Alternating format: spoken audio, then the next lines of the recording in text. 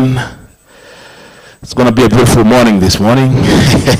We are happy. Asedali,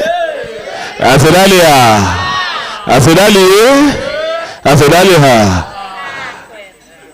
Sita siwa mama ovu ya kitawala. Wele uvu wa jinyonge, sidio? Wani useless. Uko. Wale wazia kuchungulia wachalisi. God is seeing you. Ndo tumeanza, sidio? Ndo tumeanza Arsenali. Na tupumziki. Bahati yenu tu Chelimo amenambia lazima nikuwe na protocol. Nivae suti. Lakini kama sio hivyo, leo ningekuwa nimevaa hapa paka kaptula ya Arsenali. Are you ready? Thank you for representing us. My brother, simama kidogo kuone. Pigieni makofi jamani. Pigieni makofi Otomaniu na Chalisi. Masi yako wapi? Please Masi. Hey! Hey! Champions hoye. Tutakuwa na kapati baadaye pale jioni. Tumeorganize kapati pale jioni ka Arsenali. Lazima tudonjo. So ladies and gentlemen, because of time, I want to start this amazing day in style. And I request you all rise onto our feet. Tusome tafadhali, hata kama mko na makasiriko watu wa Chelsea na Manchester, mtazoea. My super DJ, are you ready? My super DJ, yuko tayari? As always, we are patriotic. Nevertheless, hata kama wanatuibia, wanatuua, wanatunyang'anya, bado tunakuwa patriotic. We love Kenya. So as always, we respect the countries, the standing laws. Ikiongozwa na Constitution 2010, we'll start the national prayer, then go to East Africa anthem because we believe in change and transformation. Say amen? Amen. All right, my DJ, tusimame wima tafadhali.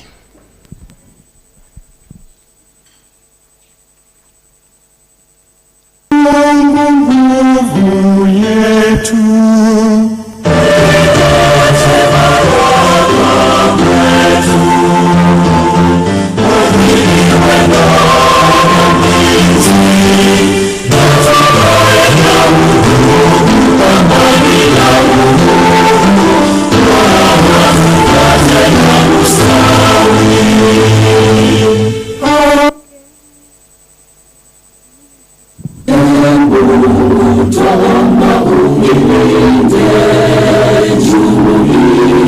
Afrika Mashariki, tuwezeshe kuishi kwa amani, tutimize na malengo yetu.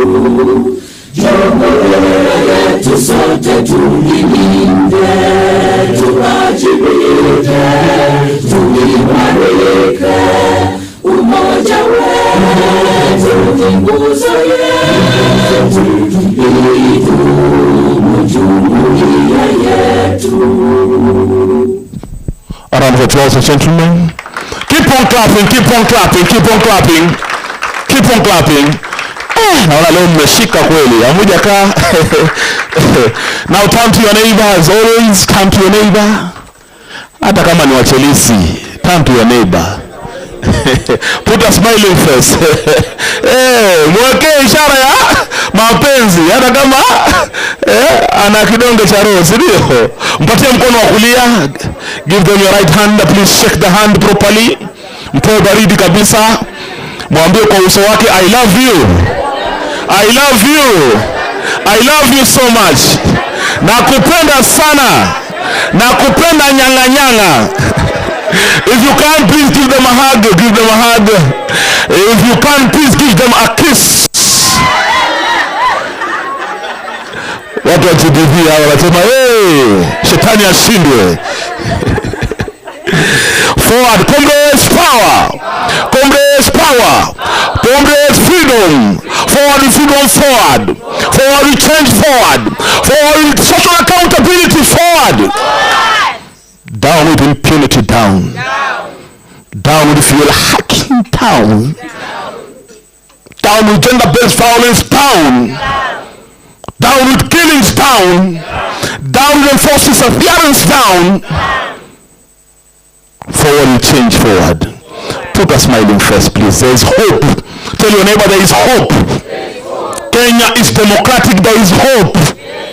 And you will change this country. You have to take this chance. You change this country.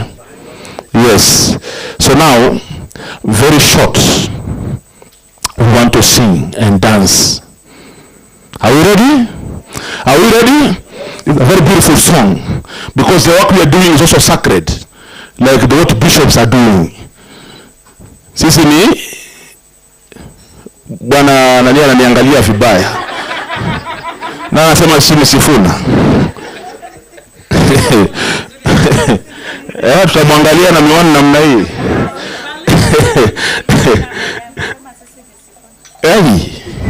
Hawa si watu wa power. So now there's a song that we sing always in church. Wale usoma shule ya msingi ambaye alipi pesa. Are you in the house? Wale elimu ya bure poleni. Kitu gani kitanitenga katiba mwokozi wangu?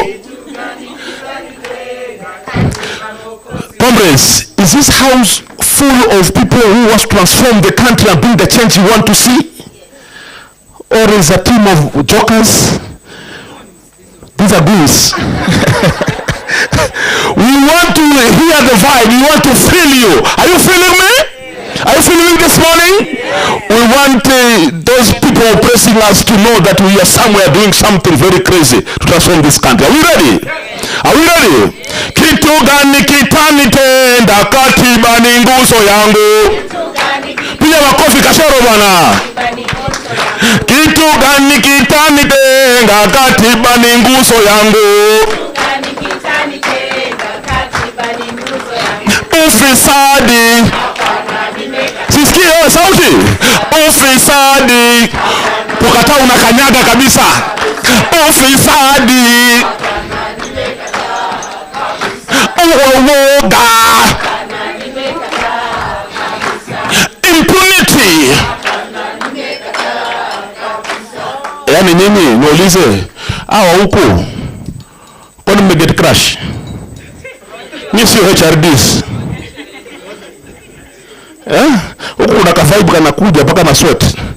But huku unasikia baridi. What is happening? Ladies and gentlemen, I'm a good people. We are here for transformation. Are we ready? Kitu gani kitanitenda katiba ni nguzo yangu. Kitu gani kitanitenda katiba mwokozi wangu. Niwezi. Niwezi. Unakataa? Niwezi. Impunity. GBV. Kitu gani kitanitenda katiba ni nguzo yangu. Kitu gani kitanitenda katiba kombozi wangu. Mauaji. Kupotezwa. Na vitisho. Hela zao. Umekataa? Hela zao. Hela zao. Hela zao. Apata nitasikula kabisa. Hela zao. Hela zao. Wametuibia, si ndio? Ni hela yao ama ni hela yetu? Wametuibia, si ndio? Miaka 4 sasa hivi wanakuja watuletea hela yenye wameiba. Si ndio? You take the money, you eat, you vote wisely. Hallelujah. Hallelujah. My friend Okacha anasema hapana. All right. Ladies and gentlemen, jipigieni makofi. This is a conversation that we started yesterday. We have to transform this country. We have to transform this country. Tafadhali naomba tuweze kukaa. Tuketi chini. All right. Kwa mwingine amesikia hela yetu anasema hapa si participate. We are all beneficiaries of this loot money, eh? We are looking at you, we are watching. So ladies and gentlemen, we are here for the day 2, full of energy. Tunasema beyond a very good conversation. Investing on before, during and after elections. After 3 or 4 years of struggle, humiliation, abduction, killing, we have now our bullet. Our bullet ni nini? Uko kadi? Uko kadi? This is a time for you to have one bullet. You miss it, you go to another 4 years of struggle, wailing, humiliation, lamentation. We have to make the change. And we start by doing what? Tuchukue kura rupige kura. For those who were not here yesterday, we had a very, very, very, very beautiful session. And we're starting off. Again, we want to recognize all the partners led by Forum Sieve, Eastern and Southern Africa. Pigieni makofi kabisa. And our good people from the embassy, pigieni makofi kabisa. Swedish Embassy. Sasa hapa. Again, very quickly, we want to recognize and honor all the 24 partners and our Wajibu Wetu Jumuika Sikika. We are celebrating and marking 10 years of impact and transformation. Sindio? Yeah? What are you harvesting? Harvesting. Result harvesting. Sindio? So now, I'll be calling each organization in style. Na leo jamani, tutoe baridi. Tunapiga makofi tukisimama na tukiketi. Tunaelewa? Today is fire. Are we ready? Na wengine wanaangalia vibaya. Tunaondoa homa ya magoti, tunakemea. Homa ya uvivu tunafanya nini? Tunakemea. We are going for a marathon. This marathon is very crazy. These people have looted the money. They have money. They are coming with the money. They are coming with goons. And we have to be on our marks. Tumeanza zoezi, ndio? Are we ready? Ladies and gentlemen, join me in appreciating and recognizing our very good partners, Kwacha Africa.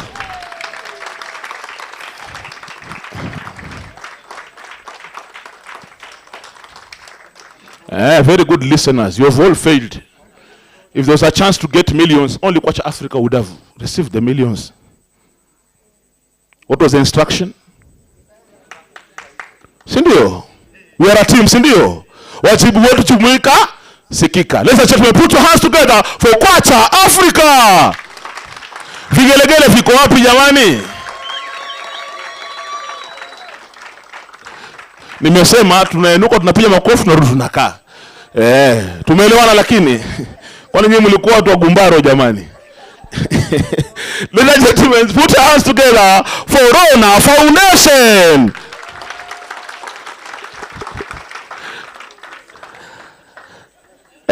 Mtakoma. Wajia Community Radio. Tribeless Youth. A collaboration of women in development. Kwa wale ambao wasimami watafanya peke yao tukimaliza. Sitarusha mawe tena sibio. Tunawaangalia tu. Africa Uncensored. Participate ni wale watu wananga maandamano, watu wanatembea huko kwa cafe. Wanakunywa chai. KFC, si ndio? Watu wakimaliza na tulikuwa. Shetani ashindwe. Buni Media. Africa Uncensored. Mukuru Youth Initiative. Creative Spills. Siasa Space. Taweza Communications. Action Network for Disabled Andy. Kuna watu wanafanya rigging wameambiwa waketi chini. We are watching you.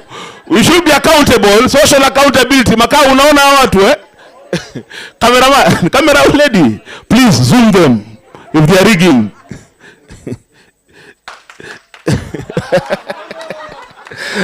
Akili dada. Badili Afrika. Talanta Afrika. Haki Afrika. Isiolo Gender Watch. Crew. Iremo. Hodi. Kilifi Citizen Forum. Githurai Social Justice Center. Manyata, Africa. And we have non-Wajibu Wetu partners also in the house. So pigieni makofi. We want to recognize Transparency International, Life and Peace Institute, Association of Grassroots Journalists in Kenya, Enka Kenya Sidai, Limitless Talk Organization, Dean and Trip, Ukombozi Library, Empower and Serve Kenya. Sasa hii ndugu kishaniandikia hivi, kukosea sipendi. Raul Wallenberg Institute, wapigieni makofi jamani. Keep on clapping, ladies and gentlemen. Asante sana. You can have your seats. And thank you for cooperation. Ladies and gentlemen, put your hands together for a very good partner, Consistent VSO. So, ladies and gentlemen, the other partners, we are still collecting data and shall appreciate you. We are here for inclusivity. We leave no one behind. Jipigieni makofi tafadhali. Yes, my director of communication, please add me some value in terms of data. But I want to recognize our very good friend all the way from Zanzibari kule kwa wanaitwa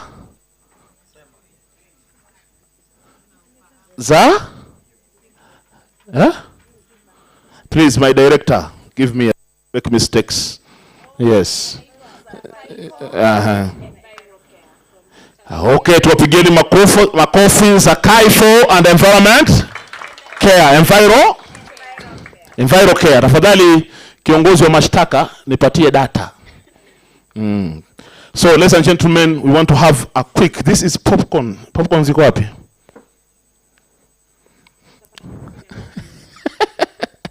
Whoever created this is very clever. I was waiting for popcorns, but no problem. So now we want to have a quick recap and have this important conversation.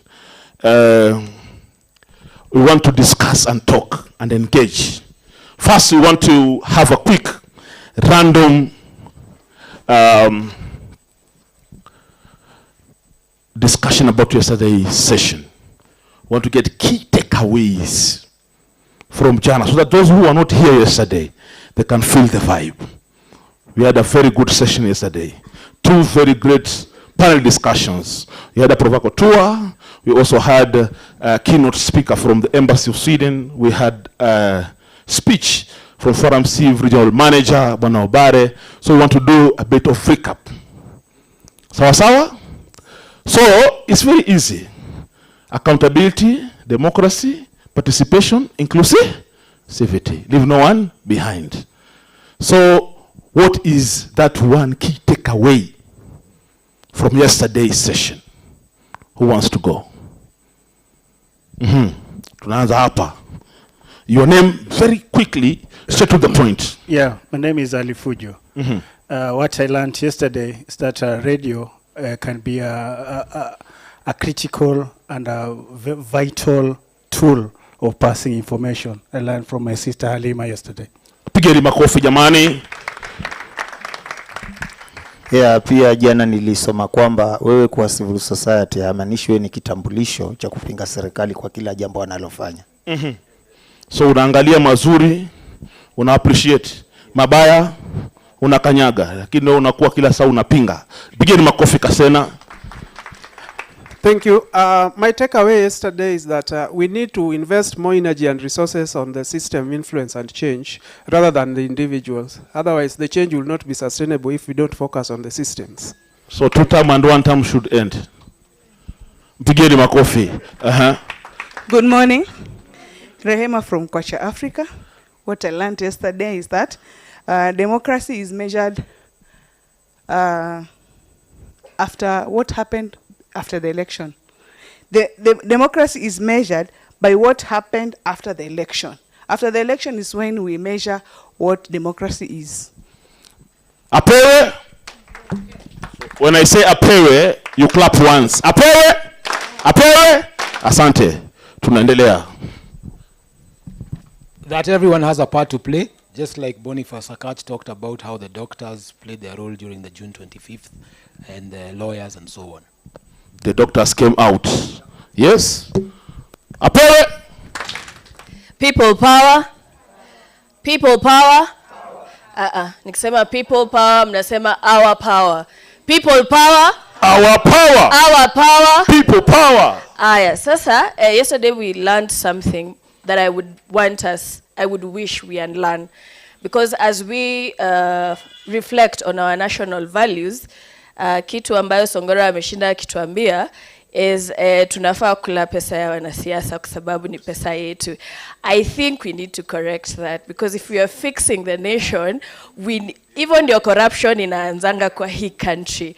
And now tunataka kuanza work on our national values and character as citizens. So that is our money, yes, taxes. Lakini sio kuja kukula kwetu, inafaa kufanya kazi yake. Because then we are justifying how they steal from us so that they can come and give us back. Apewe. Apewe. Naona inakuwa Songora ndo ame keep on saying.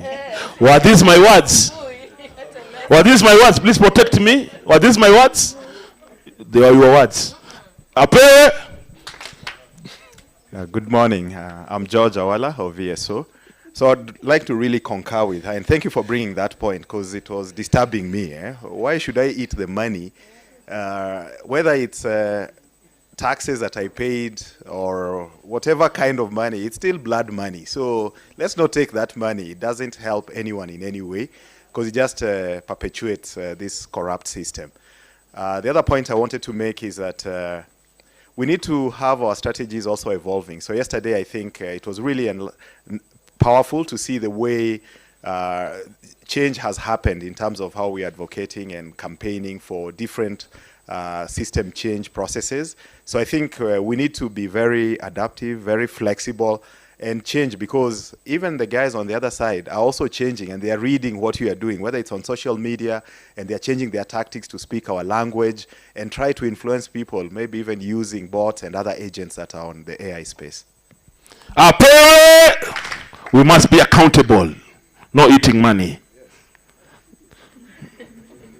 Thank you so much, VSO. Let them take it in the graves. Okay. Do you want to? Yes.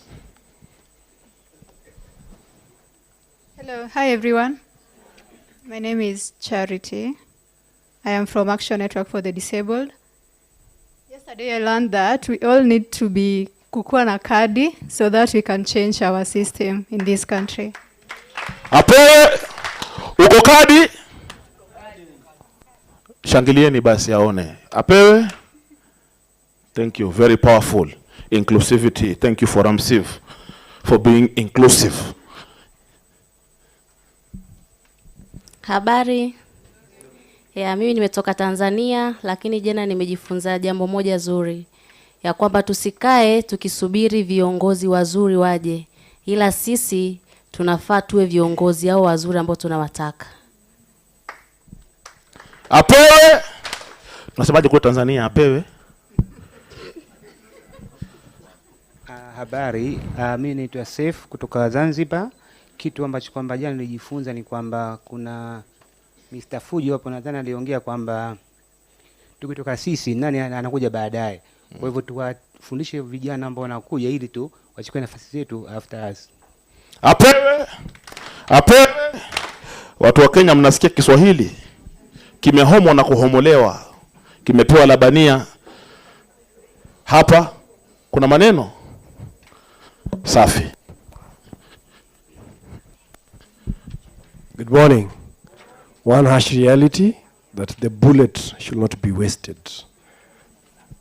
And so the way we deal with the police,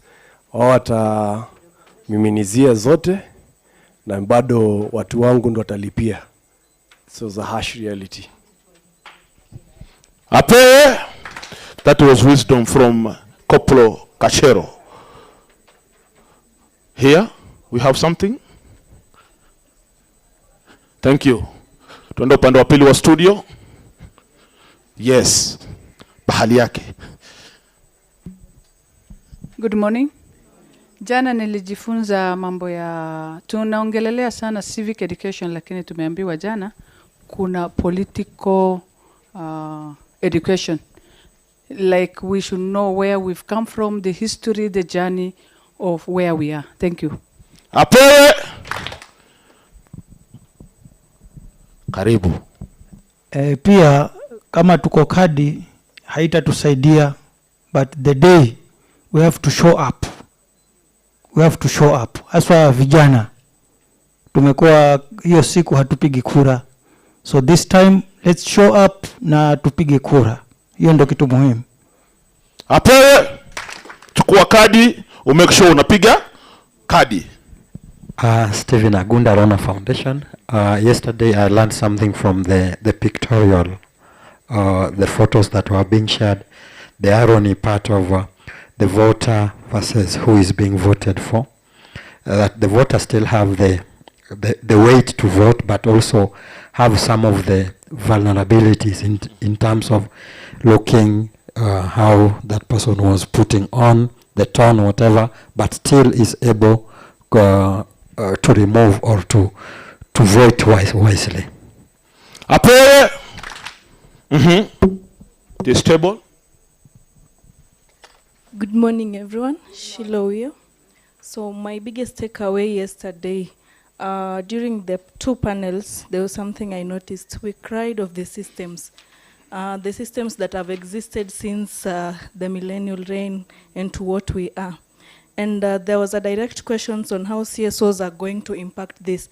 And I would still ask, are we in a position to adapt to the new strategies that are coming? I'll quote that from what Mr. Obare asked, even from day one, because in the line that we are working in, there are a lot of challenges. There was one conversation I also had, somebody said on the panel, that CSOs sai mekanyagiwa, hatuna voice tena, lakini what are we going to change? Are we going to change the strategies? Ama tutapiga tu kelele? Tutakusanya watu, tutafanya civic education, but what are we bringing to the table? Can we adjust to the new systems? So that is a question that I'll still ask today. Are we going to adjust? Thank you so much. Are we going to adjust? Wengine wako WhatsApp. Shetani ashindwe. Apewe. I'm coming. My name is Dennis Beru. I work for the Association of Grassroots Journalists Kenya. It is a media network that brings together around 85 community radio stations around the country. Yesterday I was unable to attend physically, but I managed to attend virtually. Na ni kweli kwamba sisi kama wa Kenya lazima tuweze kuwajibika. Na kuwajibika inamaanisha kwamba viongozi wote ambao tuliweza kuwachagua lazima tuhakikishe kwamba wameweza kuwajibika. Na kuwajibika ni nini? Ni kuhakikisha kwamba yale yote ambayo waliahidi kwamba waweze kutekelezea wameweza kuyatekeleza. Tatizo ambalo mara nyingi ambalo tunalo ni kwamba unakuta wakati ambapo tunafika wakati wa siasa, tunaanza sasa kuangalia mahali mtu ambapo ametoka. Unaanza kuangalia mtu wa jamii yangu. Na masuala yote tayari yashaanza kujitokeza. Na tusipokuwa waangalifu, na katika mazungumzo ya jana mmoja alisema kwamba ikiwa kutakuwa na uwezo Wazazi wetu ambao mara nyingi wanaegemea katika upande wa ukabila, tuibe ID zao ili wasiweze kufanya namna gani kuweza kwenda kupiga kura, kwa sababu mara nyingi wao ndio wameweza kutuletea matatizo haya. Na ni wakati pia kwa vijana kuhakikisha kwamba tusiwe tunasema tu katika mitandaoni kwamba niko kadi, ili hali wewe kazi yako ni kuingia katika mitandao ya TikTok, IG, Facebook, lakini hauwezi kwenda katika kituo cha kupiga kura. Nakumbuka mara yangu ya kwanza kupiga kura, nilipanga foleni saa 10 asubuhi na nikapiga kura saa 9 asubuhi. Swali ni je, vijana wa siku hizi watasimama masaa 10 ili waweze kupiga kura? Swali zito, swala nyeti, tunaenda mjadala hapo. Lakini kaka, Kiswahili chako ni kama ambaye wewe pia kidogo umefika ile sehemu. Ni mwanahabari. Hongera. Umeienzi lugha. Good morning, everyone. Raburu is my name, Lazizi Welfare Foundation. So I think one of my highlights yesterday or takeaways as I was doing my reflections is on how much work there still is when you look at the issues around political education, when you look at civic education and all that. So my comment, or rather my charge to us would be, are we ready to wear the boots and go do the work, or who else would do the work? Thanks. Apele, keyboard warriors, are you ready? We go here. Hello everyone. Mimi naitwa Kibwana kutoka Manyata Africa. So jana kwenye mazungumzo nilijua kuna kitu fulani. Tunajua ule msemo unaosema amani haiji ile ncha ya upanga. Sometimes si ukweli. Iwapo watu jana wangekaa nyumbani na magari yao, bado ile effect ingepatikana. So si lazima tunge barabarani tu vandalize vitu tupate results. Thank you. Apele. Aha. Morning. Kwa majina naitwa Esther Ululo, na jana nimejifunza kitu moja, that it's high time twende kwa wale wanatunyanyasa. Like last year tulikuwa tunasalimia leaders, and anytime we could show up ama on a text from Kenyans, walikuwa wanashtuka. So it's high time we face them and not the streets. Thank you. Apele. We take the impact to devolve the impact mashinani. Karibu. Good morning, everyone. Yesterday, my takeaway is that the work we do is full of risk, and we need to spread the risk. Tusifanye hii kazi kibinafsi or in silos, lakini it requires a lot of teamwork, a lot of togetherness, so that we can spread the risk. Thank you. Apele. Yes. Good morning. Good morning. My name is Maxi Daniel. I work with Talanta Africa. My takeaway yesterday was, number one, accountability is not just external, it is very internal, and all of us should be accountable with the resources allocated to us. And then number two is the work that Badili Africa does with the female leaders, and the fact that Machakos University was able to get the first female president. That was so cool for me. Thank you so much. Apewe! Asenali. Habari zenyu? Habari zenyu? So yesterday what I took was negotiated democracy exists, and this is where the political class, the political outcome are being by the elite classes. So most of the times when you're choosing our leaders, ni purpose to amekwa wili, and we can triple this system, because we saw in Senegal the Basiru Faye won, na alikuwa the most famous compared to Sonko. So yeah, thank you.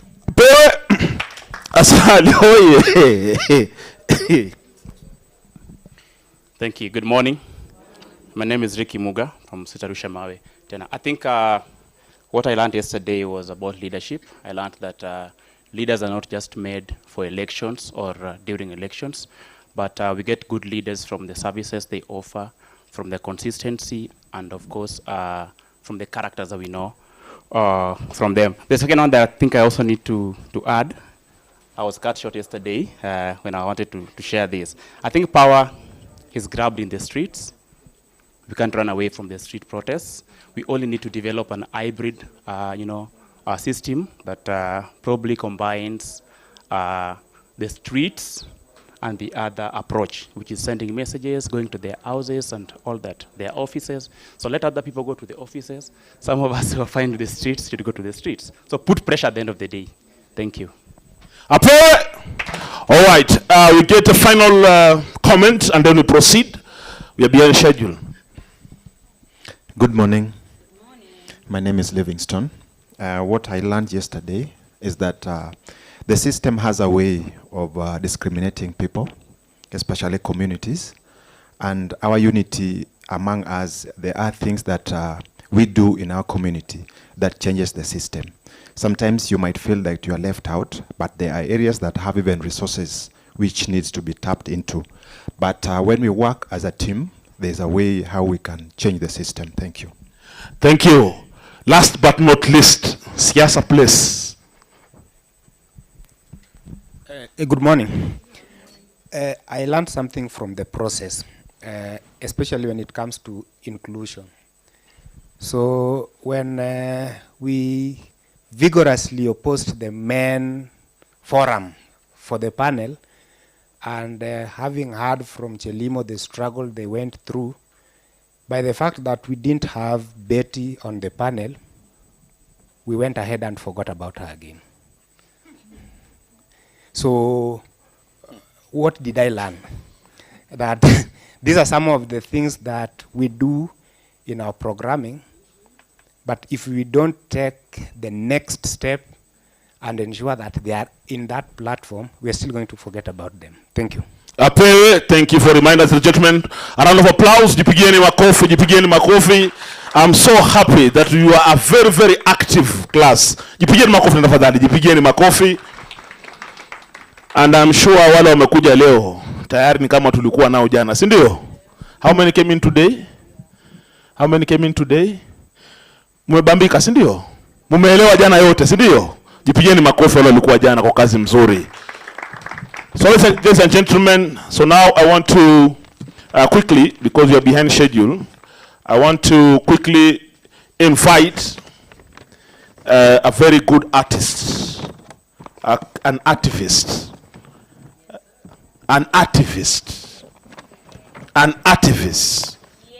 Yes. With a very, very, very inspirational song named Alafu. That is in Swahili. Alafu. Kiingereza inamaanisha nini? And then, alafu. Ladies and gentlemen, put your hands together for one and only Mo Naja.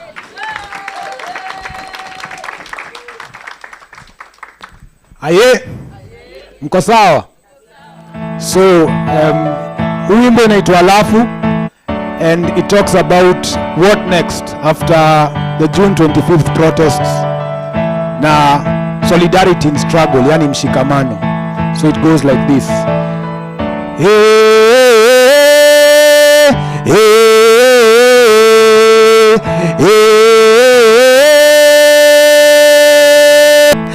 Ngori lizuka, mavijana wakanguka nayo, wakatingiza mtifa na juliza, kumbe ineza nguka nayo, sawa najiuliza, alafu, sa tutadu nini? Situchanuane juu chini, ndio tuongeze waumini.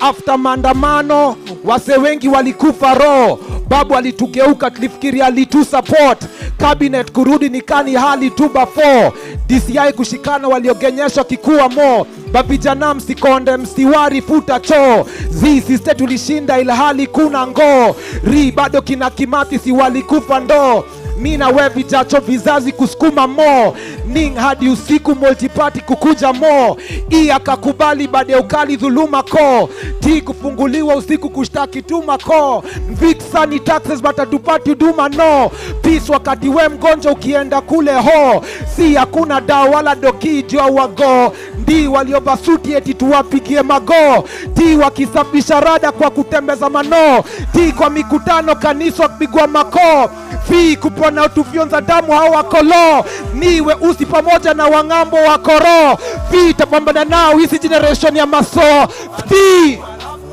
imba na mimi saa tutadu nini situtanwane juu chini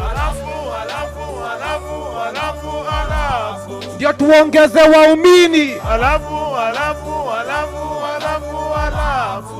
tuzidi kuzidi ogopa uishi maisha marefu lakini mabaya kifo ni moja shida zikuingoja kwa nini unagwaya na tayari kuna wale washasaliti kwa haya movement taendelea atakaa twahisi kwa tired kila raia vute na upande wake kazi ile siku za kwanza maloya waongelee haki majournalist vitu vya maana na vijana msilale mapambano usiku na mchana wasanii hasani wenye wataofa jibu la swala kwa kuinject na kuinfect za watu na fikra chanya ni kuinvest kwa interest ya kusikiza bana wajirespect wasi-expect maisha nzuri wakishika mkwanja ni BS ya ma-CS wana siasa na giza mbaya hii ni test na ni best kutumia kichwa kwanza mtajistress kwa hii mess ganji mkisa kanga hii ni chess msiges strategy mkipanganga ni business ndio witness success ni miaka kadha naja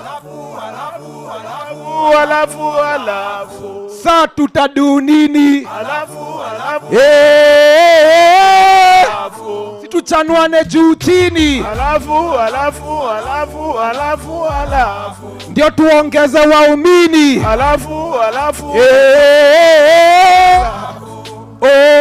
ngori lizuka mavijana wakanguka nayo wakatingiza mtiso najiuliza kumbe ineza nguka nayo sawa najiuliza alafu kijana memada kampo nauliza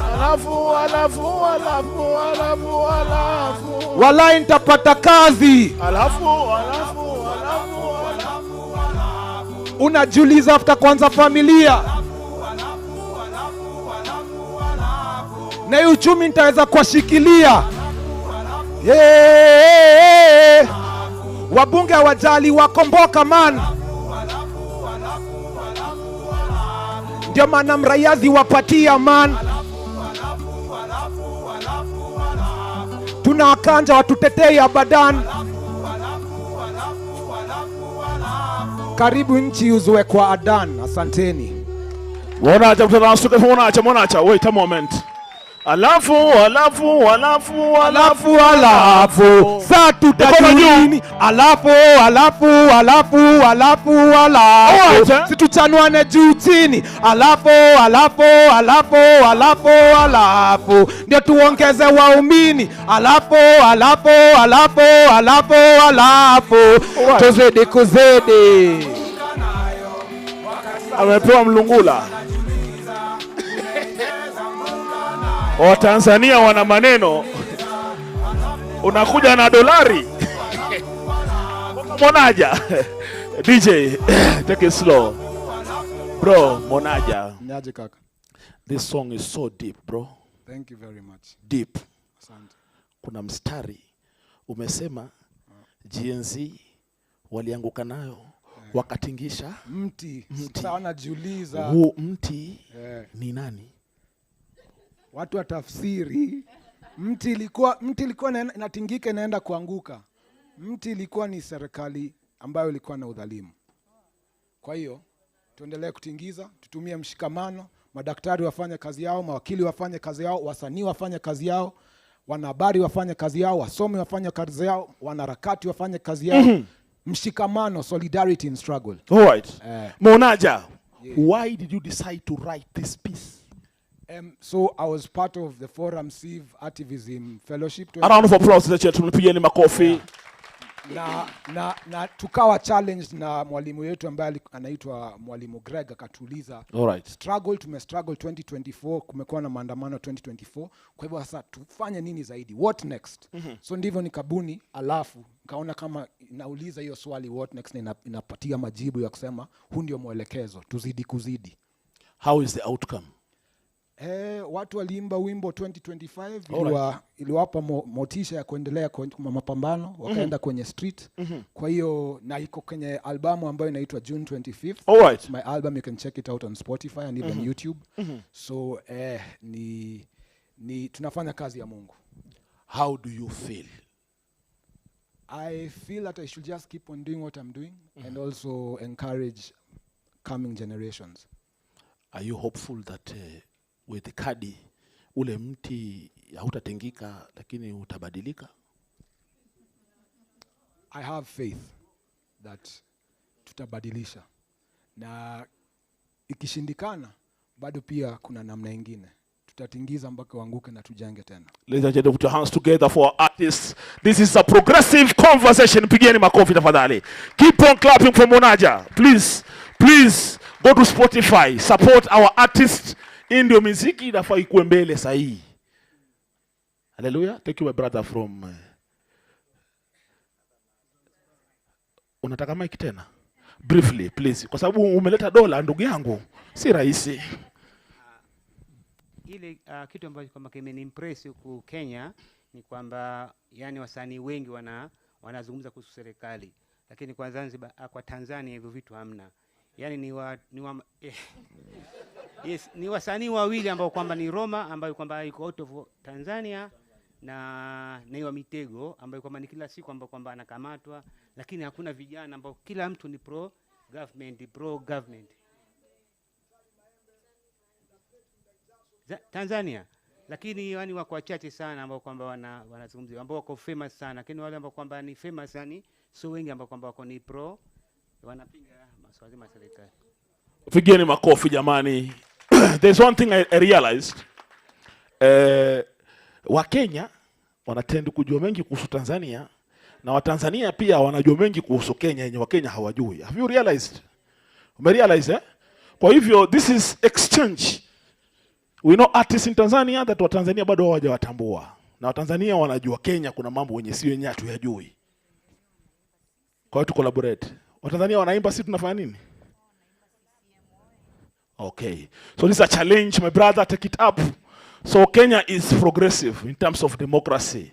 Tanzania bado kidogo wako nyuma, si ndio? Upigeni makofi lakini kwa kasi mzuri.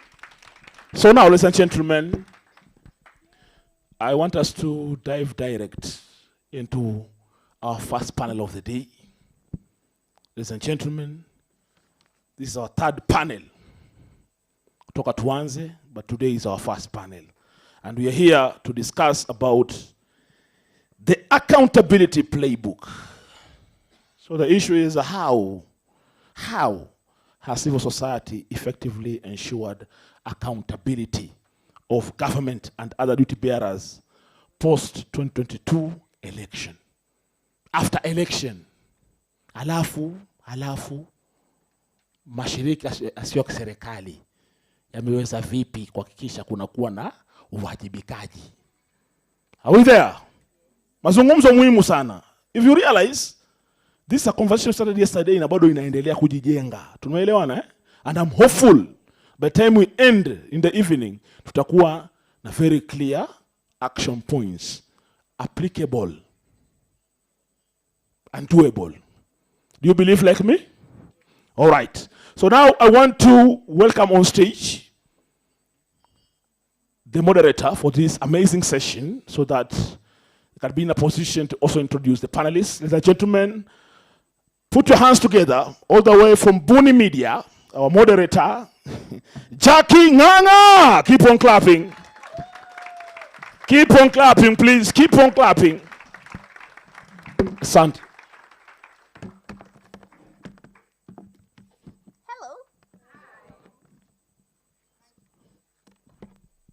Hello. And to welcome my panelists on stage. Where are my panelists? Kashero, Shanza is here. Tabitha is there. You're not welcoming my panelists on stage.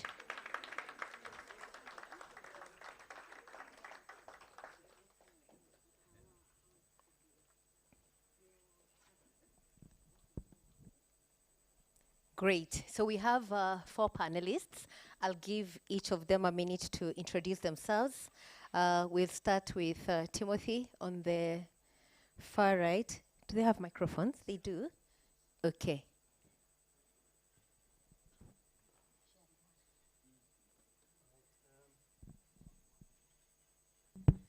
So you tell us your name, the organization you represent, and how you contribute to this work, accountability. Thank you. Wakenya mpo? Mpo? Great. My name is Titus Gitonga. Nafanya kazi na shirika la Transparency International Kenya. Kama coordinator wa engagements on public finance management, natural resource and climate governance.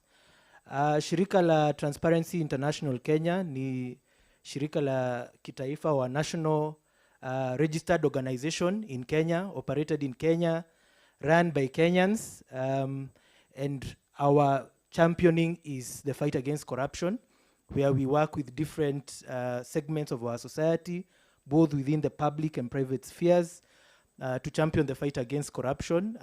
I'm sure we've worked with a lot of those who are in this room in one way or another, but largely we are part of also a global movement, much as we are a national organization. We have chapters, Transparency International chapters across over 100 countries globally, who also champion for anti-corruption within their countries. And that is how we have the international aspect of it. But largely our engagements are in Kenya, and they're run by Kenyans.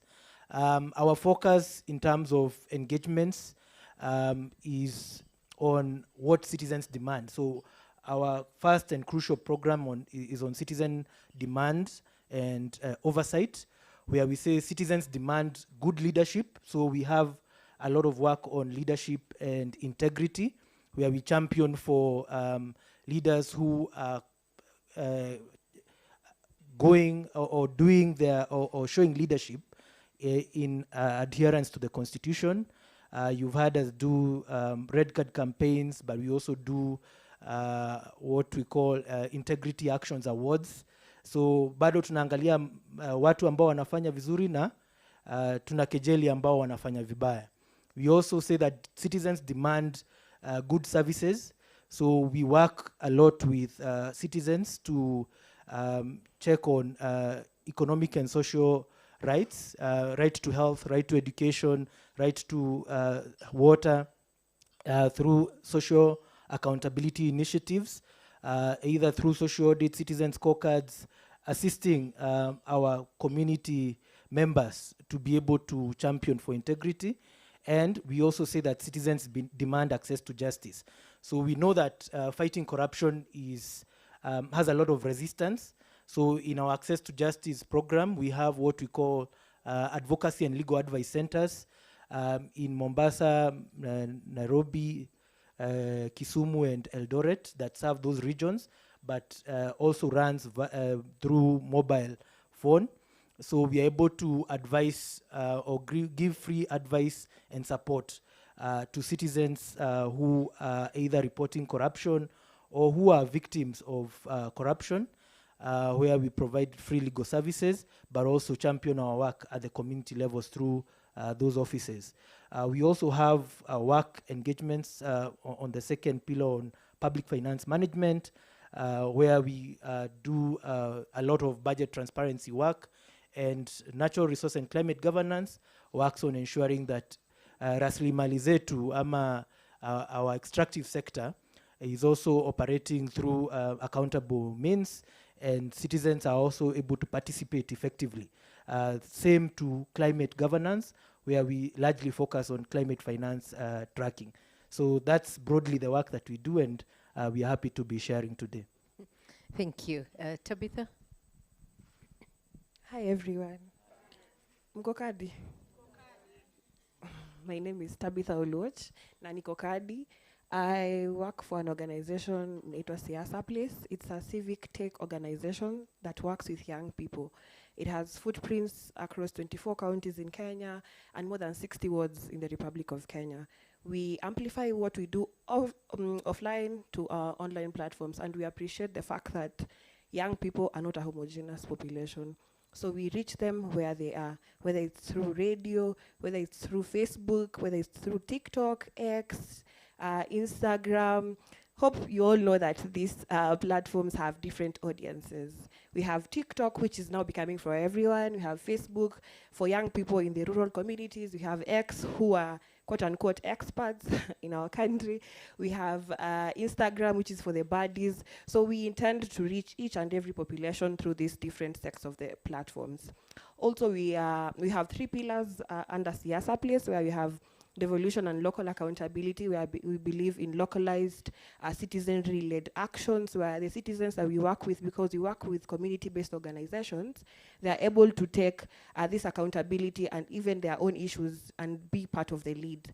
We have politics tech and right, where we advocate for fair labor practices and safer digital spaces for young people in the era of social media and digital advocacy. We have employability, skilling and mentorship, where we have programs that through the works that young people do, whether it's through art and anything else, they're able to get something out of it. Our contribution to the Wajibu Wetu Sikika program has been through something that we used to call Defend Record Yako. Whether it's through the citizens who are saying that their hospitals are not working, that the roads are bad, that they don't have drugs in the hospitals, they are able to be listened to. Whether it's through these leaders who are giving out promises, wakisema barabara itatengenezwa in the next 6 months, we make sure and we create posters to hold these leaders accountable. We try to simplify some of these huge policy documents and laws and acts into infographics, into videos, into engaging materials. I'd like to call it the rice and broccoli effect, where you try and give out something that is nutritious and impactful and easy to consume at the same time. Thank you. Thank you. Chenza. Good morning. I'm Chenza Emmanuel. I'm the CEO of Africa Uncensored. And Africa Uncensored is an independent public interest media house based here in Nairobi with a Pan-African focus. Our focus is on telling the African story, showcasing the truth. And our goal over the next 5 years is to be the last word in public interest storytelling on the continent. This 2026 finds us in our 11th year. We've existed for more than 10 years now. And mostly what we are known for over that decade is our investigative journalism. How we find ourselves in this room is because our journalism focuses on things that are dear to all of you, things that your organizations focus on. I was seated next to a colleague from Rona Foundation, who we just worked with on an investigation we are calling Sex for Gold. We've worked with TI, we've worked with Siasa Place. What we do is we focus on public interest issues, so corruption and governance, human rights issues, the violations, all of that, social justice issues. So if you watch our documentaries, our features, the interviews we do on our live shows, that's the kind of focus that you'll get. And also those are mostly the issues that you champion here. The Pan-African focus, we are not just focused on Kenya, there are Tanzanians in the room. We've collaborated with our like-minded partners in Tanzania. Our most recent publication is about the elections in Uganda and what transpired there, because a day to the elections in Uganda, there was an internet shutdown. So for the most part, what we were getting was from the public broadcaster, and there was nothing really coming out of Uganda. But we had a team on the ground that was able to compile all of that, went over there, and then we've just released our work. And then before it, we just finished conducting an investigation that took us close to a year in Mozambique, looking at how, again, Indian companies are being used to extract minerals in that country, especially during the period after their last elections when there was conflict in the northern parts of that country. And mostly for the Kenyans in the room, of course, we've been around doing investigations around how public funds are being spent in this country, how issues affecting Kenyans are dealt with both at the national level as well as the county level. And to complement our journalism, we're also behind various civic tech initiatives like WikiLeaks, which is our corruption indexing platform. And of course, we are heading into the elections next year. And one thing that has been consistent since 2017, when our elections started to really be powered by the digital age, and when we had the likes of Cambridge Analytica playing a big role in influencing electoral decisions, is fact-checking. So we do have a fact-checking arm we call Piga Firimbi, and what the team there does is go out and look at all of these instances, politicians' utterances, things that are common, the WhatsApp forwards that you get, all of that. And also, we've also scaled it to cover things like speeches. Many times, we have all manner of nicknames for the people we chose last time we went to the polls, but for a specific reason, because every time they get a microphone like this one, is they're saying things which most of you will agree are lies. So we're always there looking at these speeches and what is the truth, what's the lie, all of those kinds of things. Thank you. Thank you. Kashero. Good morning, everyone. My name is Kashero Chinyaka. I work for Kilifi Citizens Forum. Our organization is a community-based organization which works in the entire Kilifi County. But for the support from Forum Civ, we were working in Kaloleni sub-county. Our main area of focus is governance and accountability. And in that space, we normally do knowledge raising, that is capacity building in form of trainings. We also do policy work. We also do budget tracking. And for one, we have always tried to organize the community around their issues, building local institutions, for instance, the ward accountability forums, the village accountability forums, where people will come together, they will talk about their issues, and then create arenas between the duty bearers and the right holders, so that these issues can escalate and they can be known to the duty bearers. We have always believed that public participation is the largest arena where the communities can play or can air their views. And public participation is again not a one-off thing. It is supposed to be all round. The government planning process and the execution of the budget, the government plans. So what we normally do is, what is the role of the citizen and the role of the duty bearer as enshrined in the Constitution? Then how do we organize ourselves? In our area we say, kahegba kakaho. That means you trap the rat when it is not there. So communities have to sit down, scan their environment, come out with their issues, prioritize and do memorandums to the government to request for the inclusion of their priorities. They have to follow up, they have to do scorecards, the community scorecards, so that they look at the infrastructure gaps within the community institutions. They also do social audits to look for the performance of their government. We organize for stakeholders meetings. Why are we saying, we are believing that public participation is something which is continuous, we should be continuous? Because when we are called by the government, in public participation meeting or consultative meetings, whose agenda is being discussed there. It is an agenda which touches about our lives, but it is an agenda of the government interest. So people have to look at their agenda firsthand, so that when they go to the government, they will now say, this is what we feel, and that this is what you people are giving out. Where are the gaps? It's a feedback meetings, which are very important.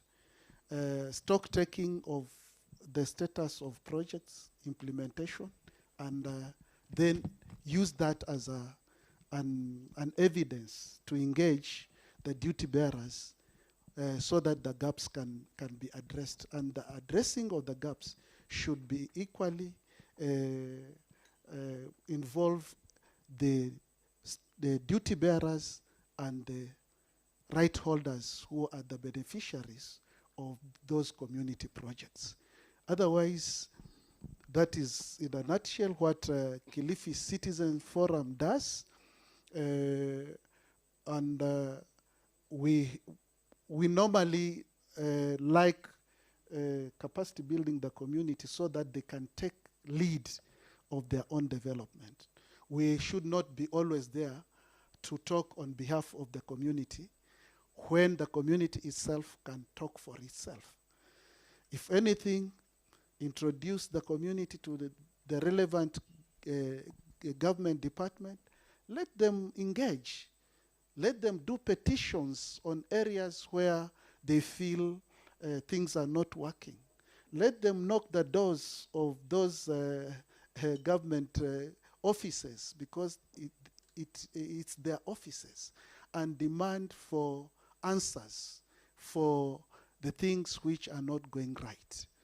And by so doing, then as civil society, we are empowering the community to do what they are supposed to do, because public participation is embedded in the Constitution from the preamble to Schedule 4 of the Constitution. Thank you. Thank you. So we'll essentially look at accountability beyond the ballot, looking at what has happened post-2022. I feel like we have had a very busy 4 years. We have tested our institutions with the impeachment of the deputy president. We've seen the work that went through the Senate and the National Assembly, and finally now we are in court. A number of petitions are still ongoing. We still don't have a ruling on that. We had the Gen Z protests. We had quite a number of maandamano songs this time. A lot of work in terms of literature, a lot of songs, a lot of work again for people who do editorial cartoonists and people who have come up even with poems on what accountability looks like post-2022, but also looking at what costs have we paid to get here.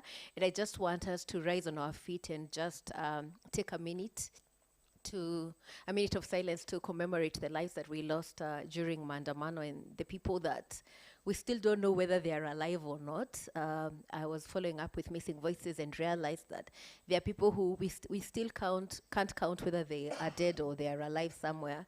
Then forced disappearances this time have been real. So I want us to rise to our feet and take that minute, even as we continue with the conversation.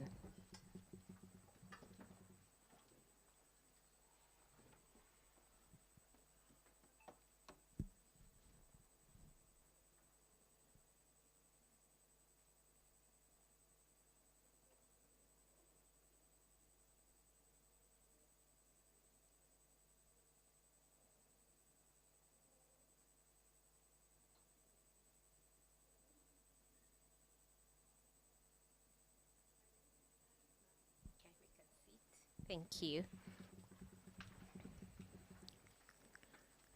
So I'll start with Chanza. and he can tell us what accountability has looked like post-2022 in terms of the pieces that you have done, the investigations, the work that Africa Uncensored does, and how have you been able to work within the accountability framework to hold government and other institutions accountable. Good morning once again.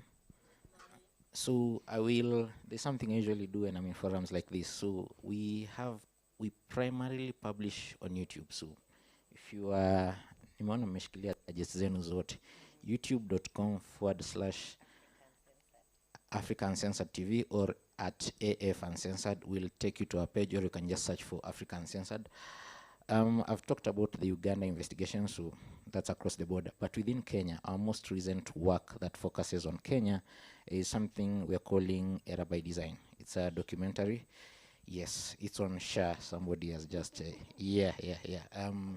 For those who've watched it, you have a good idea of what I'm going to say. For those who've not, please have a moment when you are back in your spaces to have a watch. We started this investigation. It took us like a year to do the whole thing, but also we spent like a whole other 3 months in an elongated back and forth with the Social Health Authority and the Ombudsman trying to get responses.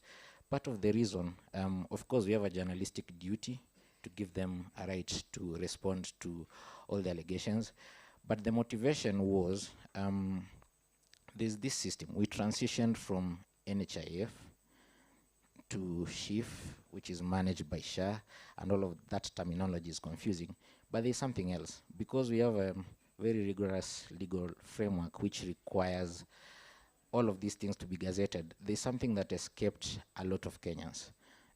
In all of that legal paperwork, there's a formula there, which was actually gazetted and published.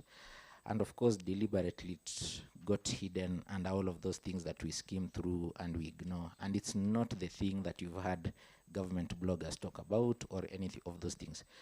A good chunk of you in the room are under formal employment. So in a sense, and for the lack of a better word, you're privileged.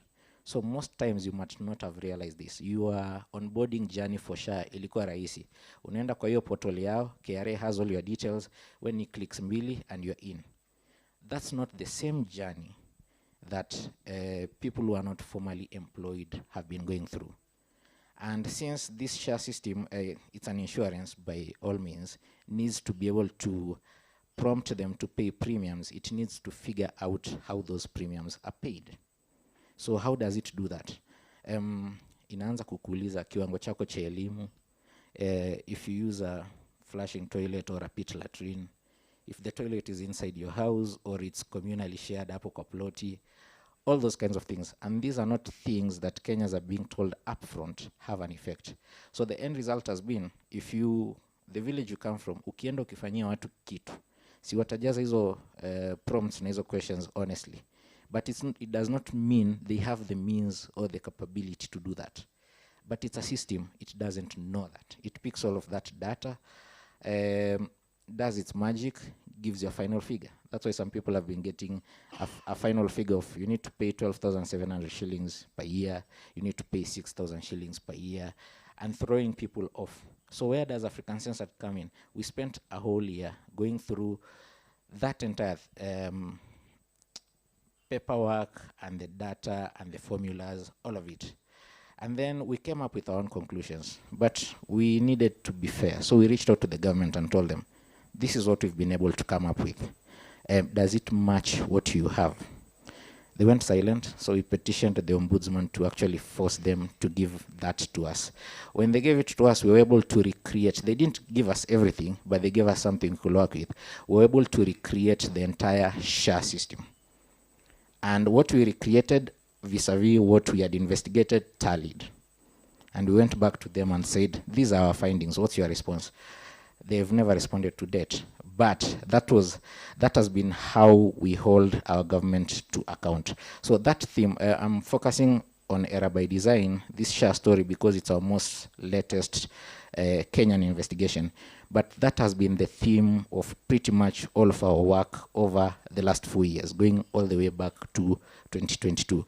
That's how we believe in being able to use our skills in-house to hold the government to account. There was quite a lot of data and scientific work that went into recreating the entire SHA model and all of that.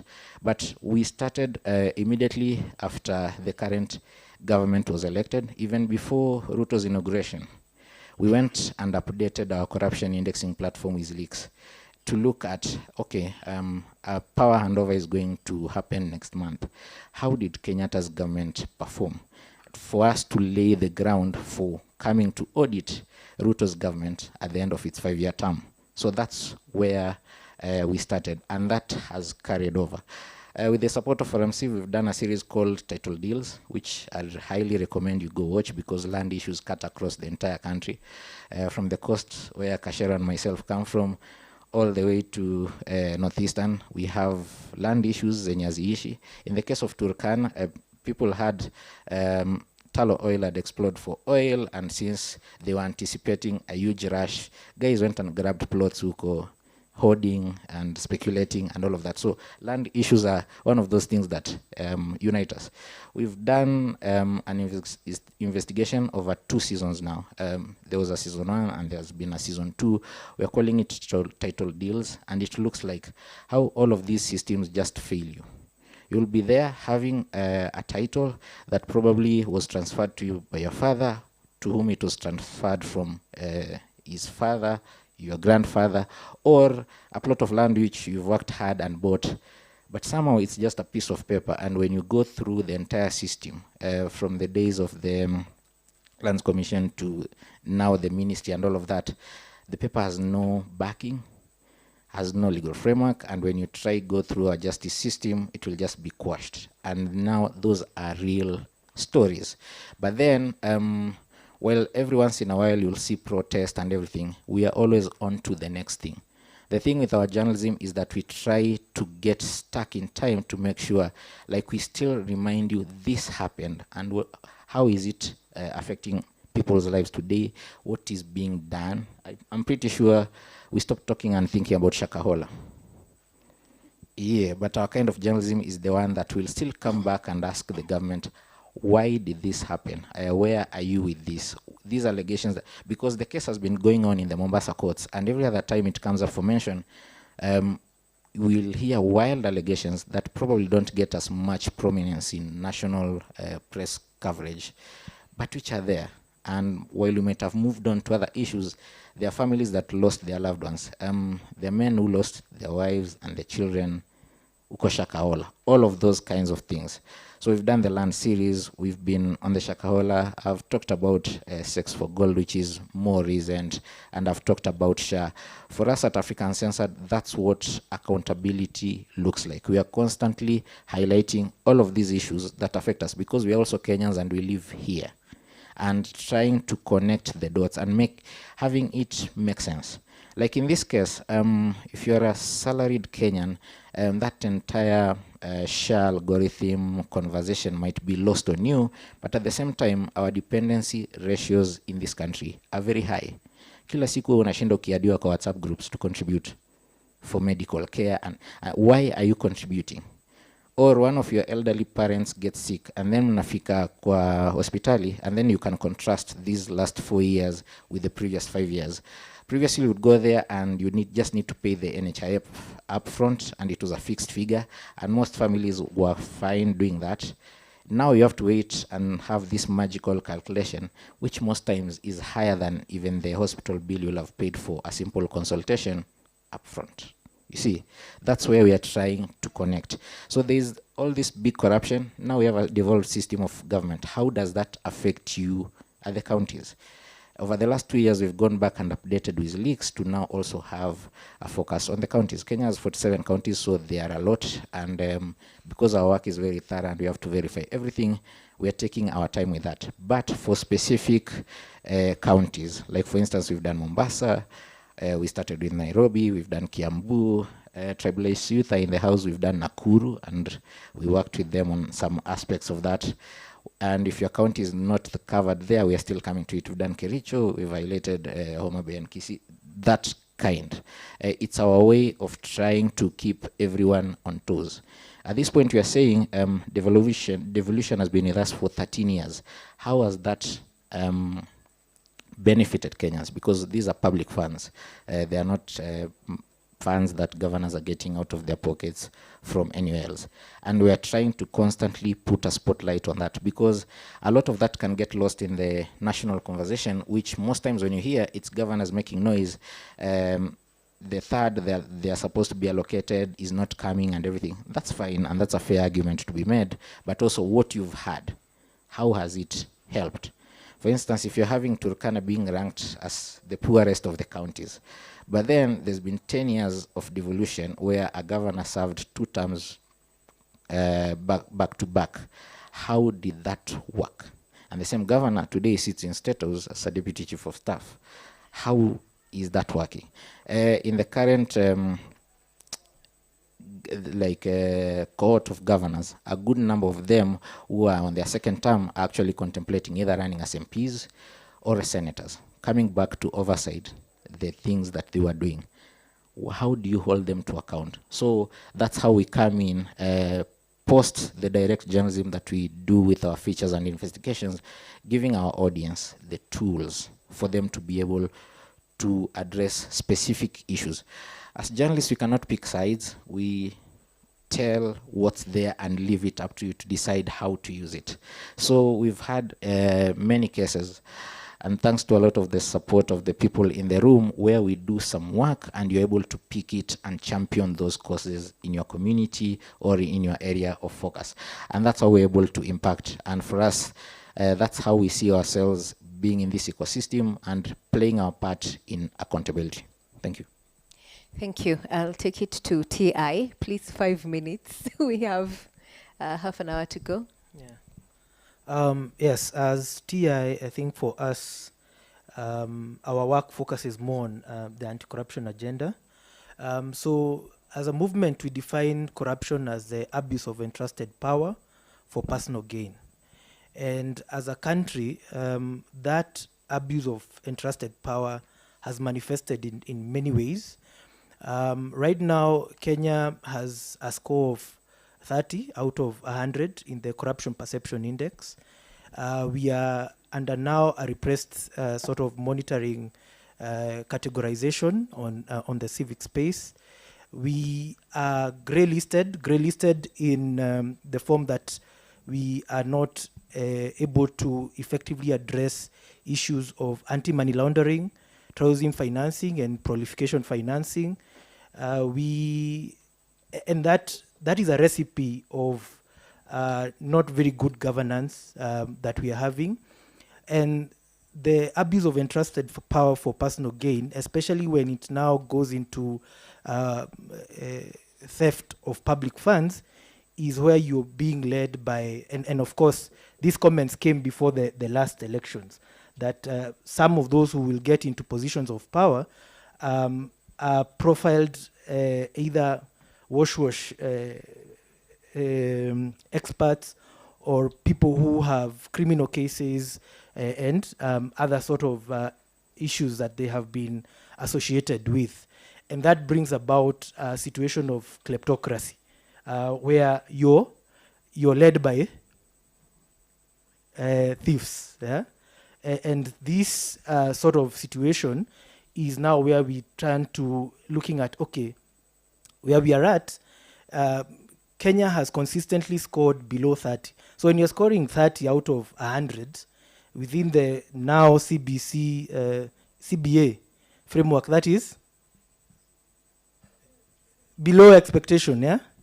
So we are scoring below expectation on a lot of governance indices, because the Corruption Perception Index looks at public sector corruption on many indices that include rule of law, issues of integrity in leadership, institutional independence, and how we are prosecuting cases. So that is the kind of issue that we are facing in the country. So what we've done immediately after elections, I think one of the most critical areas that we tried to intervene is on the withdrawal of corruption cases. So you realize that corruption cases in Kenya sometimes are either filed or withdrawn depending on who or where you are positioned in government. So immediately after the 2022 elections, we saw a plethora of withdrawal of cases, and that already gave an insight on why these withdrawals are happening.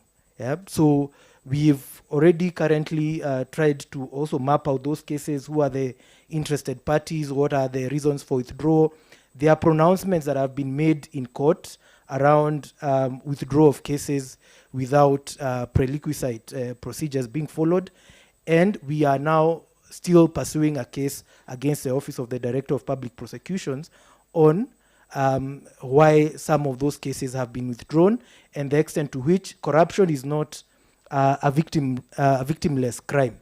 There are victims who, for instance, in the Kimware case, the dam, yeah, there are those who are supposed to benefit from that project, but they did not benefit from that because individuals within the last regime, and of course some of them are serving within this regime, benefited from those cases. Those cases were withdrawn. Yeah? We have many other, the former, the impeached deputy president had already gone through a process where some of his assets had been captured because of not being able to explain the source of wealth. That was again withdrawn and the monies were released. So the reasons behind that make it very difficult to not say that we have a politically driven prosecution of corruption cases. So that is one of the areas that really is of focus. We have, of course, we say a lot of times we are fighting corruption, but right now we are also championing for integrity. Yeah? How do we, unajua ile vita saa zingine inakuwa ngumu, yeah? Kwa uwanja. So we also try to change the narratives around how do we also champion for integrity, and this we do through trying to recognize those in our societies, in our communities, even in the leadership, who are championing integrity, and this we do through the Integrity Actions Awards, together with other non-governmental organizations under the National Integrity Alliance. I try to identify those who are championing issues that we would want to profile. So this is just trying to ensure that we as citizens are able to identify leadership with actions of integrity, as opposed to before the elections, we usually, or we've run a campaign called the Red Card campaign, where we profile leaders or aspirants in political leadership, and we profile them with their integrity issues. Yeah. So if, for instance, candidate A is running, does he have any corruption case? Has he been mentioned by any of the oversight institutions? What are the issues that have been raised about his academic qualifications and all these things? But because we've not succeeded in ensuring that we are able to block those who have low integrity profiles from running for positions, then we've had to go back to trying to profile these people so that citizens can see the kind of people that are running. And after these people have gone through, sometimes, of course, is how do us as citizens do some sort of tracking. So there's the promise trackers, the manifesto trackers, but also continuing to profile their misbehavior or contraventions to the leadership and integrity provisions that we've set out in the Constitution. But even as we do that, we continue also profiling those who are doing good in leadership. And this is something that going towards the general elections, we want to profile more so that citizens are able to know and be aware. So when you say that you are going to elect somebody who has been clearly identified either through the Auditor General's reports or who has an active corruption case as an election, as a governor or senator, what does that mean for accountability? So that is very critical. We've also identified that the issues with the economy, and the biggest probably issue that we are currently facing from an economic perspective is the public debt. So on public debt, again, a lot of those resources that were acquired through different regimes, some of those debts were not acquired through the legal means. And that is what you've had a lot of times being referred to as odious debt. And odious debt means that is debt that was acquired through means that were not within the legal provisions. So this is also a case that is in court, and we have been raising a lot of these issues just to ensure that Parliament is able to rise to the occasion and also try and address those issues of debt and trying to audit what is debt that was acquired legally and what can citizens not be subjected to paying, and those who were in charge of those processes, can they be held personally liable and pay for those issues? But this is at national level. We also have a lot of work at the counties, because that is where also, much as the counties actually receive, is it less than 15% of the national budget, but also a lot of services that are touching on citizens happen at the county level. So empowering ourselves to be able to monitor and raise issues with our county representatives through the members of county assembly or through other representatives, or even with the help of the National Assembly and the Senate, how can we continuously hold our executives at the county level very to the highest standards of accountability?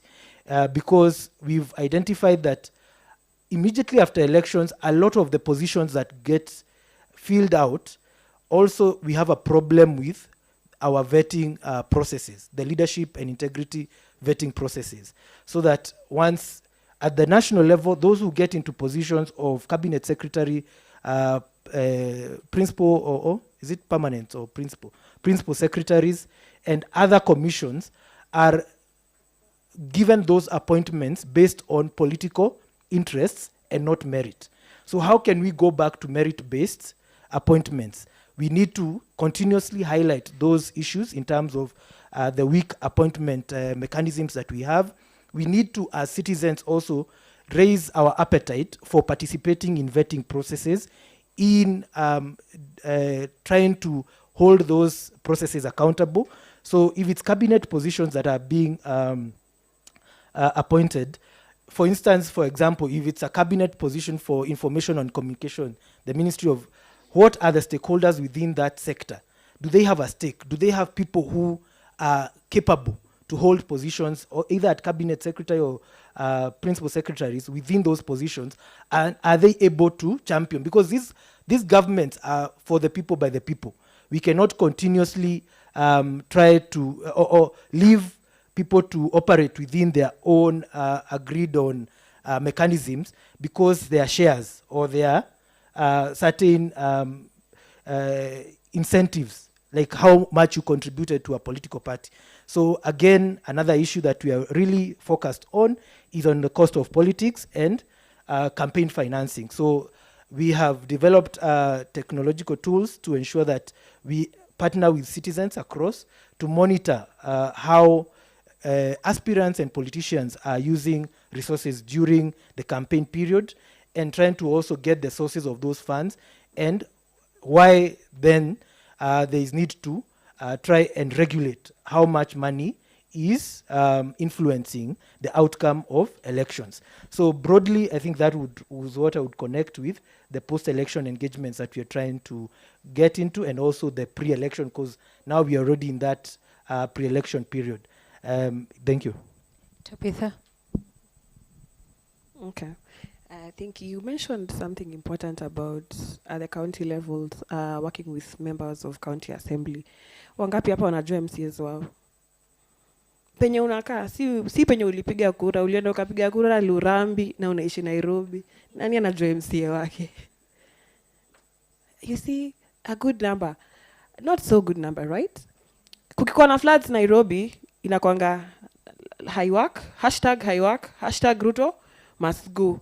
Nasemanga the MCA wa Central Ward is the most comfortable guy in Nairobi because no one talks about him.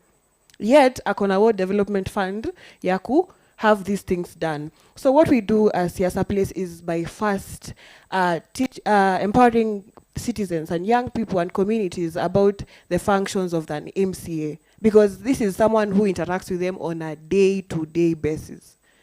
William Ruto might never visit your ward, but your MCA would always be there. So before we go to any levels of accountability, we ensure that they know the roles of an MCA. Wanajua kazi ya MCA si kwenda kwa matanga na kuchanga 500 bob. Because that's what people believe. Utaambiwa, kazi ya MCA ni kuja Harambee. And they'll really get angry as kuja Harambee. Right? We have partners that we work with who are doing amazing job. I can see Esther is here. We have to start from teaching our citizens and making them understand the roles of these leaders. It's about taking them into them knowing these roles that they can be able to keep them accountable. It's about them knowing these processes for them to know the things that are going to work in their counties. Wanaweza kuwa wanalilia barabara na haiko budgeted. So we also try to simplify this information instead of telling them kuna CIDP. CIDP hata ni nini?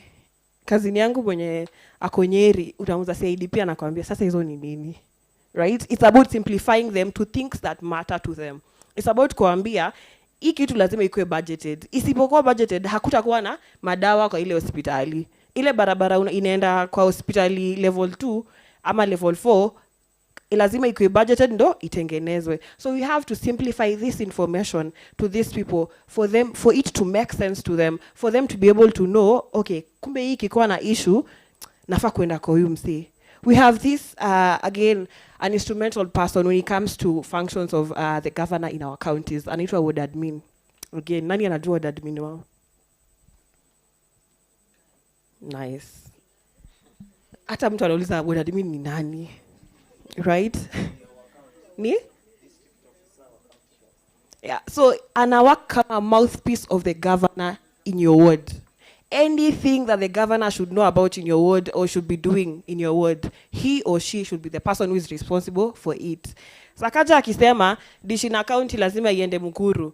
Instead of kuenda kumtafuta, kuna ward admin your place. Right? So we start from these places. It's about knowing the roles of these leaders for you to keep them accountable. We also use disruptive measures, disruptive ways of engaging young people. Tunatumia sports dialogue, at expos, where we bring in young people to enjoy sports, to do arts, to dance, to have concerts, to play kati, to play ile inaitwanga ajua. So that they can just be able to engage instead of the usual forums. Juu ukiwaita wakae baraza, itafika hivi 15 minutes into kila mtu ako TikTok.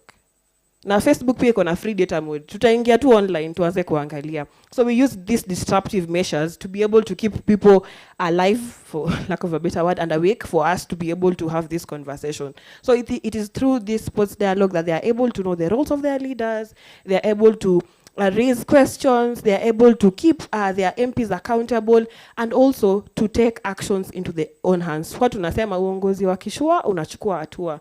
So we form committees for these local people. So they form their own local committees where they take up this action. Let's say it's a road that was to be constructed na pesa ikaenda penye ilienda. Nimesikia kuna wash experts, sijika kuna amateurs. So they take this action into their own hands. They write letters themselves, watu wa community wenyewe, in the ways they understand, and take to these offices. Because if they do this easy vitu wao wenyewe, they are able to own the process. They are able to know, because ni wao ni wanajua vile inawa affect. Let's say if I go to, let's say Kilifi today, sita is a follow-up issue because I never go to hospital in Kilifi, I don't live there. So it's for them to write these letters, to take to the relevant offices and follow through until it's done, as we amplify them online. We amplify them online in what ways? We post them, let's say if it's Facebook, we post and tag these stakeholders so that they are able to see that we are watching you, by the way, tunawacheki. and the whole world is seeing you. We tag these stakeholders. I know some of them have mentioned, have disabled mentioning. They don't want to be tagged in these posters anymore. We tag your friend. Your friend will come and tell you that, where? Naona kuna mahali umepostiwa. And we share to these local groups, whether it's WhatsApp groups, Facebook groups, the groups that we use for organizing in our communities, and then we amplify it on X. We use X as a way of now taking it to the national level. It could be, yes, a road in Kakamega, but we now amplify it to the national level. And to be honest, most of our politicians are painting bad names. Bad reputation and images, social media, it's something they detest. So they'd rather work on whatever you guys are talking about silently. Yes, they might never reply to your post, but they'll start working on something. So these are some of the ways that we use to hold them accountable through citizen-led actions, and also these digital conversations. We also have online conversations. We have TikTok lives. TikTok lives, see, we tap the screen, guys. We can also have them to have constructive discussions, because it is huko ndo penye kila mtu wako wazee na vijana. TikTok naonanga siku hizi kila mtu, and it's also a way of making the conversations engaging and letting the citizens talk about things that matter to themselves. So post 2022, these are some of the things that we've been doing in all the countries that we work with, and also with support from CIV in Kakamega. Thank you. So we're going to take a round of feedback or comments. Anyone ready? 30 seconds, please. Be Shukran. as brief as possible. Shukran. I'll be brief, inshallah, but I'll be long. This conversation imenikumbusha zamani sana nilipokuwa nafanya kazi Muslims for Human Rights Muhuri. Tulikuwa na project ilikuwa inaitwa social accountability. Na hii social accountability, na saizi vile social accountability zinafanywa, nafikiria kidogo kuna tofauti. Kwa sababu at that time ilikuwa twa inspect miradi ile ambayo imefadhiliwa na CDF. Na ilikuwa tunakwenda kuchukua project file. Alafu tunaiketia ile project file, tunaitathmini kwa kina. Tunaingilia katika kila karatasi, katika BQ. Tunahakikisha kila kitu tumekileta pale, na hizi tulikuwa tunafanya kwa hall. Then tunaenda physically kwa ile mradi. Alafu tunafanya tathmini ya vile vitu ambavyo viko pale. Nakumbuka tulifanya mradi project moja Magarini. Tulikuwa tunatathmini shule, mimi nikapewa section ya kwenda kutathmini choo. Na ile choo kwenye BQ vile iko imeandikwa kile choo cha kisasa, lakini tulipofika pale physically kile choo hataki exist kabisa. Na we had evidence kwamba hichi choo hakikutengezwa despite ya kwamba huu mradi umekamilika. So hii ni kucollect ile evidence ya kwamba hapa kuna pesa zimeibiwa. Na kupata ile evidence ndio itakuwa vizuri kuipeleka mahakamani. But ikiwa zile social audit ambazo zafanywa saizi, sidhani kama sijaona, sijui zafanywa vipi, but nafikiria huu mfumo tukiufanya na tukichukua watu kama wa ethics and anti-corruption, tuwe nao pamoja kwenye hii process ya kuhakikisha kwamba tumekwenda kufanya nao tathmini nao pamoja, kwa sababu ni authority. Itakuwa ni vizuri na itakuwa ni rahisi ya kuweza kupeleka mashtaka mahakamani kwamba hapa haikufanyika sawa.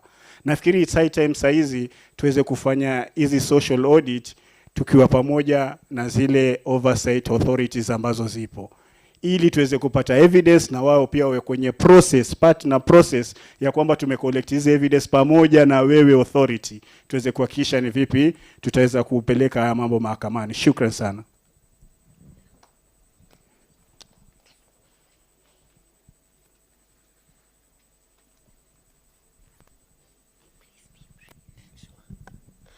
Viva democracy, viva. Eric Ngolo. Nafurahia kusikia my fellow Pan-African there. So niko na swali moja. Tunajua shida yetu Kenya ni ya IMF na World Bank. Hao ndo shida yetu. Na naweza kupewa quote ya Thomas Sankara, whoever feeds you controls you. Na hapo ndo shida yetu imeanzia. Nyinyi mmedu nini kumake sure sisi kama Kenya hizi nini tunachukua kwa World Bank ama IMF tunaweza zipataje huku kwetu? Tutagrowaje industrialization? Like sisi wa Kenya tukua 20 Saudi Arabia kufanya kazi, mayudhi wetu wapate kampuni hapa Kenya, raw materials zetu ziache kupotea, maembe, avocado, waru. Like mnadu nini kama Pan-Africans. Yeah, that's my question. Is your question to a specific person? Ah, Chenze. Okay.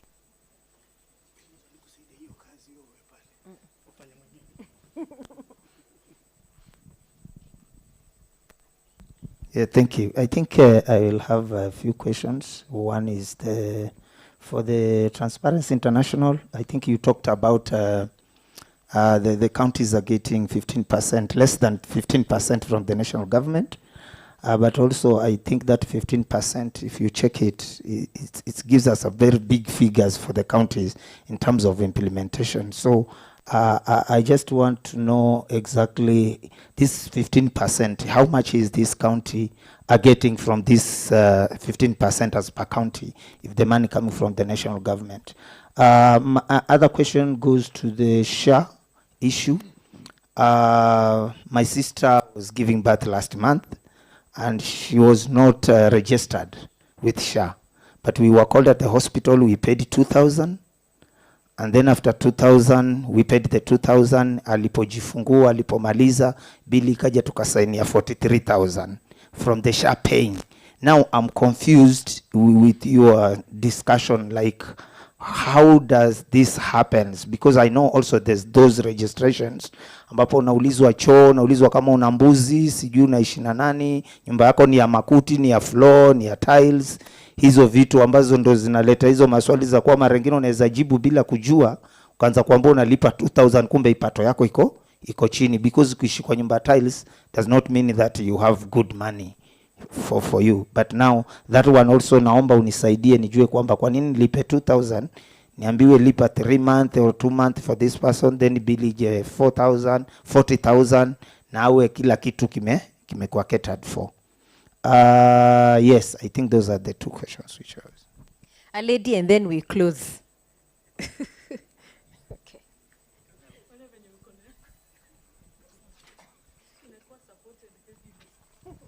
I'll have to close there because of time. Okay. My name is Rispa from Badili, representing the Chama women, the grassroots women. I have a question for that lady from the Siasa place. There's this process. Mi ni mtu wa mashinani kabisa. Ningependa kujua kwa bana ndio kuje uhold huyu mtu accountable, lazima uko na hiyo knowledge. And we know wale wanawake wa kijiji, wale wanawake wako chini kabisa wa mashinani, kuna hiyo process lazima wapitishiwe, wajue mambo, the process of the budget, wajue the budget process. For the women where I come from, kuna hiyo empowerment tumewapatia, wanajua the whole process, wanajua hii barabara inafaa itengenezwe na nani, ili hii kuna pesa za CDF zinafaa zitoke kiasi gani. Na unapata ni ngumu kufikia hawa mama wajue nafaa kufanyiwa hivi, hajui, hana hiyo knowledge. Uko kwenye unasema mnadili na vijana peke yake. Tunasema a healthy community inakuwa empowered by women. Hiyo ndo tunajua. Hiyo ndo vocabulary yetu. Wanawake ndio most of the time ndio utokea kwa hizi vitu. Sasa huku kwenyu mnadili na vijana peke yake. Why are the women left out? Tunataka kujua hawa wanawake huku kwenyu wanasaidiwa vipi? Ama wa process, ama how are they empowered? Ama hao wanajuaje hizi vitu zinafanyika kwa hii process gani? Ama zinaelekea kwa process gani? Kwa sababu I've just heard you talking about the youths. Sijasikia wa mama. I'm a voice of the women, that's why I'm asking. Thank you. 30 seconds. My name is Maxi Daniel. I've been given exactly 30 seconds, so I'm going to wrap. Luckily, I'm an artist, so this is going to go first. So, my question to Siasa Place. Number one, what does meaningful youth political participation look like beyond hashtags? I love social media. I love it very much, but how do we translate that to votes, if there is? And then number two, from the assessment that you have done over the years that you've existed, why do civic spaces open up only during or towards elections, and then immediately after 2027, we will somehow keep our mouths shut for some reason? Yeah?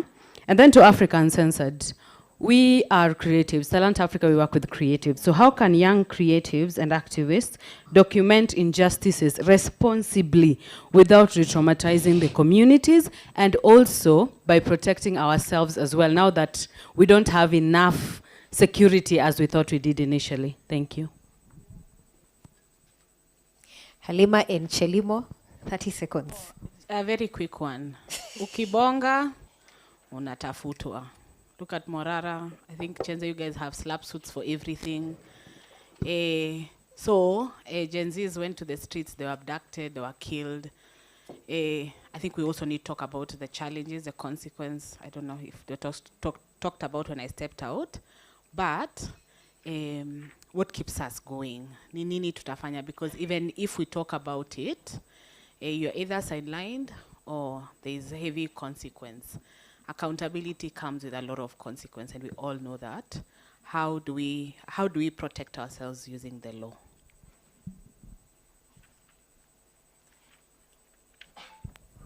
Thank you very much. I'm Halima Kahia from Wajir Community Radio, Wajir County. My question goes to TI. In your introduction, you said there's a lot of resistance against corruption, and we have a lot of whistleblowers in the country. We have seen journalists highlighting the magnitude of corruption within the country. We have seen the headlines, but the main challenge lies with the independent bodies that were entrusted to oversee the public resources. They have the powers to oversee, but they don't have powers to enforce. So as a civil society and media, how can we put these independent bodies to accountable so that they can enforce? Thank you. Okay. Thank you. So I'll close there. Please 1 minute each. Our session is first time. Yeah, 1 minute. Okay, I'll try. But maybe just on social accountability, it is good to mention that we have seen even a lot of innovation. Like if you follow the Vampire Diaries, ile Kibaso, so you could see the kind of innovation. And that also inspires people within their communities to look at the realities. Because the lived reality of those who are affected by corruption are those who are in that community. The only issue that usually misses is the information. And that is the gap CSOs are able to provide. And it's good. I think the approach of providing information still works, and ensuring that you go deeper into people understanding, but also realizing that within the legal framework, we have social accountability structures. So if you're talking about schools, we have boards of management, we have parents associations. All these are citizens directly affected by the services being provided by that institution. We have health facility management committees. How are these people selected, and are they answerable to those communities or those category of citizens that they are representing in those structures, so that there is also some level of continuity. If we have the chairman of a health facility that is from a CSO, or we have a CSO representative within that health facility management committee, they should be able to continuously hold those who are in charge of those facilities accountable. What we have done to even move an inch closer to formalizing social accountability is work with the Office of the Auditor General. So the Office of the Auditor General has started a directorate called Citizen Accountability Audit. So the Citizen Accountability Audit under the Office of the Auditor General is supposed to get citizens involved in the formal audit processes. So you'll be seeing audits that are involving citizens as they come to audit. And we are trying to empower that process so that as much as possible, we are able to interface the CSOs being the link to the communities where the Auditor General is conducting the audit. So you'll be seeing a lot of the issues coming up in the audit report. So it's very keen. Then on the 15% to counties, the issue is not so much the 15% to the counties. Of course, if you look at 15% vis-a-vis 85%, some people argue that hata tukiangalia hii account 15%, ile 85% inabaki huko juu, si ndio inakulwa zaidi. But pia tuko na debt ambayo inakula, I think out of every 10 shilling, like 7 bob goes to public debt. So that's already a big issue. But out of this 15%, we have an issue with on-source revenue by the county governments. And that is where as CSOs we may need to also try to focus on, because we've had instances where a lot of digitization is being resisted, e-government procurement is being resisted. It's called isomorphic mimicry, where government seems to do something, but they are doing it wrongly to now result in the wrong results, so that you say, okay, but we have tried DGP, it's people who are resisting. We have tried this, it's people who are resisting. But ideally, you are implementing it so that it fails and that you're not held accountable. So there is a lot of work that is needed there. And then on what Chelimo and Halima have shared, whistleblower protection remains a very critical area for our engagements as civic actors. There is currently a lot of push to get the whistleblower protection law passed in Parliament, which is still, of course, the interests that are there, but we are working towards ensuring that that is done. But as TI and as other civil society organizations, we have even gone to court to protect whistleblowers. So, for instance, just an example, the Masai Mara Haste case, where one of Spencer Sankale had a very long judicial intervention where we supported. We have journalists. We have worked with the Media Council of Kenya on how can journalists get supported to be protected. We also have exchange programs. When you do a very sensitive story, how can you get some sort of reprieve from being around? So there are various techniques, and we have been part of, I think even with Africa Uncensored and other media sector players, trying to sensitize the media on how do you protect yourselves. There are digital tools for protecting yourself as you're engaging and all that. And finally, on IMF and the World Bank, I think Kenya is one of those unique countries that showed that citizens can resist the insurgencies around how the World Bank and IMF or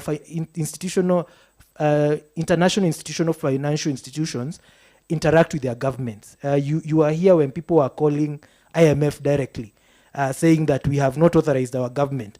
And out of that engagement by citizens and the online action against IMF or the government of Kenya, through their engagements with IMF, requested for a diagnostics, a governance, it's called a governance diagnostics, which was done sometime last year. But we have not seen that report, because it also determines whether government is capable of managing the resources that they get from these processes. But again, the broader conversation around this is how do we manage our public debt, and how do we get accountability for those who have either contravened the laws in how we acquire debt or have mismanaged what we have acquired. Thank you. Okay. Thank you so much for this session. To the questions asked, one was, what does meaningful participation look like when we're involving young people, right? It's about them being part of the process, being part of the table. Si tu saya kuuliza, wangapi wanakubaliana wainue mkono, alafu tutasema 30 youths waliinua mkono. It's about them being part of the decisions. It's about taking their decisions, their inputs into some of these laws and enacting them into acts of parliament, laws and bills and everything. To another pertinent question, it's about whenever we are doing funding, juu kuna saying inasema mtaani ganji ndo inabonga, si ndio? Yeah, so it's about having them as partners, not as beneficiaries. It's about them being part of the process. When we work with communities, we don't go and work with individuals for us to say that we reached out to 1,000 beneficiaries. It's about working with the local communities who are our partners qua ground, so that when funding comes, they are our partners, not beneficiaries. So that's how that's what meaningful engagement for the young people looks like. It's about also appreciating the work that they do. As a place to connect to a wall of fame, na wall of shame. I think after this, kindly look at our social media platforms. To go more than 50 up. I hope to get new 50 followers on all our social media platforms at Siasa Place. Na pia mfollow for Ramsiv. Asante. So yeah, that is what we do. We have wall of fame and wall of shame. In case a young person follows up on something, let's say a road in their area, a hospital to have drugs, watu nawaeka kwa wall of fame, and we post on our socials to appreciate the work that they do. And also wall of shame for things that they are following up that are just not working, where the leaders are quite, they are not responsive. To the one who asks why we are not working with women, we are working with them. In as much as Siasa Place is a youth-focused organization, we also incorporate women. In Kakamega, 90% of the community-based organizations that we work with are women-led. So we work with women in these communities. We understand the importance of women being the backbone of our societies. When we go to this sports dialogue or even community barazas, most of these issues are actually picked up by women. Ni women ndo wanaendanga hospitali na watoto, si ndio? Wakisema ile hospitali haina madawa, most men wanakuangaza aya. Kwani kuna kuangana level 4 huko chini sijaijua. Because for them, maybe it's not their reality, but we work with women in these forums, and we really take their inputs because they are majorly passionate about these issues that are being raised. Overall, as we go back, my assignment will be go check out your MCA, your ward admin, and make sure you keep them accountable. 2027, vote for the right leaders. Kutoka chini kwenda juu. Thank you so much. Sawa. Nimeambiwa time imeisha, but nitajaribu kujibu haya maswali ambayo yameulizwa na wenzangu. Because I addressed SHA first, nitaanza ndugu yangu hapa. So for SHA, the reason we did the story that we did, the investigation for more than a year, and that entire back and forth with the government, was because we want you to be in a position to just know. It should not be magic. These are public funds, and not just public funds because they are sourced from tax bill direct. Ukienda ukiangalia kama uko na payslip, ukienda ukiangalia hapo, you can see kwenye pesa yako ya SHA inaenda. And the whole promise for universal UHC was because we are pooling all of these resources benefit kila mtu. But then you are using some formula no one knows about to provide the same healthcare. With NHIF, ulikuwa mkienda mkiamua mnahitaji kulipa 3 months up front. Mnajua ni 500 times 3. Mnalipa 1500. Sasa hii with SHA, wewe ulipata 2K. Mwingine atapata 6K, mwingine atapata 12K. Why? So the whole point is for the government to be very transparent what is happening behind the scenes, and then for you, when you are leaving your house, you know what to expect. Like isikue tu ni surprise, because there is where you have people being turned away and all of those sad stories za SHA mmekuwa mkisoma. Na sisi tuliangalia tu hiyo means testing inafanya kazi namna gani. We've not gone into all the other issues that are wrong with that. We focused on that one thing because we believe we need to pick one thing and make sure it's done very well. That's the one thing that we picked. But then there are all these other issues, approvals, kila kitu. The whole point is the equality bit. You should not get 2K and another person gets 12K.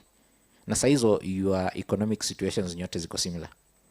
Aya, kwa World Bank and yangu wa TI amejibu, but what I'll add is, sijui how many of us in the room know that nyota thing our politicians have been taking around is a World Bank program.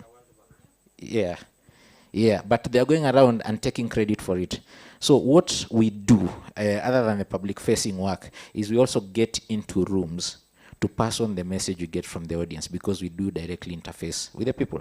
So I've been on the same table with the World Bank, and the question I asked them was, mbona mna allow hawa watu wasimame juu ya Land Cruiser kusema hii nyota wao ndo wametumania watu 20K? Because every time there's one of those nyota rallies, huo unaona watu wakipiga picha za simu zao wamepata 20,000, si ndio?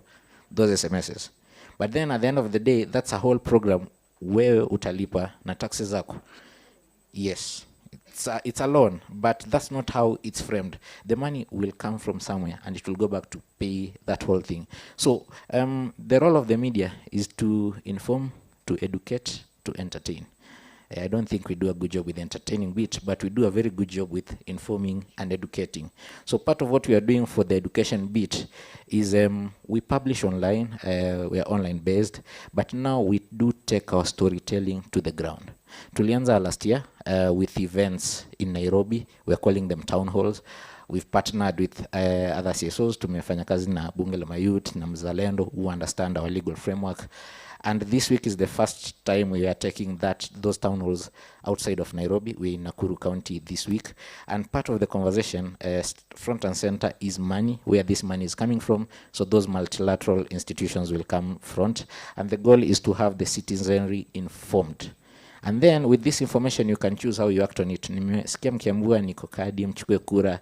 It's entirely your choice. As the media, we don't tell you what to do, but we will provide you with the information. And then from there, you will know. If you want people who are pro-World Bank and IMF, the kinds of things that didn't, like Kibaki wind them of us 20 years ago, but have crept back in.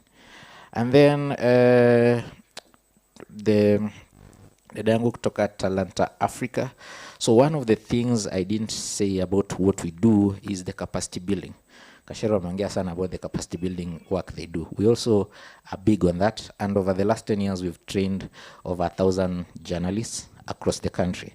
I'm stressing on journalists because that's important, because now from 2 years ago we've been deliberate about also training human rights defenders.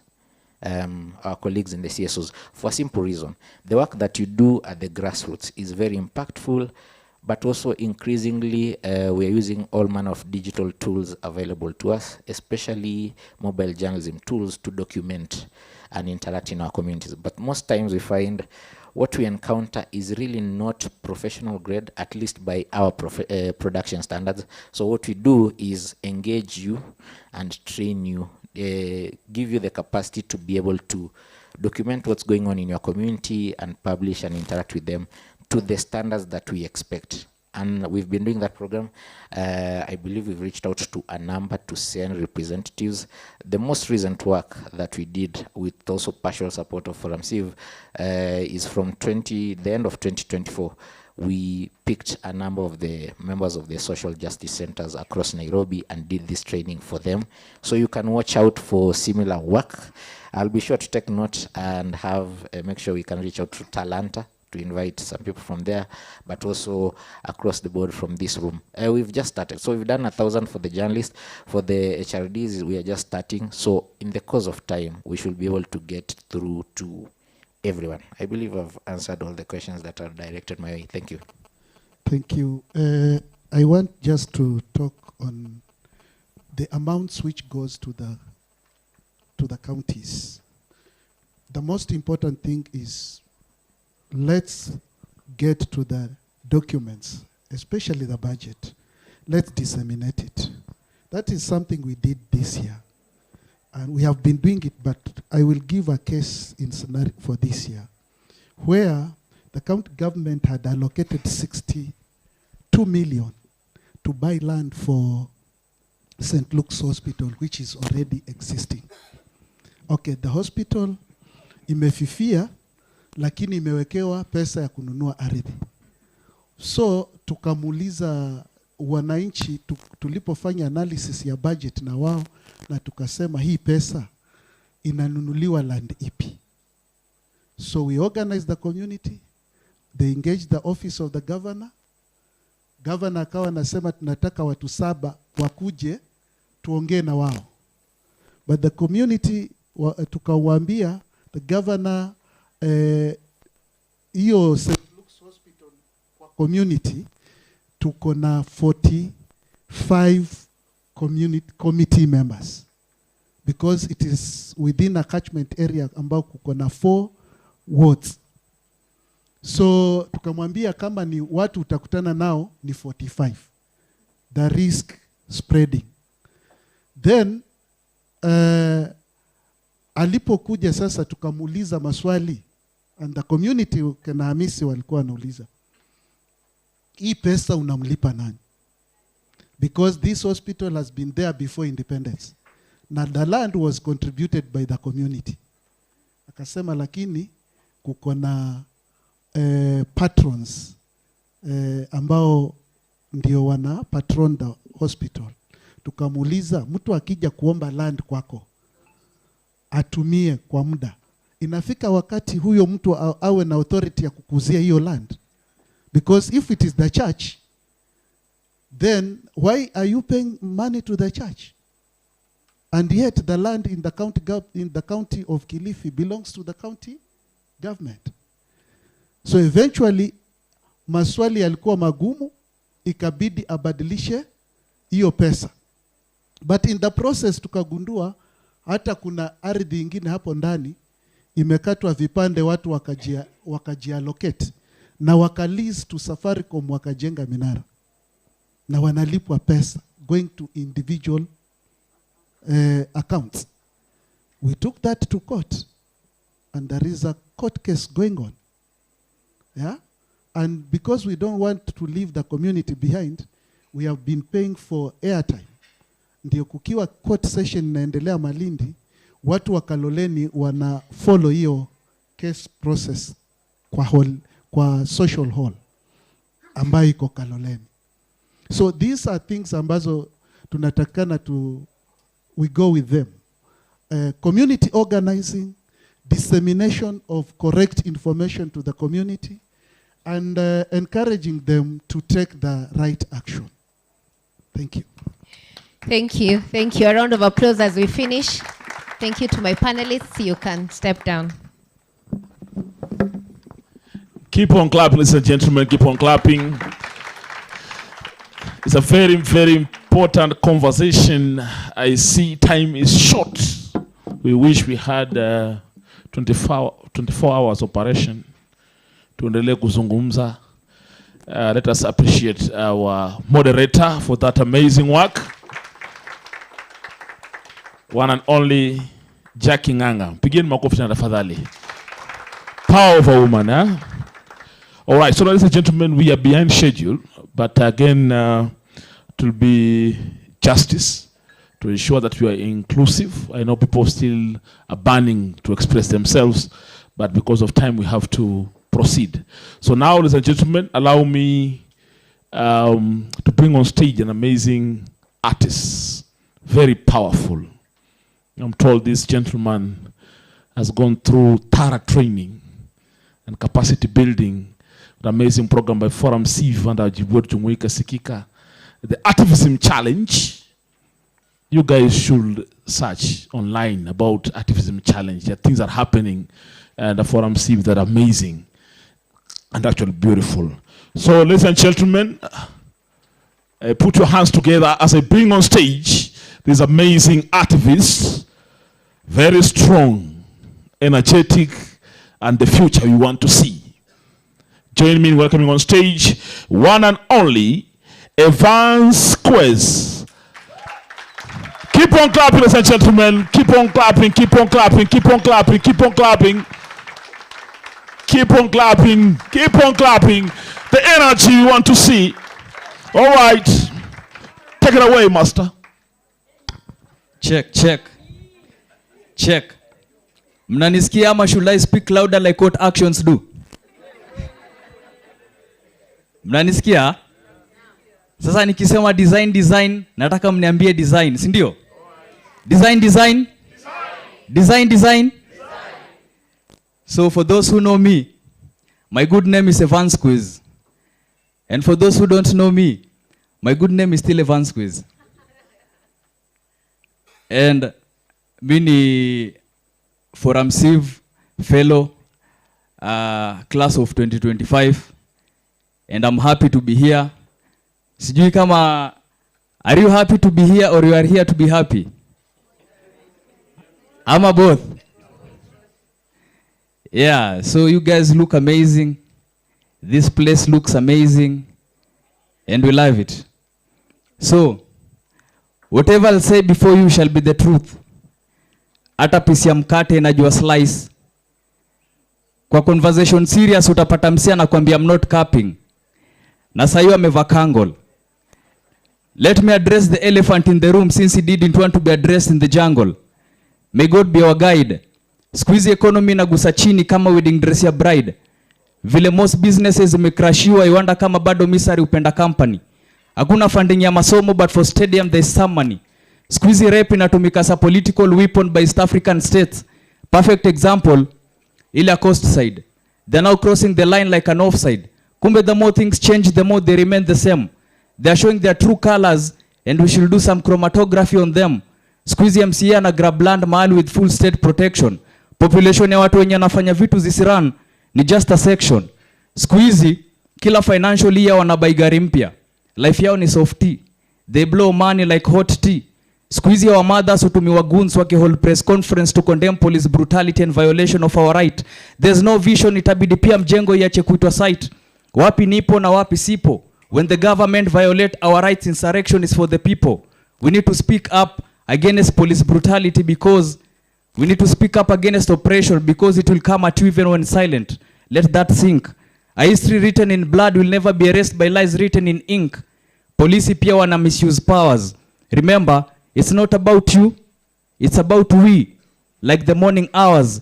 Squeezy high school institutions enable and protect pedophile teachers. No one is safe, people are becoming horrible creatures.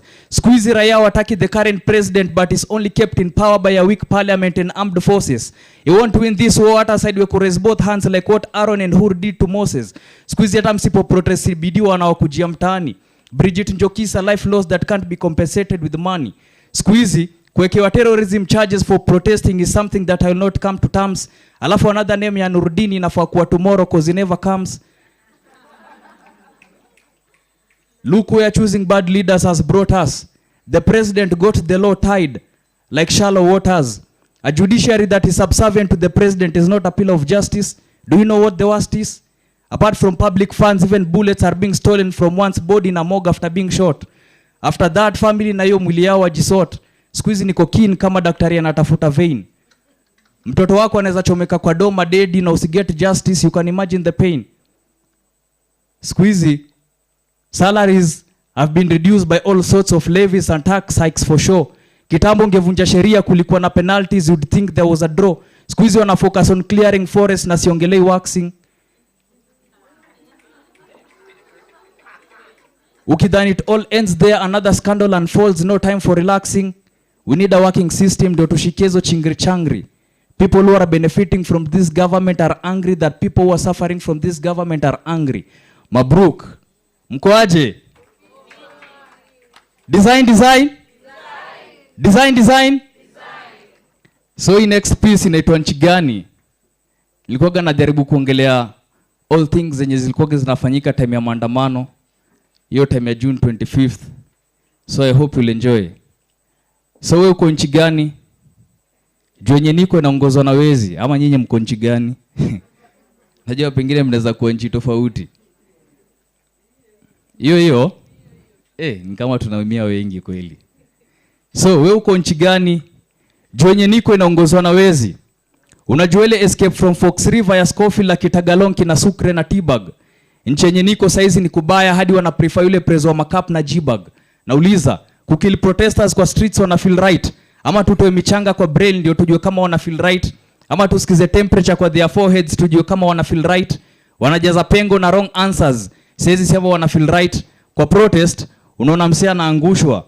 Una realize that's my homie. Si walevi pekee, huku pia snipers usema shots on me. Mwili inaikuwa bullets kama emphasized points. The same police wenye utuona different ndio utakawashikie jag kwa joints. Kenya mjui ni ati during the massacre 400 bodies zilikuwa cremated kwa barracks. Now that's the ash reality. Walimit na student leaders back ndio wapitishe fees model university. Nchi gani yenye athletes wetu ni kama refugees wameamua kukimbilia nchi zingine? Kila mtu ana manifest half mast na front page obituary, lakini ziko answered nchi zingine. Wale wenye walikuwa frontline kwa revolution ndio wamekuwa wasaliti. Governor wa peaceful Kenyans then go ahead and use our taxes kuweka concert ya Harmony for Haiti. Kuna kitu yenye spati. Mlitaka gavai celebrate siku ya katiba yenye waifuati. Achana na Red Sun. Hii regime ndio better than most. Ni funny vile president of the devil na kona schools na police stations zenye ni ghost. Mdosi na mdogo wake wote ni makila. Bibi yake naye anajifanya mtu wa sala ka Godzilla. Huku hata nyota yako iking'aa they dim it. Busy iko chini na politician Kenya nafikiria ni kuongeza term limit. Watu wanakuwa abducted, then later mili inapatikana kwa gunia imekatwa. Simliona Mukuru Islam alijaribu kuficha bodies kwa dump site? Simliona? Lakini just like Jamaican language zilipatwa. Health sector imekuwa mbaya, hata ukifalsika hawezi kuwa covered. Story ya Shai katoka out of the blues ka hazard. Huko Arab nations wameng'ang'ana kuuza wa pulse. Mbona tusijengi nchi yetu juu kama ni manpower tuko na mojo ka pop of girls.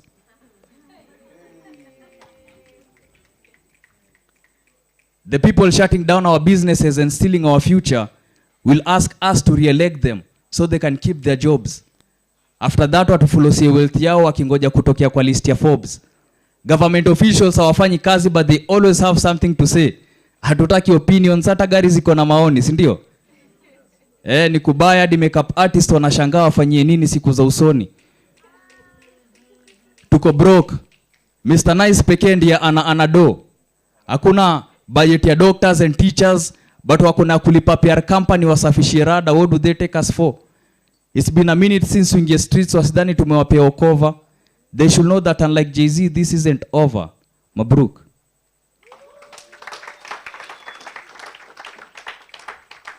So next piece yenye nafanya inaitwa same mistakes, because sisi kama wananchi after every 5 years tunasahau vitu politicians wanafanya.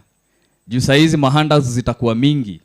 Watu watapewa do kidogo alafu wachague the same bad leaders. Si ndio?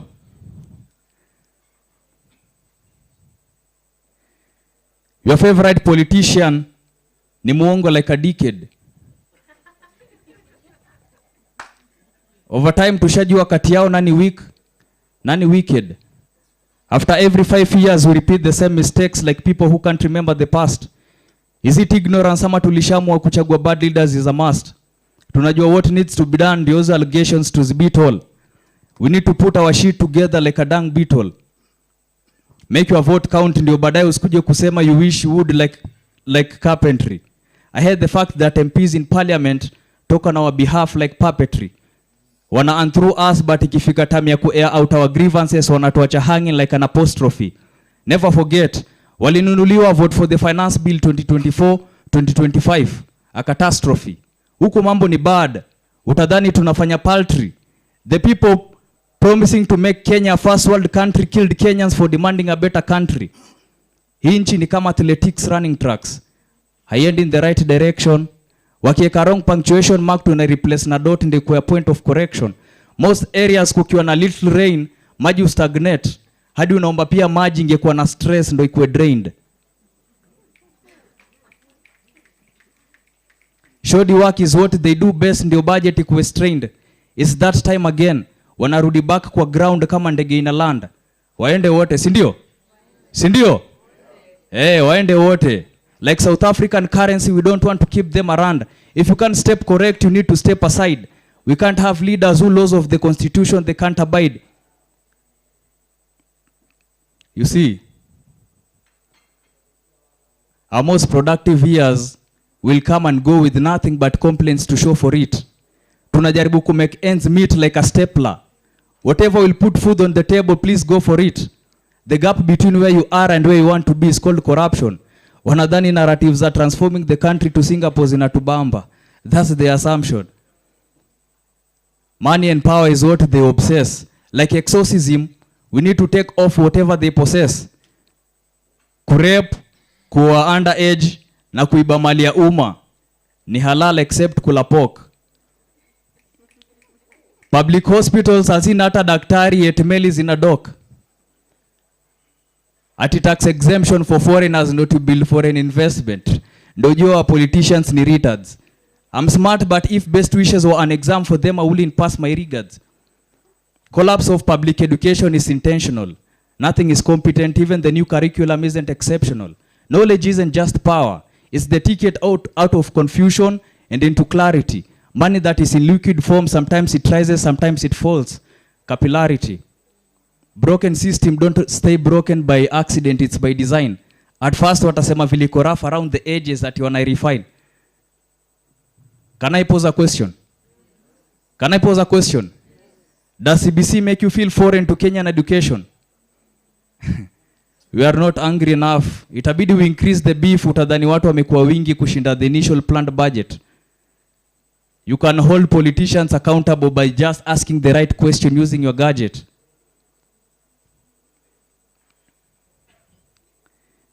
You see, kuna time almost all hospitals nchi mzima ziko na polio vaccine. Northern Rift Valley bandits hawajui kusoma, ajabu always wako na magazine.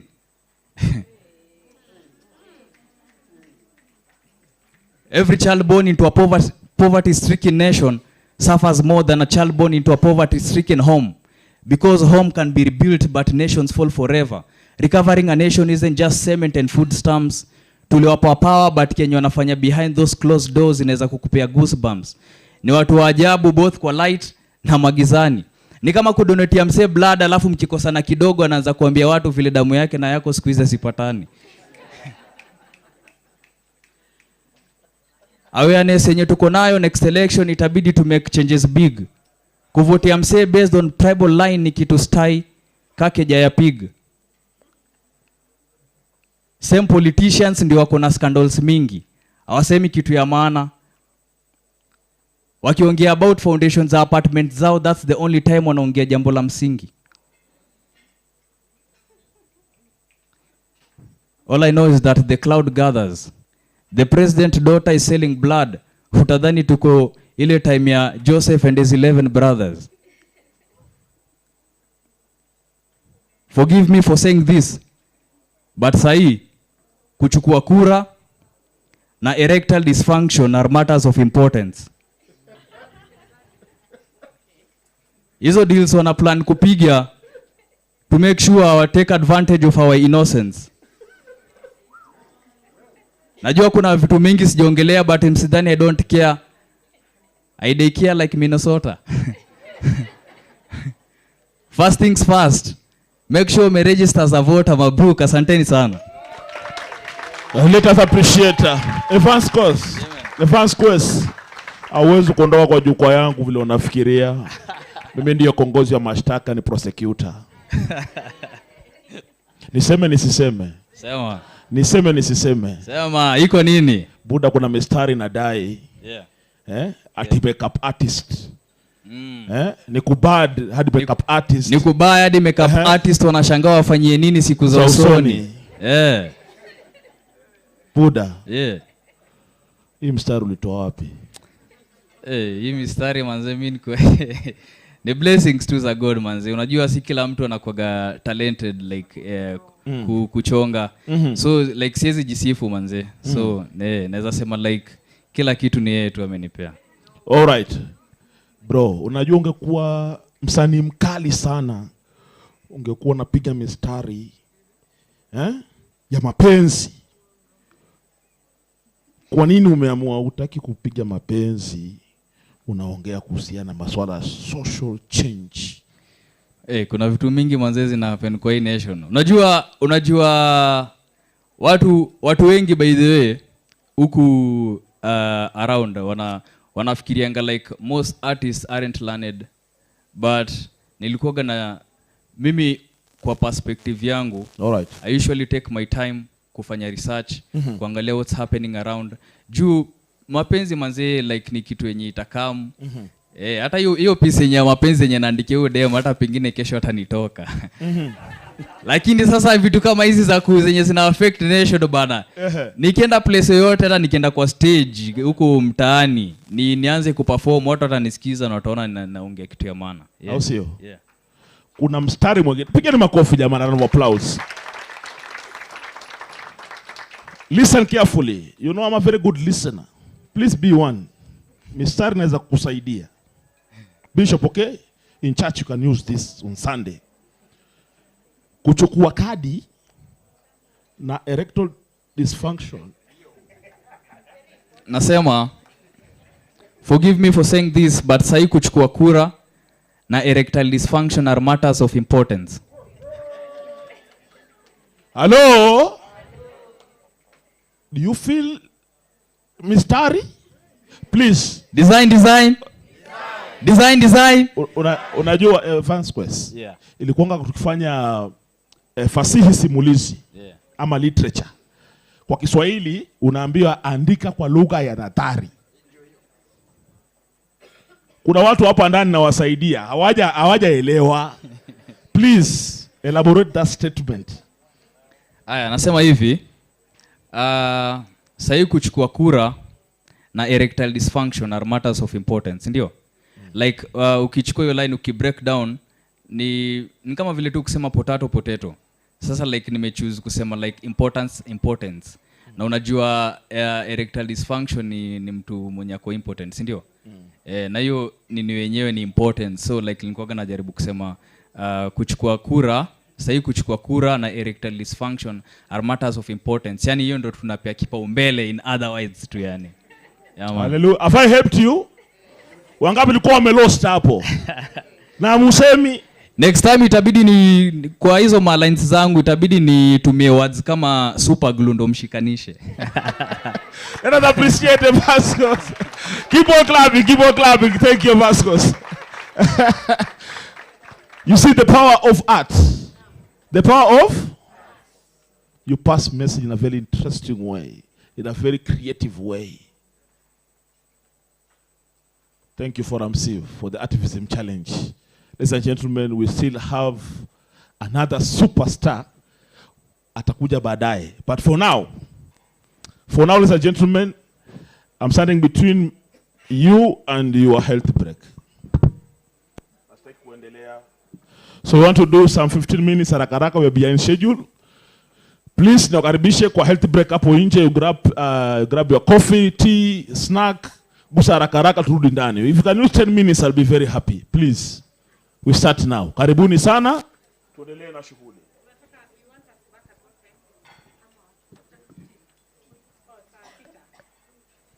Let us do saa 6 kasoro dakika 5. I'll be very happy. Yes.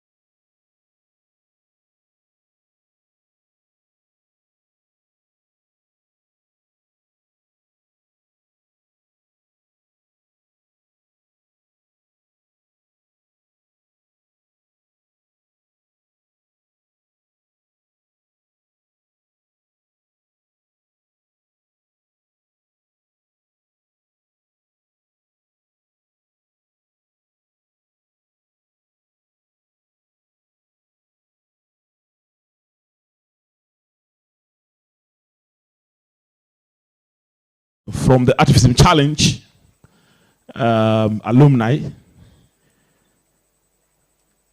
akuje atuchachanuze, atuendeleze katika mjadala, because Artivism is about doing art, but of course also doing education. So it is called edutainment. So I want to bring on stage an amazing artist, activist, courtesy of Wajibu Wetu Jumuika Sikika. Ladies and gentlemen, as the artist prepares, please, my stage manager, give me a nod. I don't want to introduce someone I cannot see. Is the artist in the house?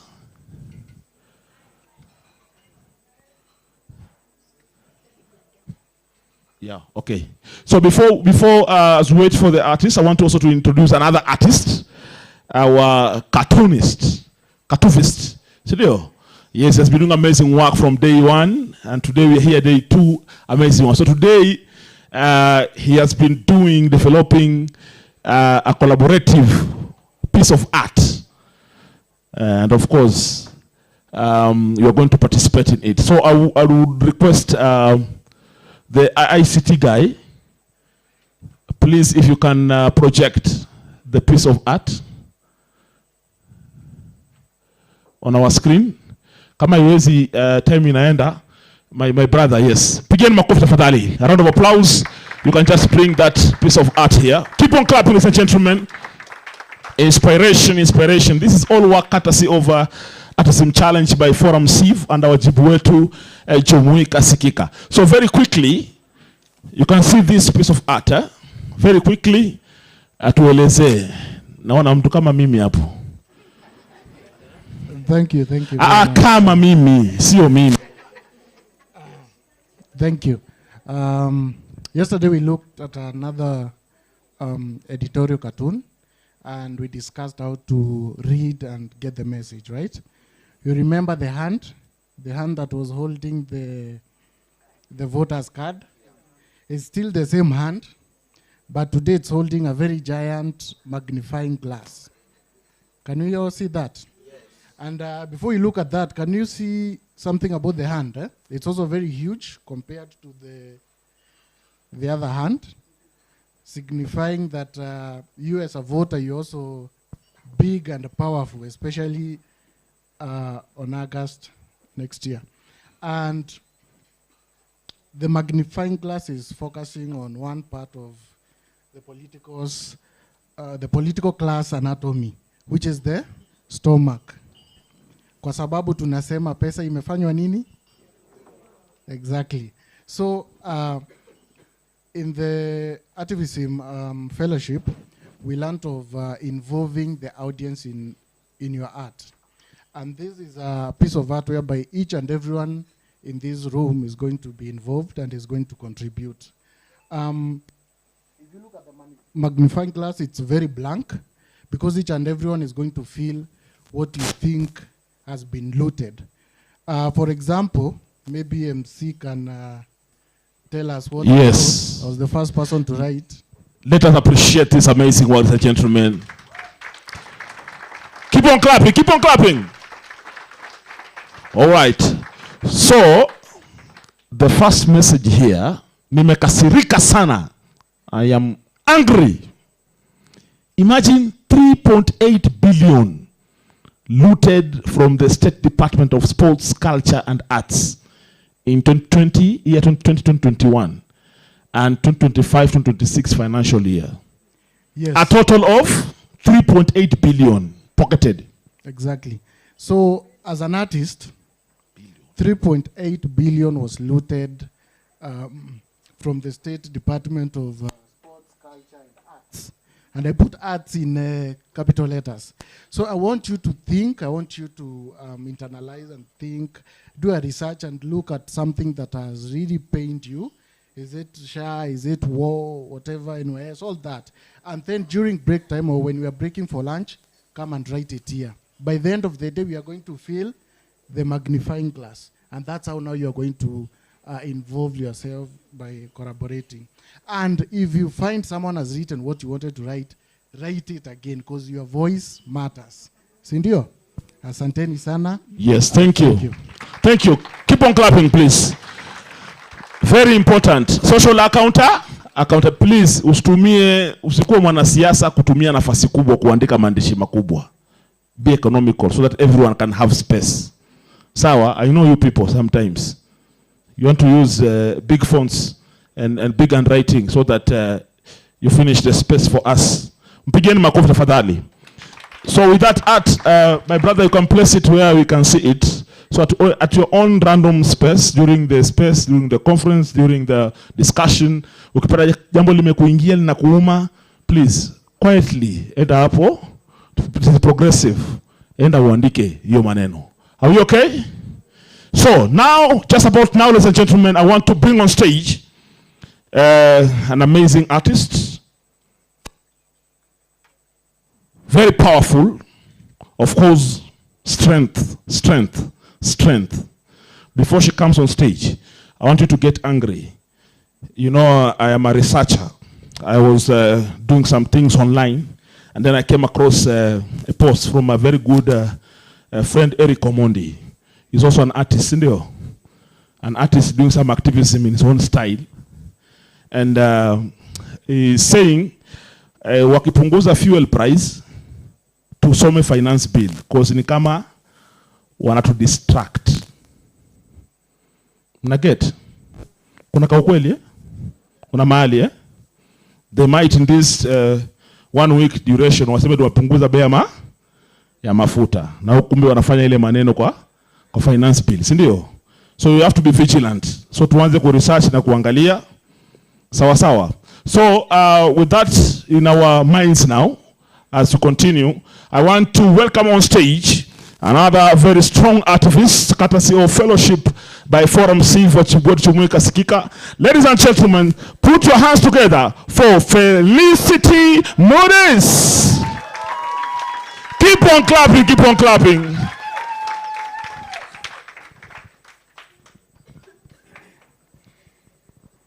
To every single woman I failed by staying on the side of silence, I'm sorry. And I'm sorry that I'm sorry because you've had that 1,000 times, probably said it 1,000,000 times, and I'm sorry that you had to say sorry even when you weren't at fault. Take the fall even when you didn't have to. To every woman I failed by staying on the side of silence, I am honestly doing better now. My name is Felicity Modis. I am a storyteller. I do this through spoken word poetry, fashion. I make these incredible pieces, and through the Sister Darling podcast. So if you are a fan of feminist conversations, feel free to follow me at Felicity Modis and subscribe to our YouTube channel where we post our podcast, Freedom in Healing. For the piece I'm going to perform is so all the queens in the building. Can I hear aye? Cool.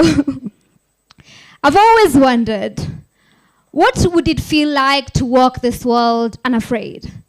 Wearing freedom as a shiny ornament, a stamp of declaration that boldness is mine and I can thrive and flourish in it.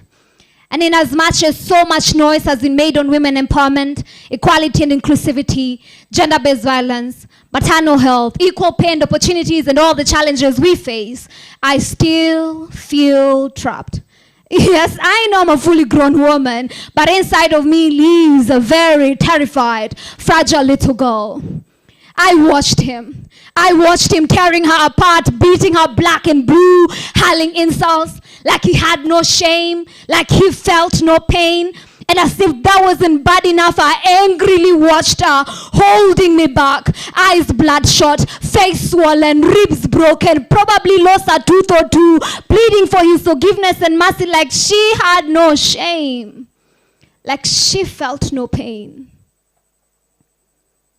Then she went ahead to look me right into my eyes and called me a liar, made me swear I would never retell those gory details to another soul, because even if it was true, which it wasn't, why didn't I scream loud enough, fight hard enough? I had lain on that ungodly altar, feeling like a tainted burnt offering, but even if it was true, which it wasn't, I was to blame for dressing provocatively, eyeing him seductively, causing him to burn in desire for my flesh.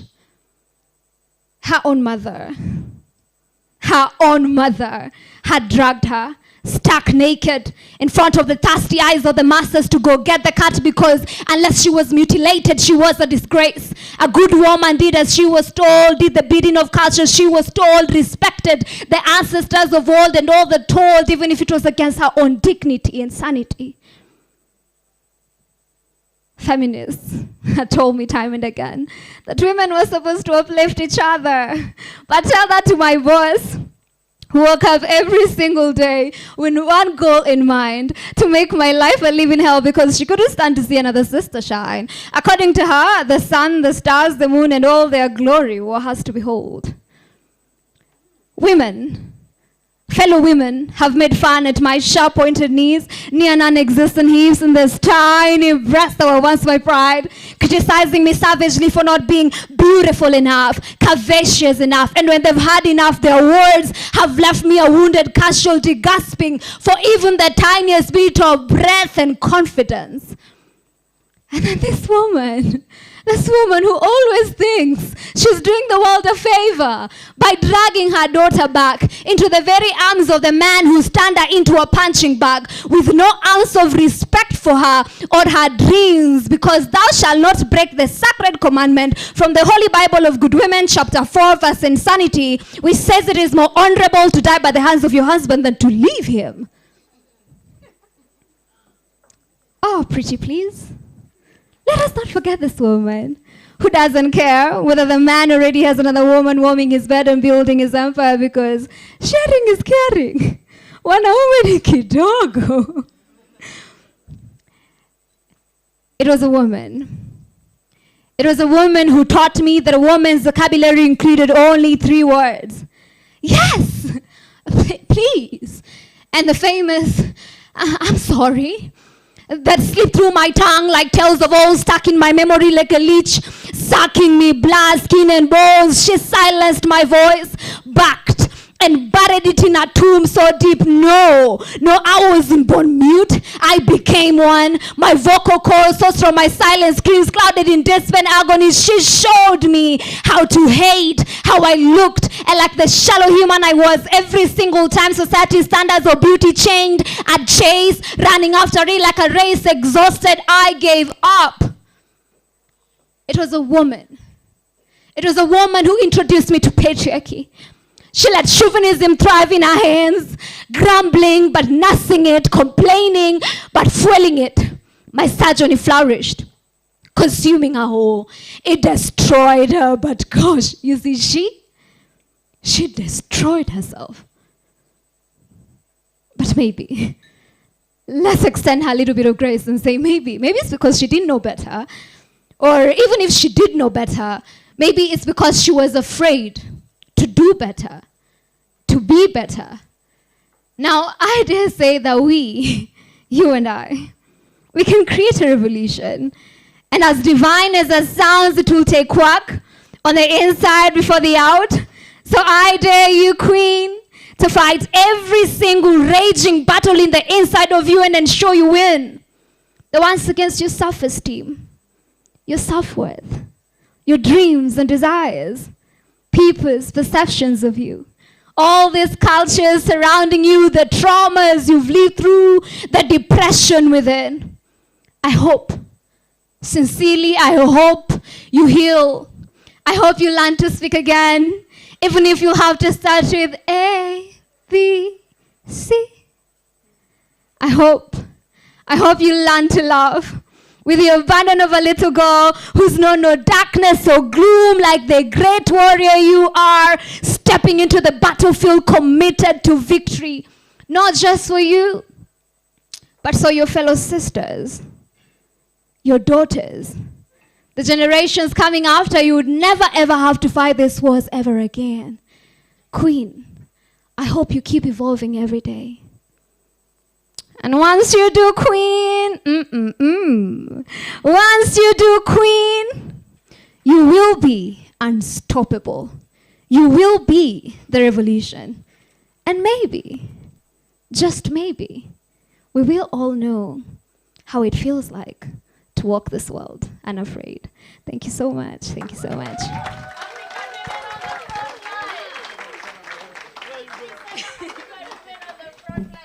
All right.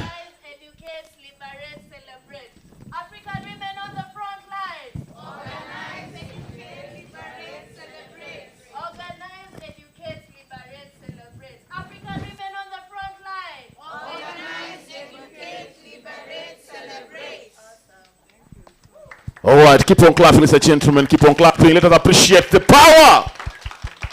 Feminism high. Feminism high. Powerful. Felicity. Who said the vocabulary of a woman is, I'm sorry, please, and yes. Who said that? This is so deep. What do you mean? Felicity, what do you mean? Honestly, I have grown up in a culture where that's what I have seen. And as a woman, regardless of the injustices you're constantly subjected to, you're expected to always say yes to things you're not comfortable to. You're expected to say sorry, even when the fault is not yours. And you're always, like, that has to be your vocabulary. You have to say please and beg for space, including over things that you're actually qualified for and rooms you deserve to be in. And still you have to beg for them. I mean, that's the craziness of being a woman. Yeah. It's crazy. Power to all women, power. But men, I'm saying power. Tutawapeleka mbio. Hawataki power. Power to all women, power. Power. Power to all women, power, Kasena. Power. All right. It's so interesting. I could feel the passion, the energy, the feeling you put into this piece. Are we on the right track with the fight against femicide?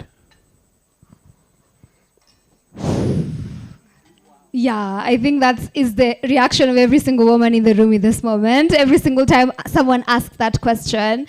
And for all the work that women have been putting in over the time, I would be tempted to say we are on the right track. But it's crazy because as a movement, we have constantly been pushing for our voices to be heard, for the safety of women. And then Kasongo decides, I want to silence you guys a little bit by giving you a tiny piece of something I think you guys want. And so he ensures we have a task force against gender-based violence and femicide. This guy's taken an entire year doing a report. And then the report is released. Guess what? One of the recommendations is that femicide should be declared a what? A national emergency. Wow. How many months since the report was out? Has anything been done? Has it actually been addressed? And the cases are just getting worse, even at this moment that we speak. So as a country, we are still deep in the pits. And as a nation, we don't really care about our women, and we have to be honest. Do you think men are doing enough to support this cause? Honestly, no, men are killing women. No, men are not doing enough. And I would say... I mean the men inside this house. Even the men, you know, without me knowing this men in person, I wouldn't categorically vouch for any of them. Okay. Because the crazy bit is, some of these people show up in CSO spaces doing incredible work, and are the same people who go back home, oppress their wives, subject their girl children to so much violence, to the feeling of not enoughness, identity crisis. So I wouldn't want to categorically say, you're doing an amazing job. You could do better. All right. Pull up your socks. All right. Yeah. Comrade Power. Please turn to your neighbor. If the neighbor is a man, ask them, are you that demon? Are you that demon?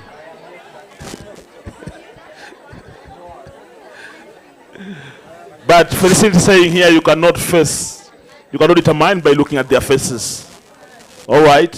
The demons inside us, ishindwe. Sema ishindwe. Pepo mkali, si ndio?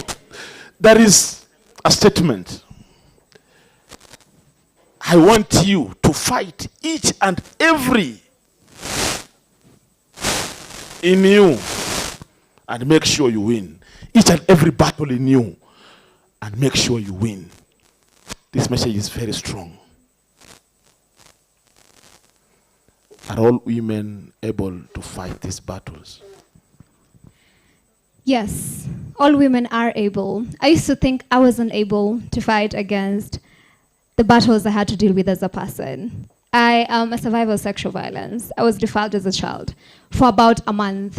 And what that does to you is it takes away your voice. And it puts you in this place where you feel like, I'm never going to be enough. I'm never going to be good enough. I don't even want people to ever get to know this part of my life. But I have come to realize there's so much power in understanding whatever happened wasn't on me. The abuse I went through, it wasn't on me. The suppression I have been dealing with as a woman, that isn't on me. That's a societal problem. But do I keep existing in the society with the burdens they have left me with? Or do I decide to take it off and solve from that and be like, I'm going to be creating a difference from this thing that you thought was going to just like stall me? So I think that every single woman is able to, but I wouldn't want to lie and say, you'd walk the journey alone. I have had communities around me of brilliant, beautiful, powerful women constantly holding space for me. I've had the space of therapy. I've had the space of support groups. So all I want to say is, Queen, you don't have to fight it alone. And Queen, healing is possible. Allow yourself to just be like, I don't want to carry this anymore. And it happens over time, whatever the circumstance was. So yes, every woman can. And I also want to say, be a king. King, join this battle. Let us end femicide. Comrade power. Comrade power. As you exit a stage, look at that camera. A message to those oppressors outside there. They're watching. What do you have to tell them? What I would want to tell them is not something I would stand for as a human rights defender. So I will swallow that one and just say, you need to change. You need to do better. We cannot afford to keep raising our children with so much trauma, with so much suppression. And being a woman should not have to be a death sentence. It shouldn't have to be the thing you constantly have to fight against so that you can exist in the world. Every single human being deserves dignity, just as you do. So if you wouldn't want it done to you, don't subject any woman to that. Just do better. Power to Felicity. Keep on clapping, keep on clapping. Thank you. Thank you. Thank you. Keep on clapping mpaka akati chini. So I don't want to cut the juice of this conversation. Ladies and gentlemen, I want to bring on stage. We are progressive. Our keynote speaker, one and only, all the way from the grassroots, coalition of grassroots human rights defenders. Put your hands together for a sustainable gender activist, advocate, international. Hey! You say ango? Ati? Sijasikia. Put your hands together for all the way. Rekyo Mwikali. Keep on clapping, ladies and gentlemen. Yani mnipigi makofi. Mimi nataka power. Nataka nini? Nataka nini? I can imagine we can do better. Ebu please clap for me. Singeko mheshimiwa mngepiga shamra shamra. Thank you, comrades. Na mimi ni mheshimiwa wa rozenyu na wa struggle, si ndio? Thank you so much. Such an honor to be after my sister. Ara sijui nianzie wapi. Chelima aliniambia kuja ongelee topic na hii topic. But I feel as much as I've prepared. Na kamfupi, nipande juu ya stand. Si mind mimi na ground, lakini leo nimengangana. Umeona? Mpaka nimevaa pump. Umeona? Kaseno umeona? Nimejaribu mpaka I look better, si ndio?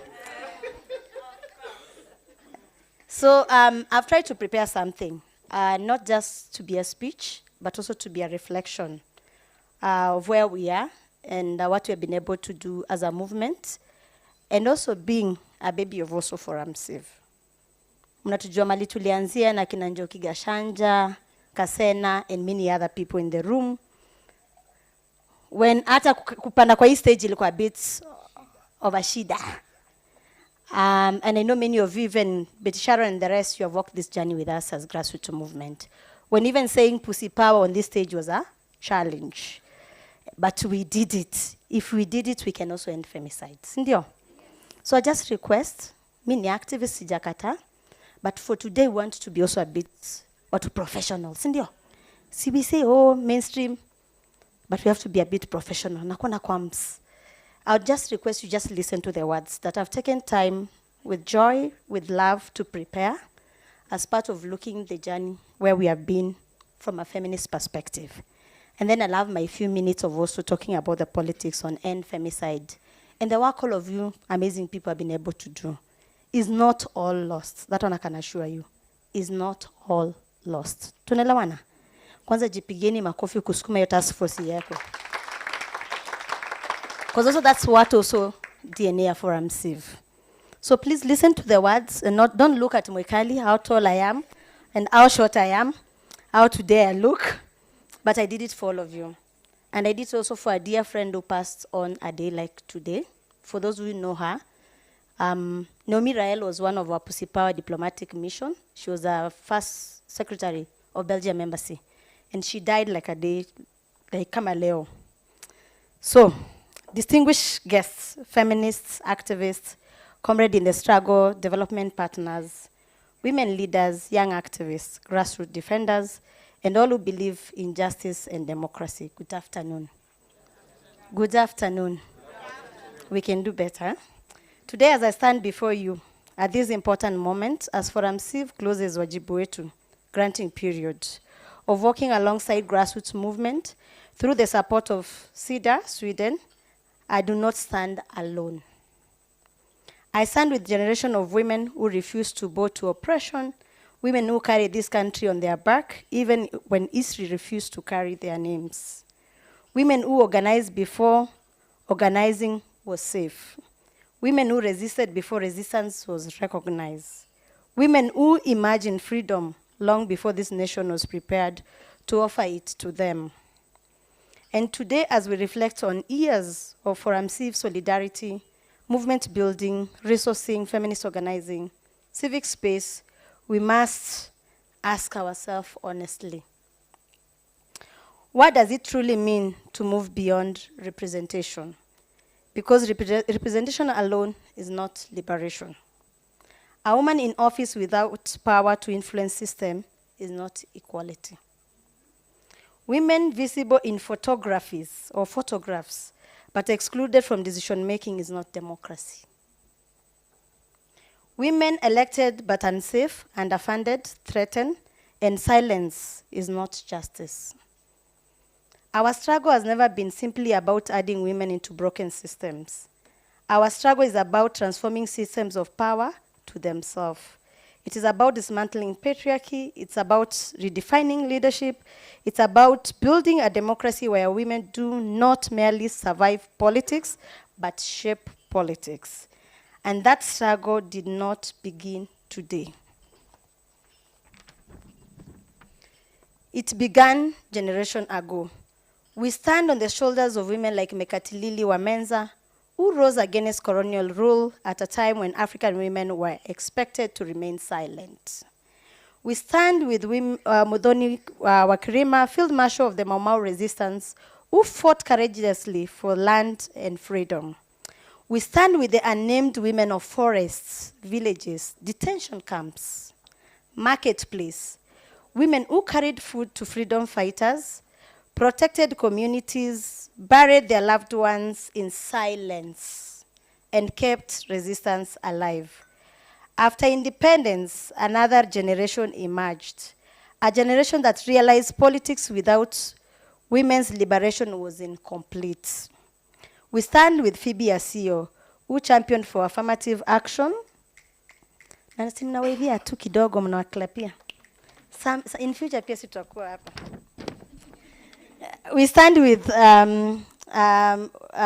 Phoebe Asio, who championed affirmative action and women's political participation. Komboka, you hear that, Badili women, Badili Africa. We stand with Chelagat Mtai, who challenged dictatorship, corruption, and state violence fiercely while still young, like many of us women in this room. We stand with Wangari Maathai, who taught us that planting tree was planting democracy, and that environmental justice, women's dignity, and political freedom are inseparable. We stand with mothers of political prisoners at Freedom Corner, who transformed grief into resistance and forced a nation to confront injustice. We stand with Martha Karua, we stand with Charity Ngilu, who broke barriers in national politics and reminded most of us Kenyan women and Kenyan girls that leadership belongs to women too. We stand with feminist lawyers from Federation of Women Lawyers of Kenya, who fought tirelessly for women's rights to be recognized in law and protected in the 2010 Constitution. And today we stand with a new generation, a generation of young, bold, feminists, gender justice activists, women human rights defenders, Gen Z, and all generation, organizing online and offline. A generation refusing shame, refusing silence, refusing violence.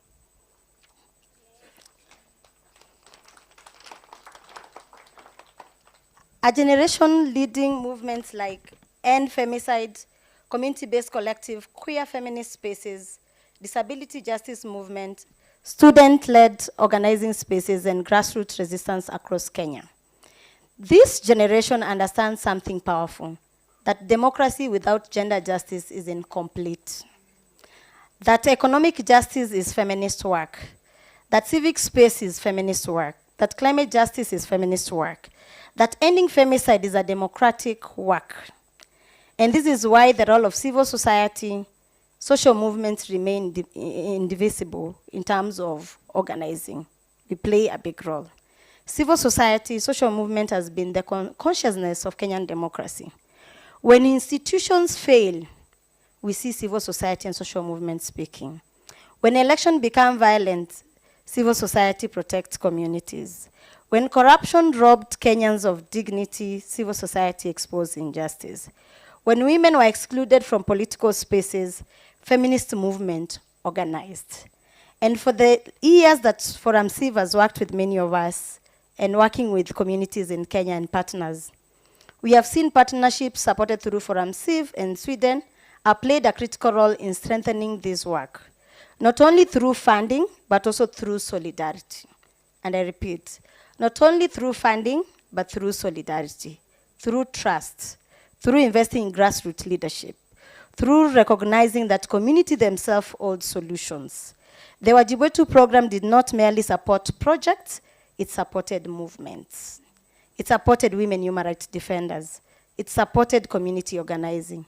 It supported civic education. It supported democratic participation. It supported feminist leadership, where women had historically been excluded, and that matters deeply. Because grassroots movement did not survive on passion alone. Movements require protection. Movements require infrastructure. Movements require political solidarity. Movements require resources. As feminists, gender activists, we must continue asking ourselves difficult questions. Am I communicating? We must ask ourselves difficult questions. And some of this difficult question includes, who will continue to fund democracy? Who will continue to fund democracy? Who decides which struggle matters? Who gets protected? Whose voice are amplified? And whose pain is ignored? Today, as we celebrate progress, we must confront painful truths. Kenyan women continue to face political violence, online harassment, economic exclusion, TFGBV, and patriarchal gatekeeping. Women human rights defenders continue to experience intimidation and burnout. Young women leaders continue to be dismissed as too emotional. Older feminists continue to be labeled too radical, like Millie, the bad girl. Grassroots women continue to be underfunded despite carrying entire community through crisis. And perhaps the greatest crisis we face today is the growing epidemic of femicide and gender-based violence. We cannot speak about democracy while we women, we are dying. We cannot. We cannot celebrate participation when women remain unsafe in home, workplaces, campuses, and political spaces. I'm almost through, eh? I told you, listen to the words, eh? Today we remember women like Rachel Wandeto and countless other women whose lives were stolen by violence. We all saw the story of Rachel Wandeto, right? We all saw, eh? Their names are not statistics. Their lives matter. Their story reminded more from all of us. They demanded accountability. They demanded political action. They demanded investment in prevention system, survivor protection, mental health support, and community support. But above all, they demanded that we stop normalizing violence against women, because femicide is not a private issue. It's a national crisis. It's a democracy issue. It's a human rights issue. It's a feminist issue. It's a security issue. And ending it requires political courage. As we look forward 2027, hoy. 2027, hoy. And beyond, we must understand that what it takes and what is at stake. What it takes and what is at stake. The next election will not be simply test political party. Can I repeat? The next election will not simply test political parties. It will test Kenyans' democracy maturity. Will women participate safely? Will women candidates receive adequate financing? Will women human rights defenders be protected? Will young women have equal access to leadership opportunity? Will feminist voices continue to be silenced or finally heard? And so today, this chapter of Wajibu Wetu, we must refuse to see this as an ending of granting. We must see it as a transition, because movements do not end when funding cycle ends. The struggle is for justice and not to expire. And feminist resistance cannot be contained within project timelines. The responsibility now belongs to all of us, to governments, to development partners, to civil society, to communities, to men in the room, to young people, and especially to the next generation of women leaders. We must continue building movements that are intergenerational, intersectional, locally rooted, and unapologetically feminist. We must invest in young women. We must protect women defenders. We must strengthen grassroots organizing. We must defend civic space. We must fund feminist movement long term. And we must ensure that democracy belongs not only to elite, but to ordinary women in villages, settlements, schools, workplaces, and community across Kenya and Africa. Because history has taught us something powerful. Every democratic gain in this country has been pushed forward by organized citizens. And every major democratic shift carries the fingerprints of women. So today we honor the women who came before us. We honor the women fighting every day. And we commit ourselves to the women who will come after us. Women who deserve to inherit not fear, but freedom. Not silence, but voice. Not token presentation, but real power. Tunataka nini? Tunataka nini? Because women are not guests in Kenyan democracy. Women, we are not guests in Kenyan democracy. Women, we are architects of Kenyan democracy. And until every woman can live freely, participate safely, lead boldly, and exist with dignity, our struggle continues. A luta continua, the struggle continues, and it takes pussy power to be all of us amazing, fabulous Kenyan African women.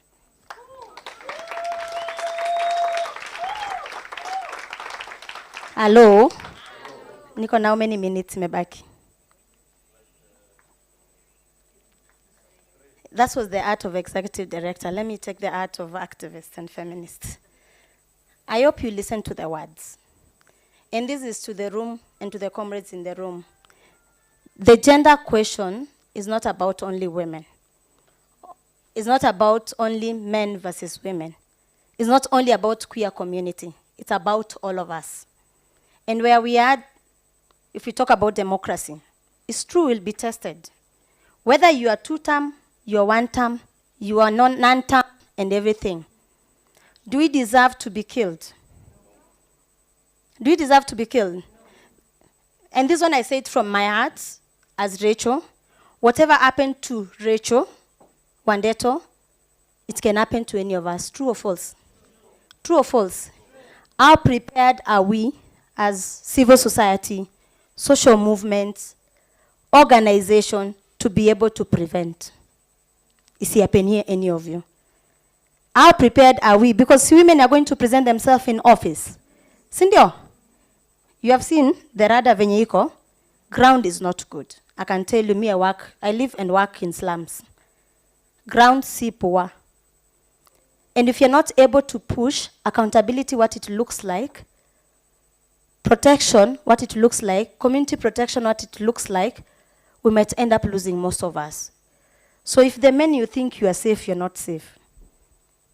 The same way women, we are not safe. So you have to work collectively together. Tuko pamoja? I hope na make sense. We have to plan scenarios. How does it look like? Because itaanzia huku chini. Apart from huku juu, si kuna campaigns za MCA, kuna za MP, president, na zimeanza vita, si ndio? But also we should be very careful on how this democracy is weaponized. We should also have the spirit ya kuvumiliana kama community and not banning each other. On the task force, my sister and the rest of the team, as also part of End Femicide, which majority of also Wajibu grantee are part of it, is not all lost. Is not what? Is not. So even ourselves, we should ask ourselves, we were here like 2 months ago in the same podium, if today the current government takes End Femicide as a bargaining campaign tool, how prepared are we? Because it will happen, no? How prepared are we as a matter of democracy? Gender politics itatumika. Na kama itatumika, how well prepared are we kusema, atwendi irada, tunenda irada. Atwendi route, tunenda route. Because it will be used. If, for example, it's a class question, how prepared are we? We did work. If you're talking about democracy and the work for MCV has invested another partner on us, it was through our participation that task force came in. It is through our participation that whether it is 53% that was taken in ingine kaachwa, but we made it happen. So let's clap for ourselves. Let us learn to celebrate the gains. We made it happen and it's possible. So if you want this country to be serious, all of us, we are going to make femicide a political agenda. Any MCA in your community and MP, if they don't have a manifesto in Yonongelea femicide, social justice, why are you electing them? Whether in your whichever party, why? Huh? Why are we electing them? So is it possible, as we transition with Wajibu Wetu, we make these issues a political agenda? How many are committing? Tutasukuma. Mimi napenda social contracts. Say no, hivi, straight. Tutasukuma, si ndio? Can we do it? Not only for MC, but for all of us. That whichever space unafanya kazi, ensure umesukuma. Now please let us not judge people. Sasawa? Huyu ameenda sijui Linda Mwananchi, si wetu. Huyu ameenda sijui DCP 2-term. Huyu ameenda sijui ingine inaitwaje chama? Hii ya Martha Karua. PLP, chama gani ingine? Chama ni mingi. Viosk pia zimefunguliwa, si ndio? But yes, viosk zimefunguliwa.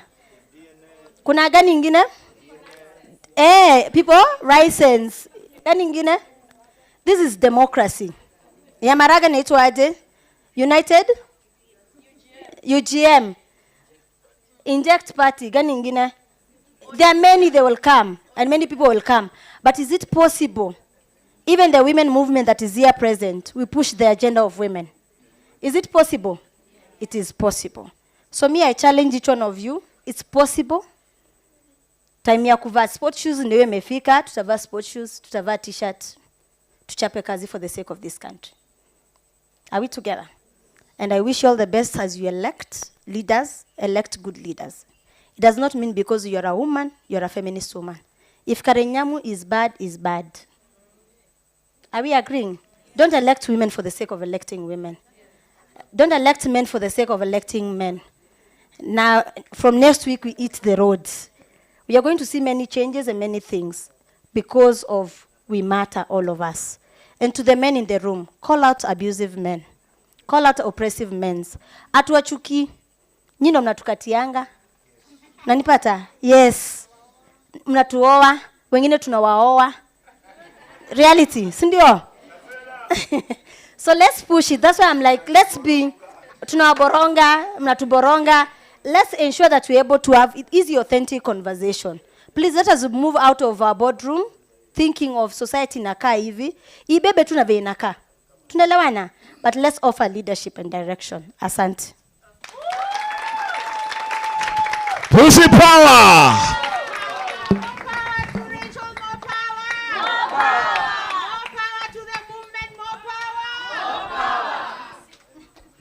More power to more power.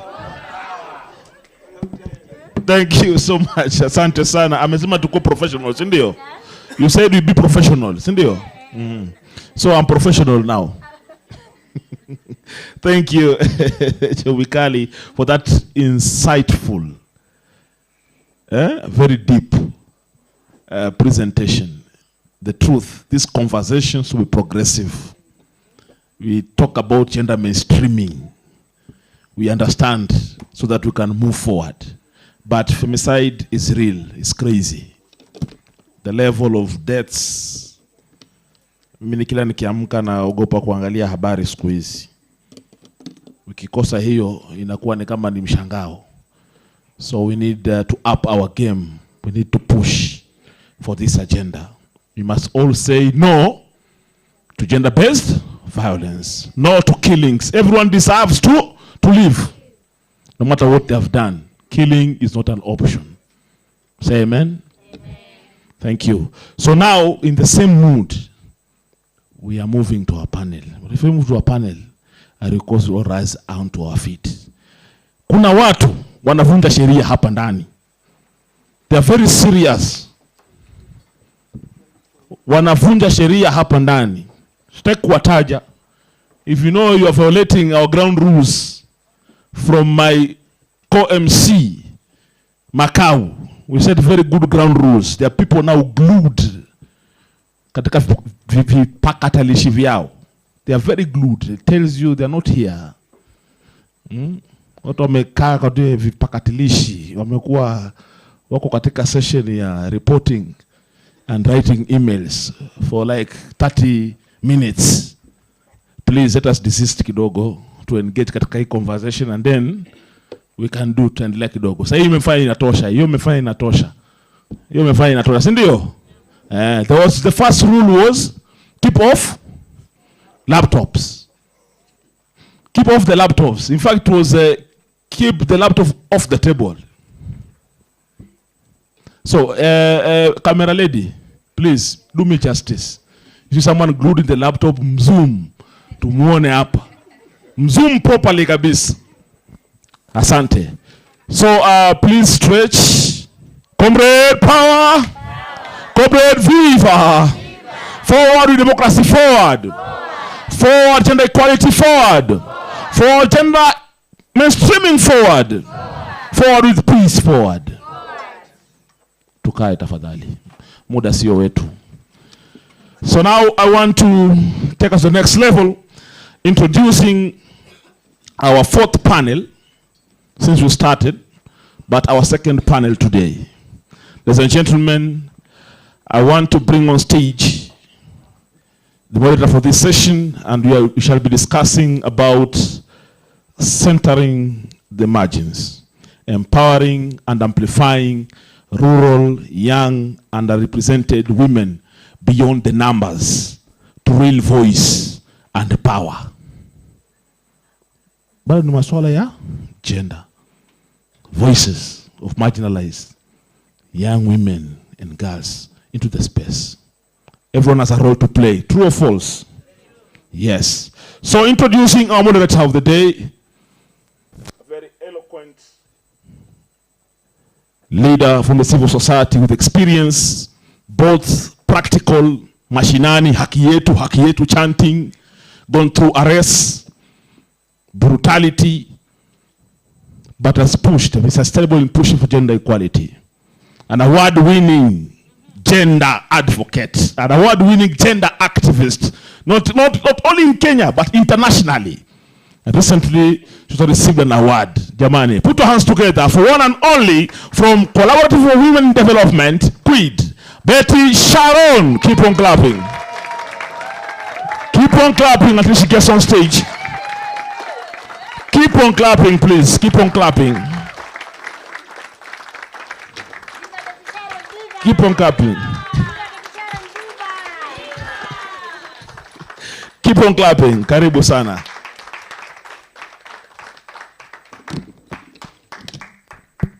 Good afternoon. Thank you for clapping.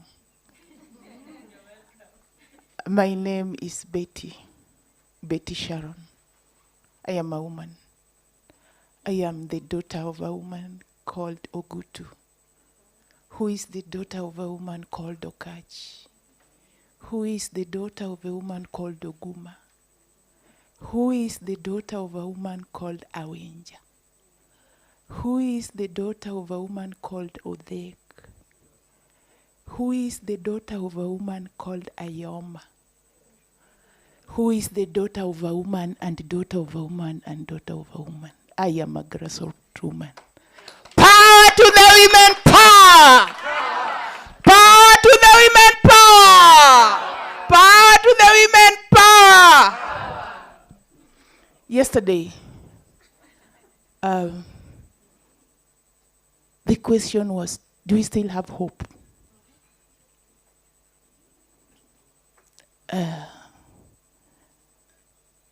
I was not asked if I still have hope. My hope is very high. When I see women, I see hope. Power to the women, power. When I see Rachel, I see hope. Thank you, Rachel. That was very amazing. But you forget one. You know what you forgot? Where we started. Until all women are free. Power to the women, power. When I see women, I see hope. Why? I remember the quote from one woman activist by the name Sajona Truth. What did Sajona say? Sajona said that if the first woman God ever made was strong enough to turn the world upside down, all alone, yani peke yake. These women you are seeing seated in this house, the women, look at the woman next to you. If these women come together to be able to turn it back and get it right, side up again. And now, in our next session, these women are going to ask the men seated here and the men outside there not to allow them, but to see them turning the world again, to put it the right place through the marginalized women and the young rural women. How do we do this? Allow me to call one young, very powerful woman who has been supporting the young women, both in the rural and urban, to ensure that the world is back again through the voices of the young women, through the implementations of the policies that can promote the voices of the young women and marginalized women in the decision table, on the decision table. Put your hands together to Joy Zawadi from Akili Dada.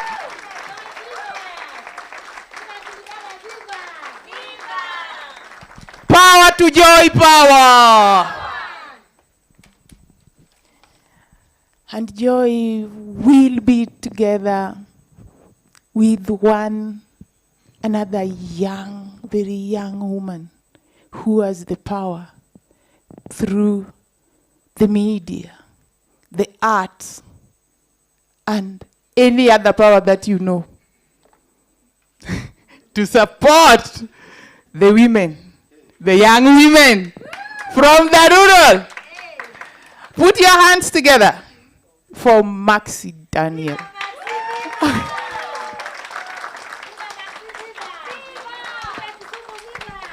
Viva Maxi Daniel, viva!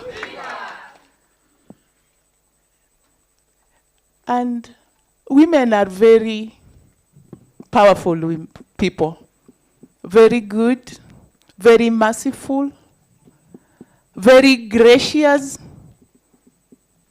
Women do not just work alone, but we also work with men. On that note, thank you. Where is Ogembo? He's out. But let's clap for Ogembo, even if he's out, for recognizing that women must be included in decision-making tables. Viva Siasa Place, viva! And on that note, allow me to invite one and only man from Rona Foundation. Viva Rona, viva! Viva Rona, viva!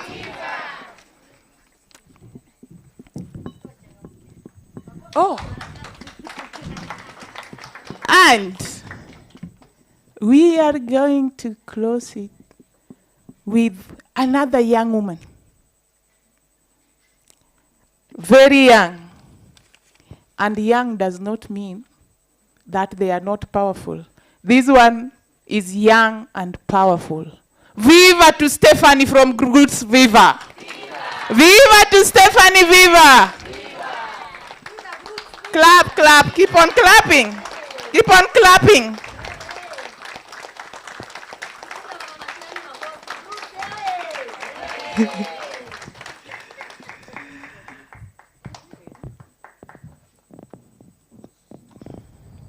For today, we are going to have a discussion on centering the margins,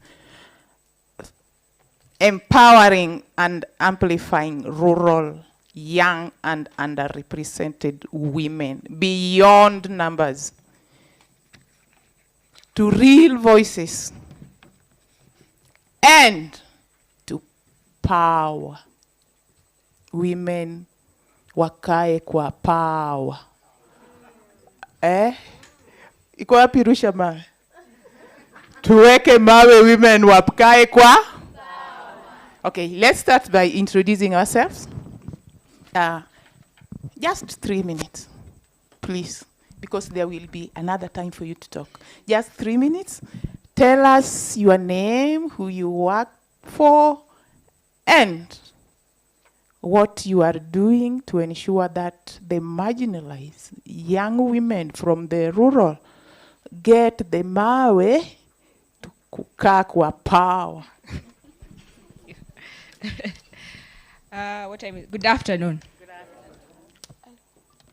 Good afternoon. Yes, we need a bit more power. Si tumesema tunatafuta power. Yes, thank you. My name is Stephanie. I am a programs manager at grassroots organizations operating together in sisterhood. GROOTS Kenya.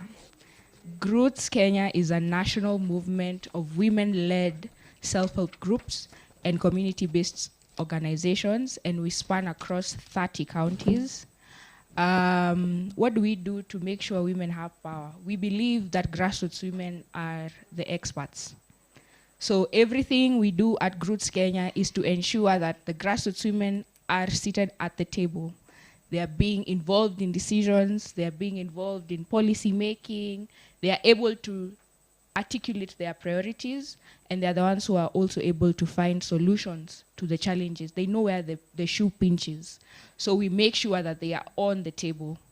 We work very closely with, of course, stakeholders, but our main core is the champions model, where women work together in sisterhood to make sure that their development priorities are realized on the ground. I think I'll end there for the introduction. Thank you. All right, thank you. My name is Joy Zawadi. I'm the Executive Director of Akili Dada, which is a leadership incubator for girls and young women. To the question of what we are doing, one, let me start with what we believe. We believe that you can't have women as leaders of tomorrow if you don't invest in them today. So what we do is we work with adolescent girls and young women, and we break down this leadership thing, right? Helping them understand, first of all, how do you start by leading yourself?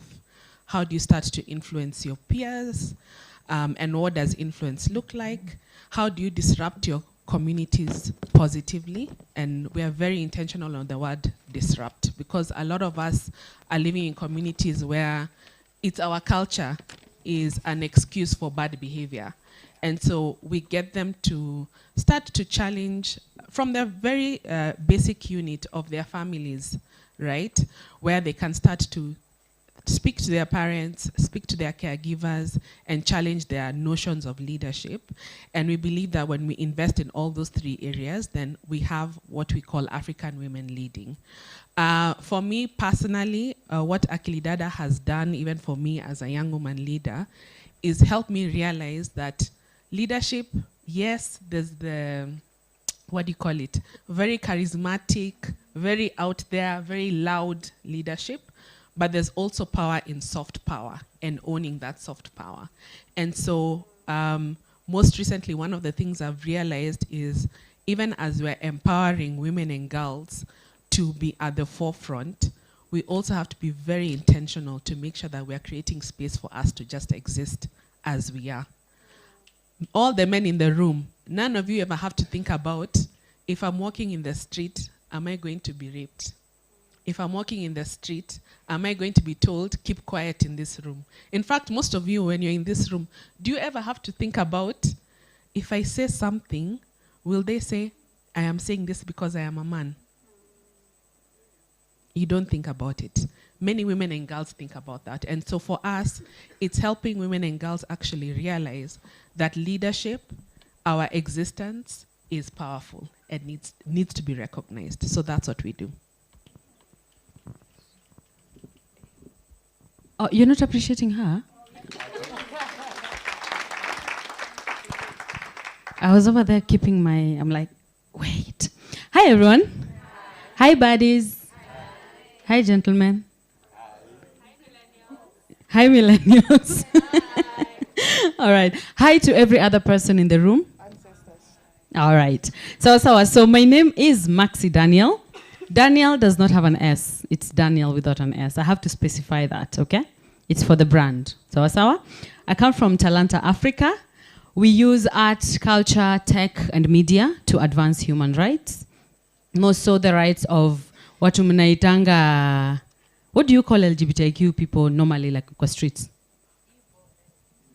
There's a kawadi kametoka huku. I told you, there's always a word. Yeah, so we work for the LGBTQ persons and more so in the grassroots areas to ensure that when we are having conversations about leadership, about whether it's climate, whether it's HR, or whichever angle, every other person is included in these conversations, yeah? What I do, or what we do, is we organize, we disrupt, we dismantle, we put together, we preach, we go to different sessions, having conversations with the different people, just to ensure that we are all acquainted with the understanding of human rights in its diversification. What do I do as Maxi Daniel? I am privileged to serve with different movements, such as the End Femicide movement, such as the Sister Darling movement, such as the different movements, honestly, that are working towards advancing rights of different individuals in this particular country. When we talk about organizing, we organize also spaces such as Men Against Femicide. So as much as we are having conversations about femicide itself and ending it, we are also inviting men onto the table with a movement that we started in Kisumu called Men Against Femicide, where we question men. Why do you think it's necessary to actually kill a woman? More so a woman, being that the biggest number of women that are being murdered are the women in our households, our sisters, our wives, our girlfriends, and such. Disrupting, also the same thing. We disrupt the mind, we disrupt the body, we disrupt the thinking of an individual. And then when it comes to dismantling, we also dismantle systems that keep, and you talked about culture, and us people thinking that culture is an excuse for us to have bad behavior, or an excuse for us to have very mean character. And lastly, I am also an author of a book called Scars That Healed or Not. So that's a big deal. That's also something that I do. So I preach healing with this particular book that is about loss, grief, friendships, and different other things. So it's a collection of 29 poems. I might get a chance to read one for you, maybe? Is that okay? All right. So I'm going to take a minute to just read this poem called Women Like Us. Once you buy the book, it's on page 13. For those who have the book, you may flip to page 23. The poem is poem number 13. It says, "For women like us, excuse me, sorry, thank you, feel foreign. We are used to abuse. We are used to being lashed at. Insults are all we know. Being chained down for sex is not romance. It's the pain we endure. Being beaten to submission is not sexy. Our souls are accustomed to being broken, just for our husbands to claim what they call a right. Our children's ears grow used to screams and sobs. The scars on my face mark my identity. A loved woman, a lucky woman. His kicks and blows, proof that he loves me." Thank you. Wow. A woman like me. Hello. The given name, Stephen Umondi Agunda. Agunda is working for Rona Foundation in Siaya County, to be specific, but that one does not bar us from cross-cutting within the country. Our major work and target is the widows and orphans. Why widows? Before I explain that, by a show of hand, do we have a widow within the room? A widow within the room, tafadhali? If a relative is a widow, if your mom is a widow, then you will have the pain with us together. It is believed in our, somebody mentioned tradition and culture, that all widows, they are the killers of their husbands. So we had that pain, and we said we need to start somewhere. I must thank Forum Siv, started with us to initiate the widow, what we call the widow charter, putting the stories together. But we didn't know that one day of the fine days, we'll put it to a law. I must thank Forum Siv for paving us the way. And as we speak, we have what we call the Siaya County Widows Protection Act. We have 3 legislatures who are widows in the County Assembly of Siaya. In the process of the charter, we said, how can we beat them? Because we tried without any single widow in the legislation. So we said, let us support widows to be part of it to help us come up with a law which we are having. With among the 3, one is the leader, the chair of the Women Caucus in the County Assembly of Siaya. And that is called Honorable Scholastica Mercedes Madoho. Pushing for our issues of widows. A better scenario that made us come up with this particular law. You heard of the Kisi scenario, where a widow was beaten, was forced to pour on the grave. In Siaya, it happened, whereby the body was removed from the grave, taken back to the house, the body of a man removed from the coffin, returned into the house. All the panties for this woman walimwekea huyo maiti, akarudishwa ndani, akazikwa nayo. Why must we do this to a widow? Is she not a human being? The retrogressive cultural practices and beliefs that we are saying, these are bad, we are ending them, forming part and parcel of the Widows Act. 2, I must also say we have the law, we have the inclusion of the widows in different health departments in Siaya County. Through that, 10 sub-county hospitals in Siaya County, we are having a representation of a widow in the boards. You are not clapping for that? And it's not just representation. We want a meaningful participation and engagement. And finally, towards that, we are pushing through widows a project called Voice to Action that is done with the support of Forum Civ. That they're also participating in climate justice. And as widows, pushing for the gazettement of yet another 3rd hill among the 17 in Siaya County called the Mbaga Hill. You know, we are pushing for a policy again. That will be our 2nd policy document in Siaya County. Pleasure. A round of clap to all our panelists. Now, before we talk about putting the marginalized in the center of decision making, if you hear about these stories, do they still have strength to go to the decision-making tables? In our next discussion, and kindly let us be brief, because these stories are very touching, and our participants also would like to ask more questions, because they would like to know, if this happened, then what next? My first question will go to Maxi Daniels.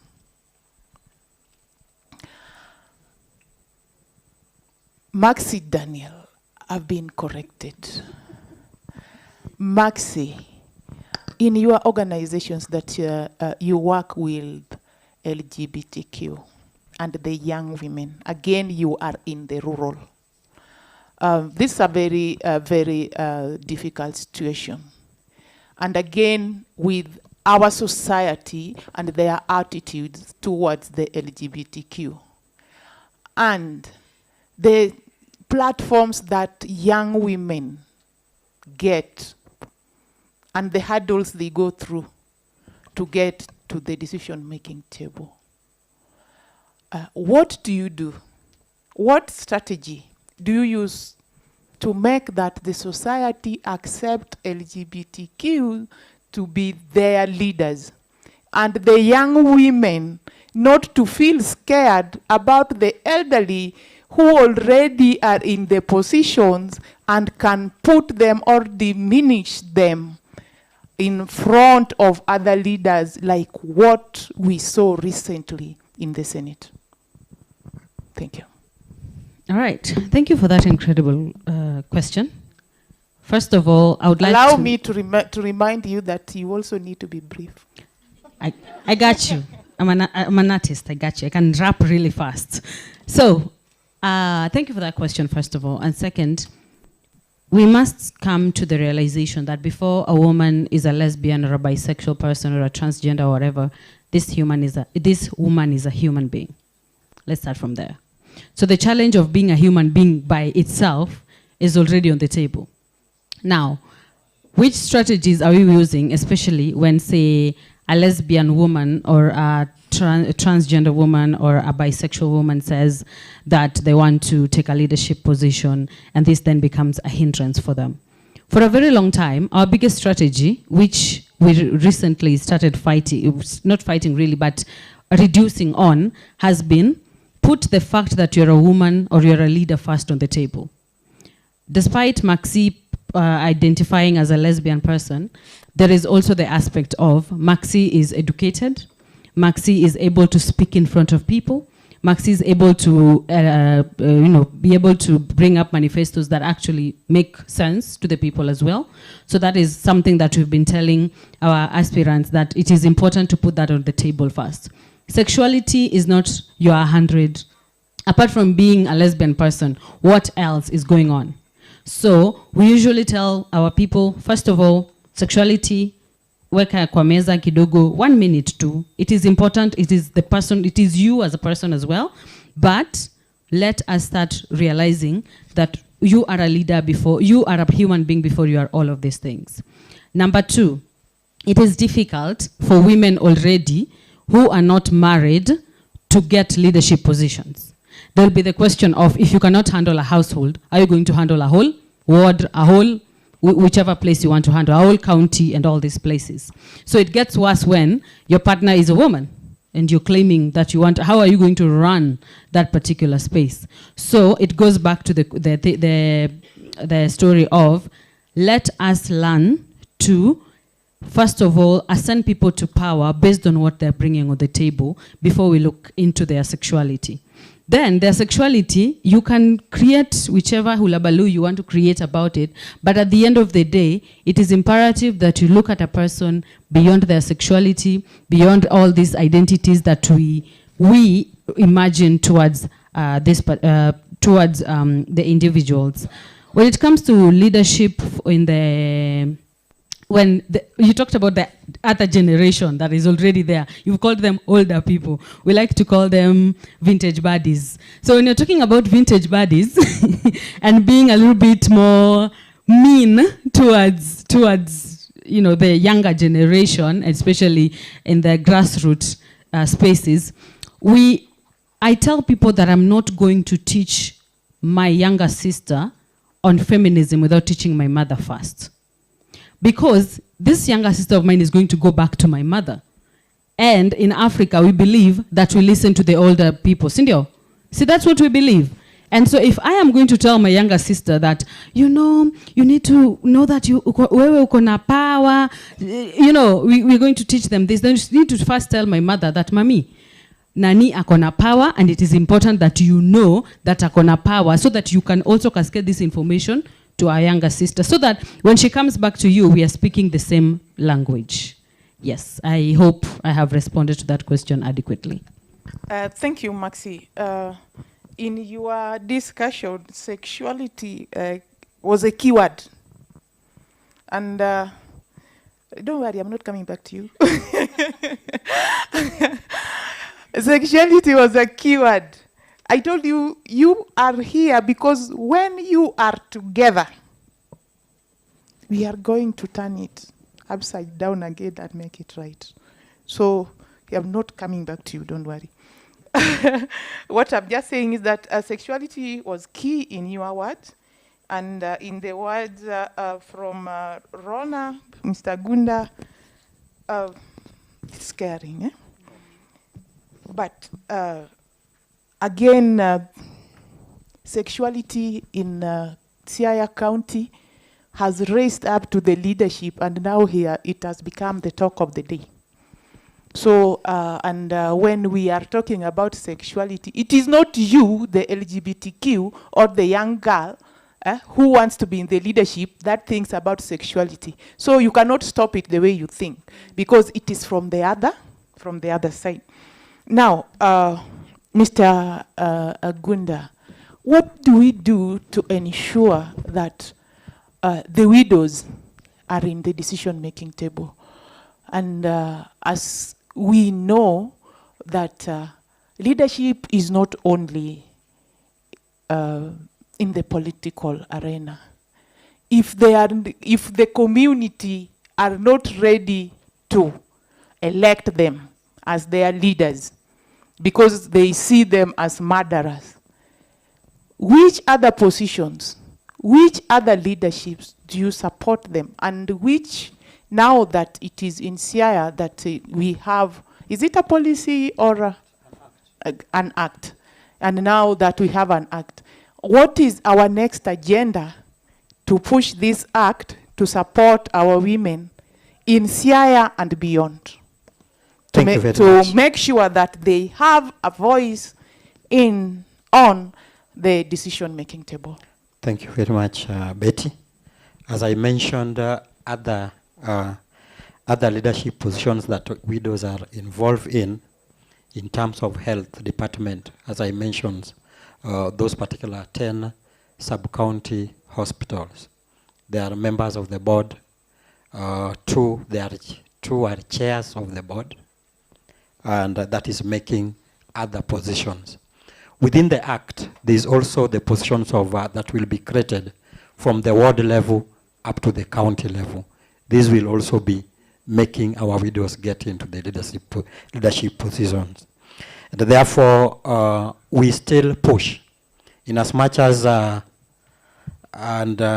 me just to mention this, in as much as it is now a challenge, now that Baba is gone, we also feel that it will really affect most of the aspirants who are widows, especially on the political positions.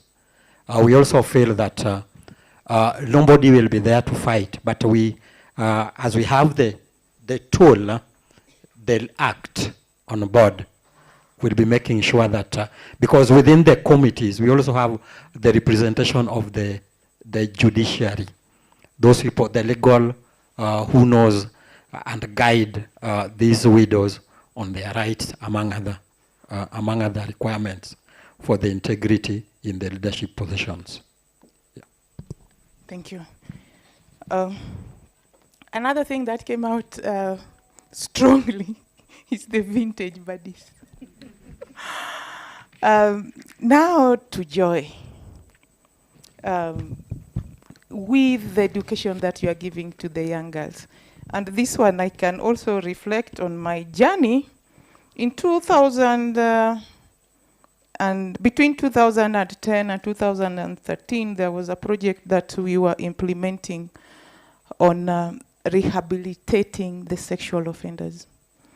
We were doing this in collaboration with Australia National University. Fortunately, in the consortium, Quid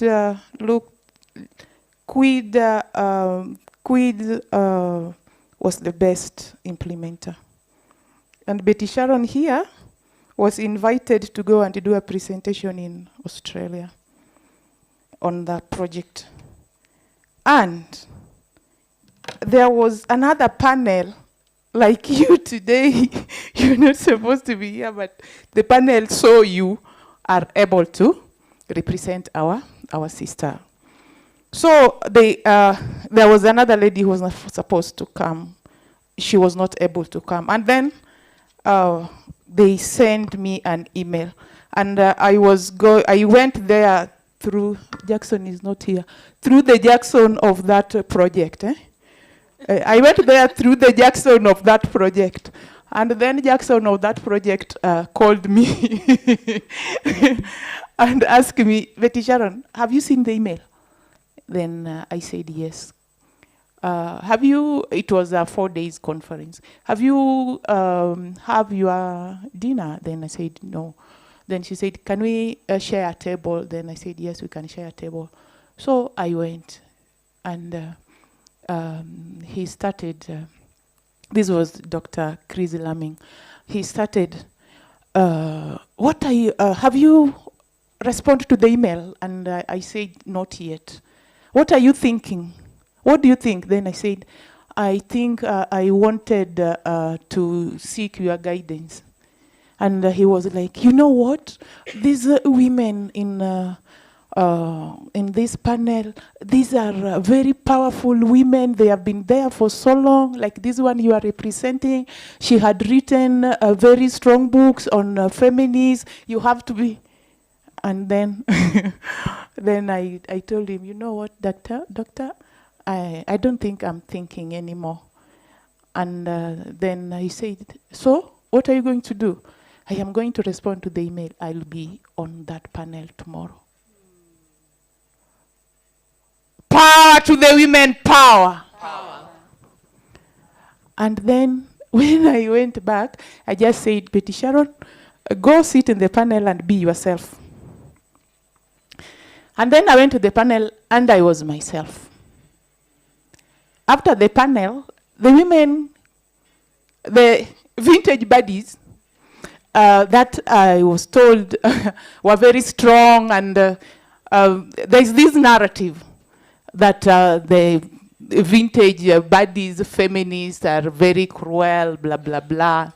One of them asked me, do you have time today? We can share a table over lunch? And I said, yes. Believe you me, after that, I contributed in the development of the tool that was working on integration and reconciliation. The conference was on restorative justice.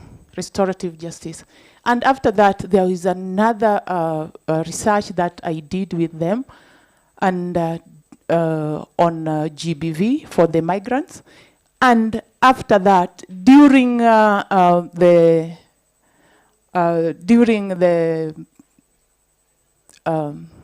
COVID, we did 7 virtual trainings for the Global South, and QUID was the leading organization.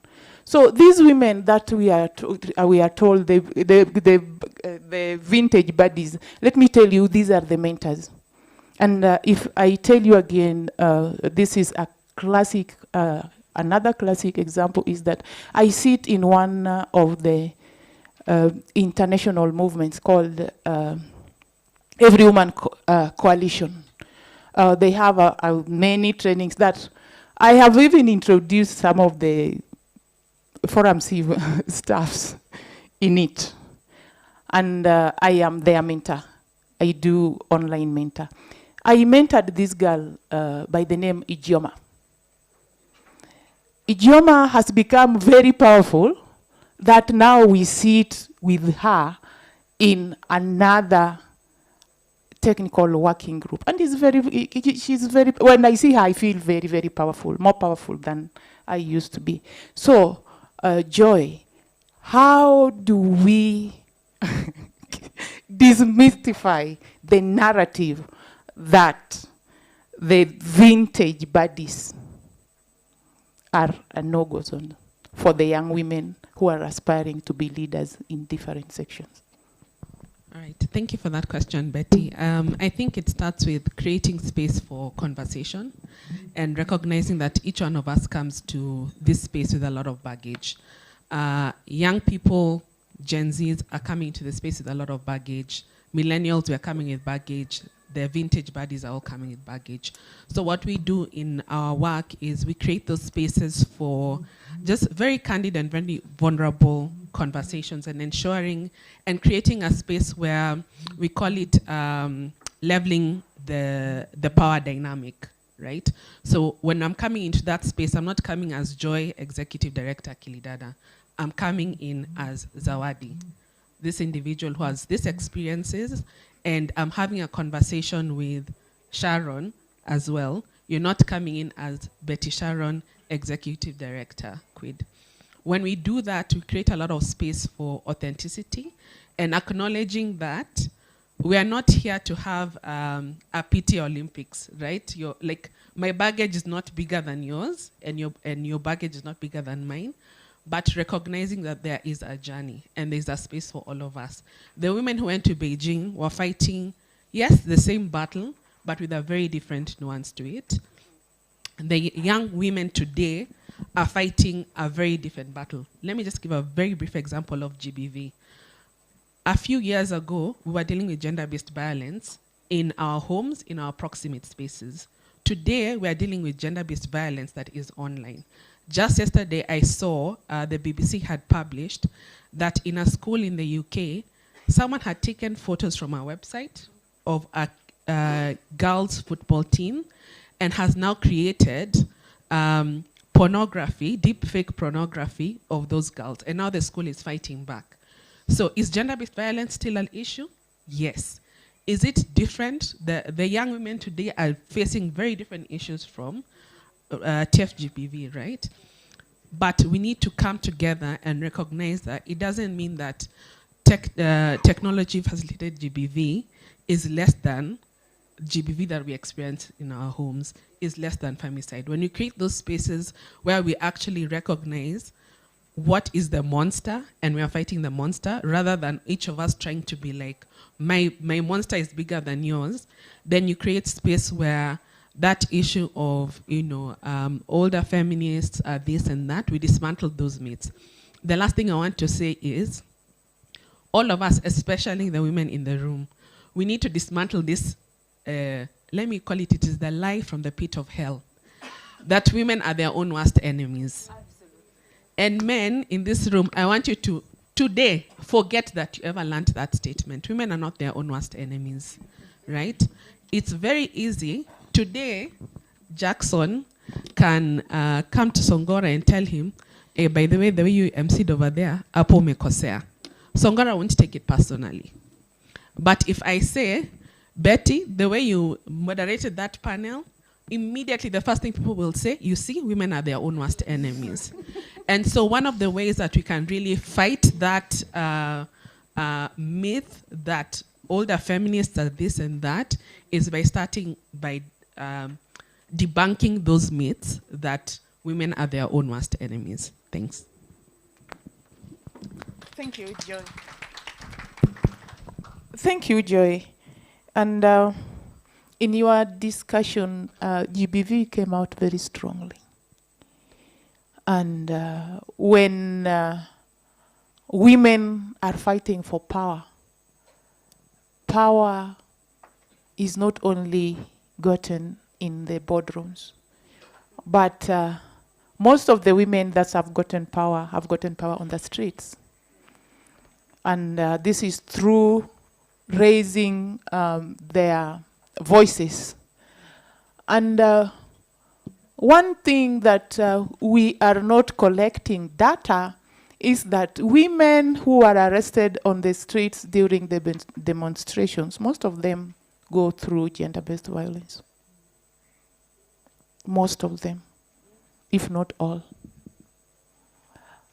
Here now, groups, as a movement, how do we ensure that our young women, when they are going for demonstrations, it is a peaceful demonstration, it is a fight for the right, it is a peaceful fight for the right, so that we do not subject our young women to gender-based violence? Thank you so much, Betty, for your question. I think this issue of gender-based violence we've even been on the street for femicide. And one of the ways I would say we need to, address this is having, of course, an enabling environment. And how do we create an enabling environment? Is by having, as Joy said, platforms of discussion, and not just with the survivors or the victims, but we need to bring on board the perpetrators. We need to bring on board men. We need to sit down with men and talk to them about gender-based violence. Why are we talking about gender-based violence today? Every woman here fully understands. In fact, if we were to ask, how many women, by a show of hands, have experienced or know someone who has experienced gender-based violence in the room? Please raise your hand. Have experienced or you know someone who has experienced a form of gender-based violence? Even if you're a man, you can raise your hand. Yes, raise your hand. That's almost everyone. How many? Keep your hands up, please. How many people reported? How many people know that they reported? If they reported, keep your hand up. How many of those who reported got justice? That the perpetrator. So now we have 3 hands in the room. From almost everyone knowing someone, we have 3 hands in the room. So we have to sit down with the men. We have to sit down with the community to talk to them about why we have to end gender-based violence. What are the implications of gender-based violence to the community? And this is why we need women as leaders, so that they can have women priorities being put on the table. And I'll give you an example. Kiambu County currently has, how many wards are in Kiambu County? We have 60 wards in Kiambu County. It's one of the biggest counties, if not the biggest, in the country right now. Of the 60 wards, only 1 woman was elected as a member of county assembly. So what do we do at Roots Kenya is we bring this information to the community. So what is the salary of a member of county assembly today? Basic, yeah? Hiyo ni nyingi. 201 is someone who has, is in the budget committee, is what? It's around 164. It's 164. Because Kiambu County did not vote for women, we now have 27 nominated MCAs whose salaries we must pay, right? So what is 27 times 164? How much money is that? I did the math for you. It's 4.4 million per month. Per year, we are talking about 53 million. For the 5 years in which we will have those nominated MCAs, we are talking about 266 million Kenya shillings, taxpayer money, that we have to now give. We have to pay nominated MCAs because we did not vote for women. So who is feeling the pinch? Sini watu wa Kiambu? Because it's us who will pay for that money. So if we do not give this information to the communities, if we do not sit down and give people information on why should we be ending gender-based violence, why should we be having women as leaders, we will never see any change. This is the type of information that we need to be using to influence decision-making at household, individual level, and even at policy making, at county level and national level. Is the knowledge that we are using resources to cover up for, situations that we have created those situations ourselves. So if we sat down with men to talk to them about gender-based violence, why is it important for women to be taking part in the economy, in leadership, in agriculture? We will never be able to see any change. Thank you. Now we will hear from the floor. Question.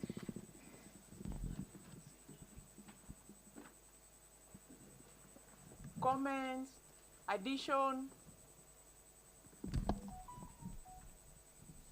If we don't have, we can still go on with the discussion. Comrade Power. Comrade.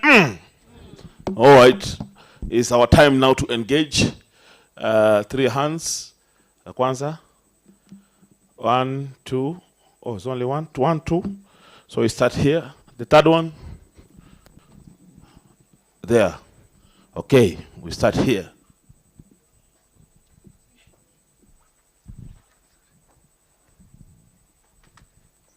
Hello, everyone. I have a question for Joy.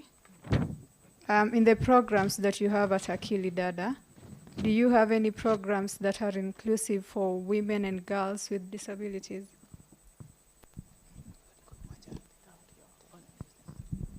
Powerful. Hello, everyone. Thank you so much. Actually, she asked a question that I wanted to ask. Mine was on gender programming, which I realized that there's a lot of gaps in terms of disability mainstreaming. So with the beautiful programs that you guys have, how do we ensure that we are able to go an extra mile of ensuring that no one is left behind? Because under that blanket of marginalized group, there is a group at the darkest corner that needs intentional efforts and being deliberate in bringing them on board. Thank you.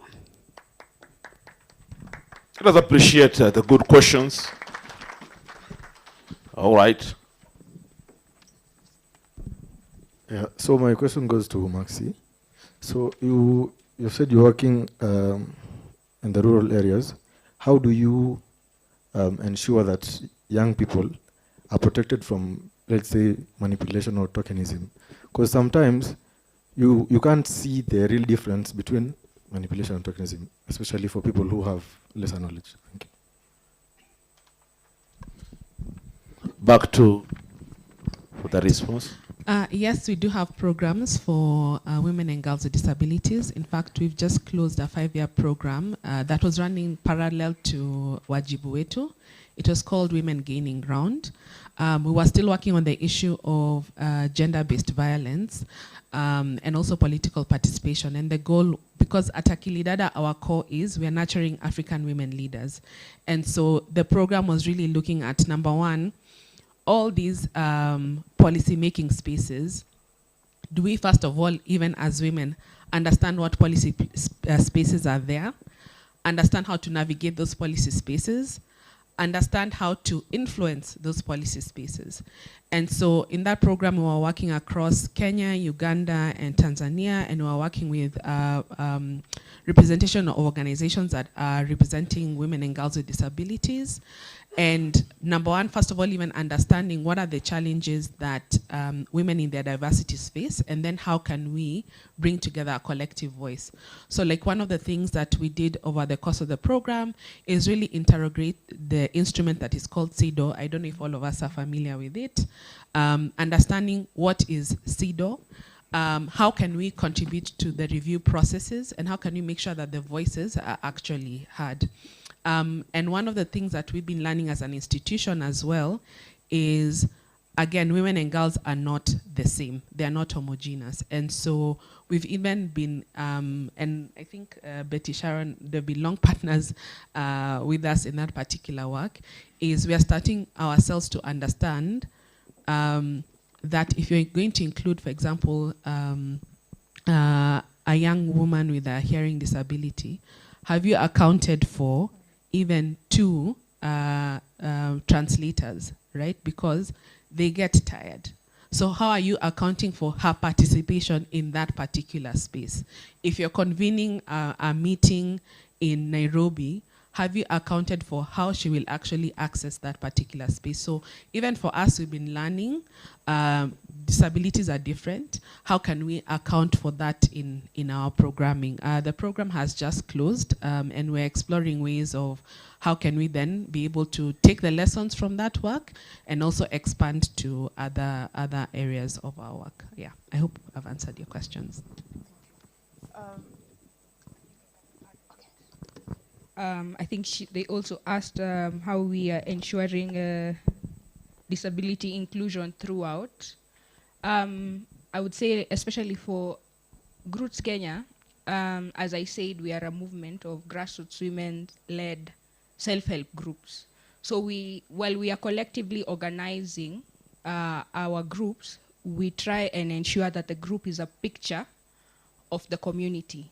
And who are the people who make up the community? We have the women, we have the youth, we have persons with disability, we have elderly, we have the men who are there, of course. So we want to make sure that our groups are a picture of the community. So we have persons with disability engaging at that point. But also, as Joy has mentioned, is with intentional programming, where even as you're developing your budgets, we have accommodations for persons with disability, going beyond having an interpreter, but even looking at accessibility of your venues. Do you have the facilities that persons with disability would require before we even actually go to and choose that venue as a place where we'll be having a conference or a training? Also within the budgets, ensuring that we have an allocation for interpreters, for materials that persons with disability may need during any sort of engagement that we may have with them, are just some of the strategies that we use as Groups Kenya to ensure we have persons with disability engaging with us as we move. Yeah, thank you. Agunda, did you want to say something?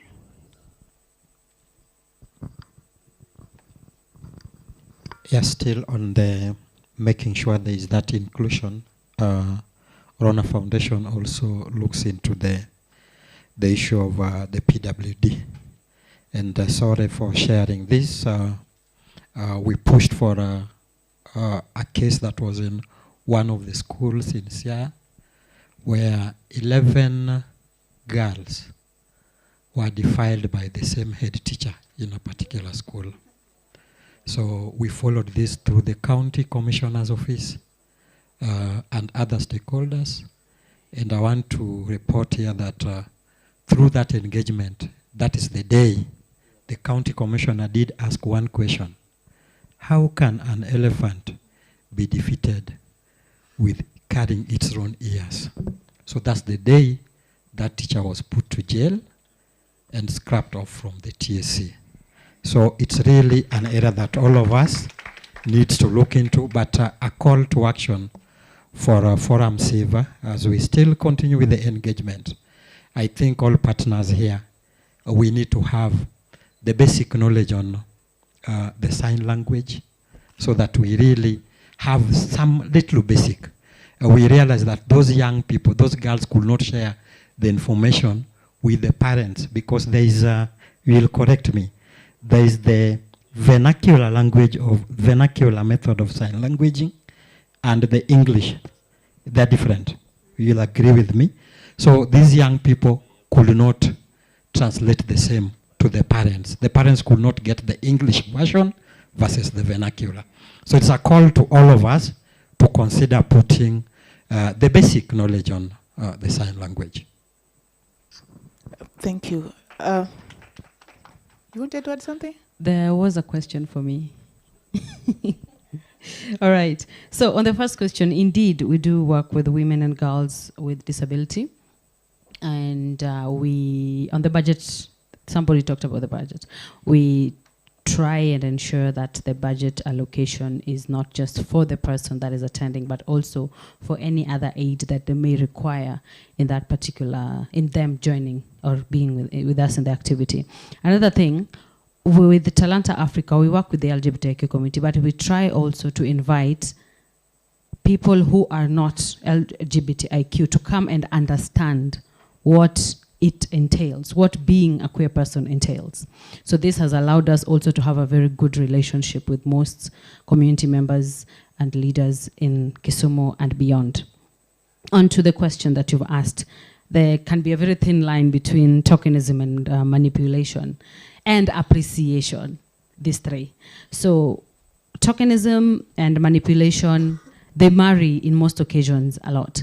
For Talanta Africa, we have designed a new sort of method where we no longer, and somebody talked about, we no longer call our beneficiaries, but instead they become our partners. As we speak, we are co-fundraising with one of our partners stroke beneficiary to bring up an event that they came to us with called Kura au Mkate.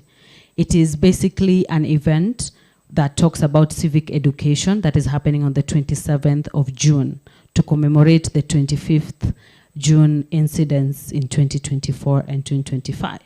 So for us, what we do is, instead of giving you kawaida handouts and, you know, and trying to get you in our good books, why don't you come with your idea? Let us, because the organization has been around, we are turning 7 next year. So we've been around for the last 6 years. So it means that we've managed to shake good hands, beautiful hands, horrible ones as well. But we've managed to get to a point where we can support our beneficiaries, not just to be getting that 1,500 whatever transport reimbursement, but instead become somebody of substance. And therefore, it gets them away from being influenced into, I mean, sahi ni masaa ya kudance juu ya lori, si ndio? Si inakaribia? Masaa ya kulipwa na t-shirt na soda, si masaa inakaribia? And most of us, and for our organization, we work with creatives. And you all know, creatives are being given peanuts kwa hizi streets. Like, honestly, creatives are not properly paid.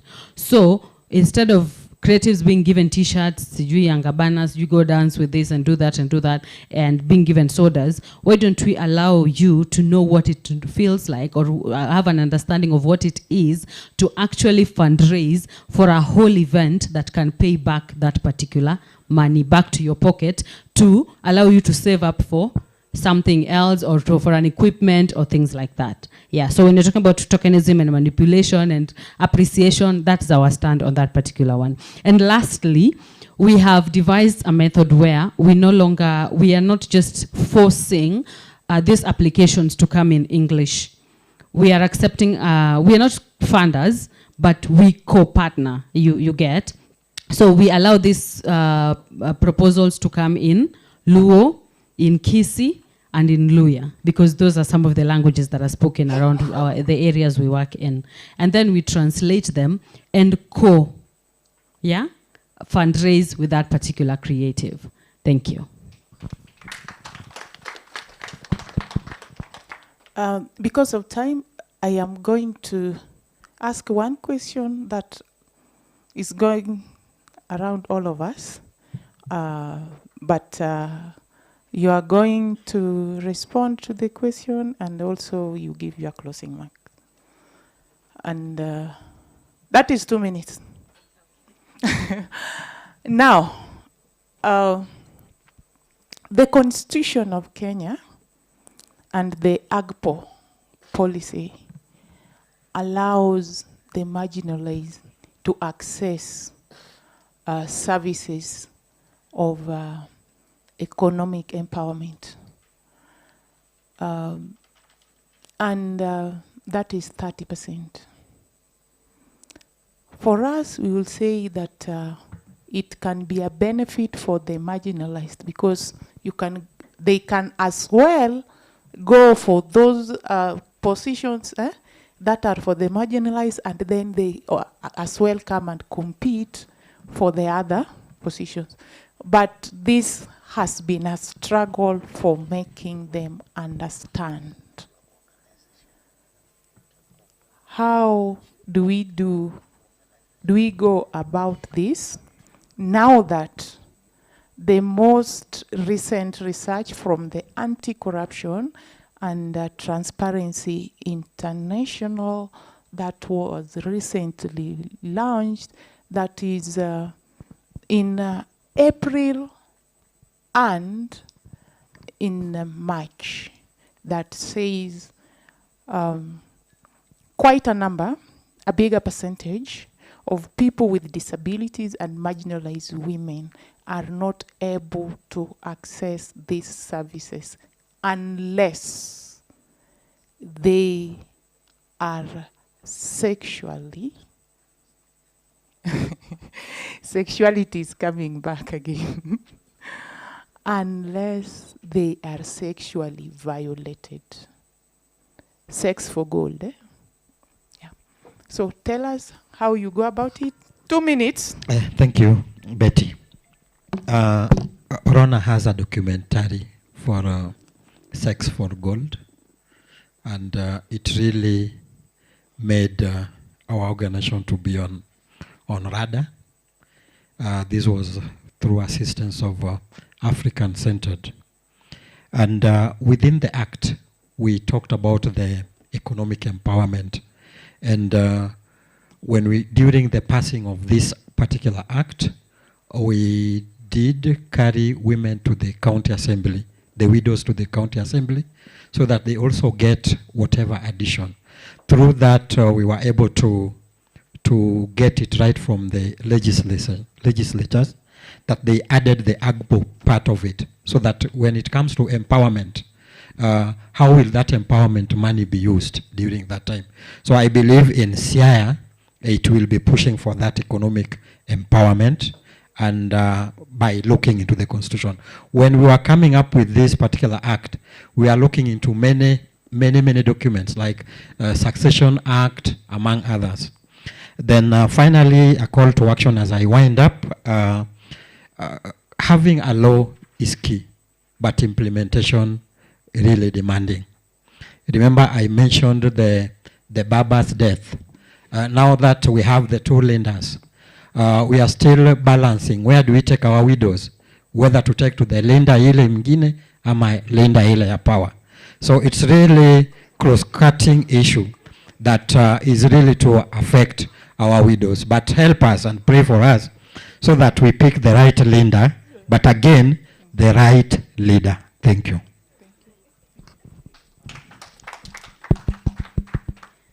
All right, so for us, one thing that has worked and is continuing to work on the first question is the aspect of partnerships and referrals. There are things that we know very well we cannot do. So what do? Andy is literally 100 bob away from us. Hi. Andy is literally 100 bob from us. So in case we have a situation, they never miss a call from us. It's always, hey, hapa imekwama, there's a situation, we do not understand, how do we go about this? Themselves as well, whenever they have a situation, maybe it's a queer person who has been violated, they call us, and yeah. So for us, partnership has worked heavily. My parting shot is the people closest to the problem are usually very close to the solution. So before you bring the solution that you think is good for the people, bring the said people to the table. Thank you. All right. For us, it's really about agency and making informed decisions. You don't have to go for AGPO, by the way, right? There are many other opportunities for economic empowerment, and it's important for women and girls especially to be able to interrogate, how is me making this decision going to impact me as an individual? So we always start with the question of agency and making sure that they're able to make the informed decisions, and also educating them on what other opportunities actually exist. You could be a social entrepreneur, you could get a loan from the bank. There are many other options. And then also the other thing that we've really been keen on is looking at the question of intersectionality. When you're saying that many women and girls have to face basically gender-based violence or sexual assault to access AGPO, then it points to a much bigger conversation than accessing the AGPO. So in all our work, we look at that lens. We are looking at where is the policy gap, we're looking at where is the legal gap, we're looking at where is the gap in the community. And so the work we did with Forum C is actually ensuring that these women and girls are part of the technical working groups in their counties, so that as these counties are working on their policies, they are able to influence that and bring those issues to the table. I think for me, my parting shot is women and girls are human beings at the very base of it. And so we need to stop, especially have been seeing of late, there's a conversation like, oh, you know, the agenda wars.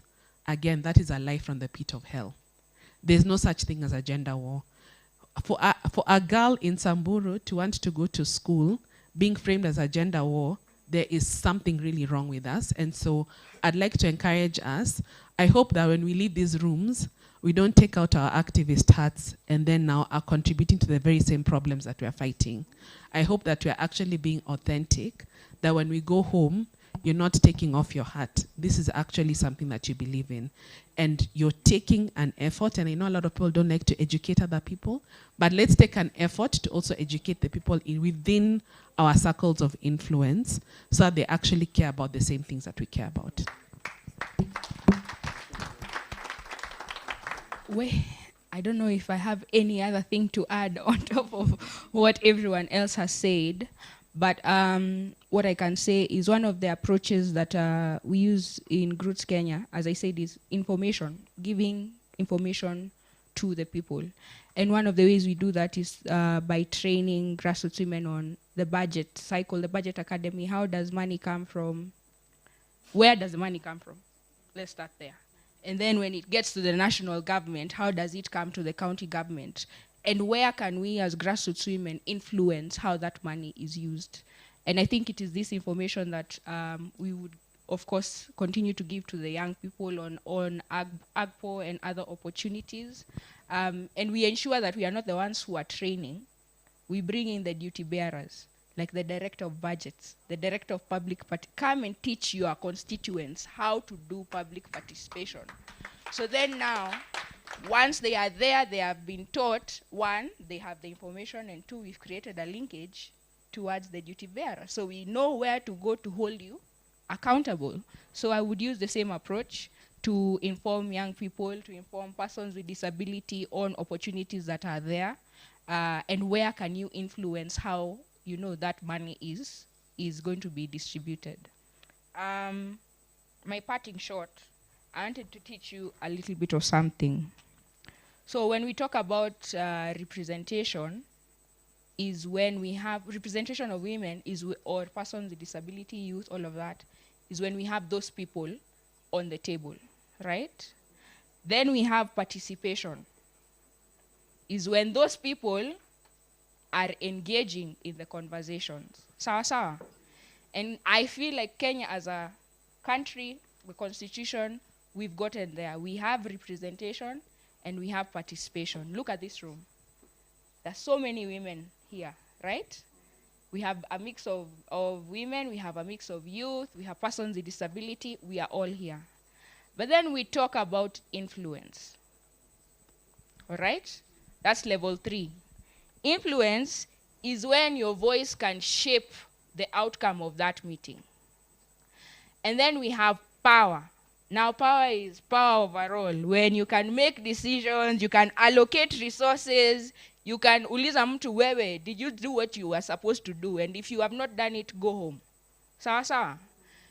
All of us, we are able to, we have representation, we have participation, but we do not have influence and power.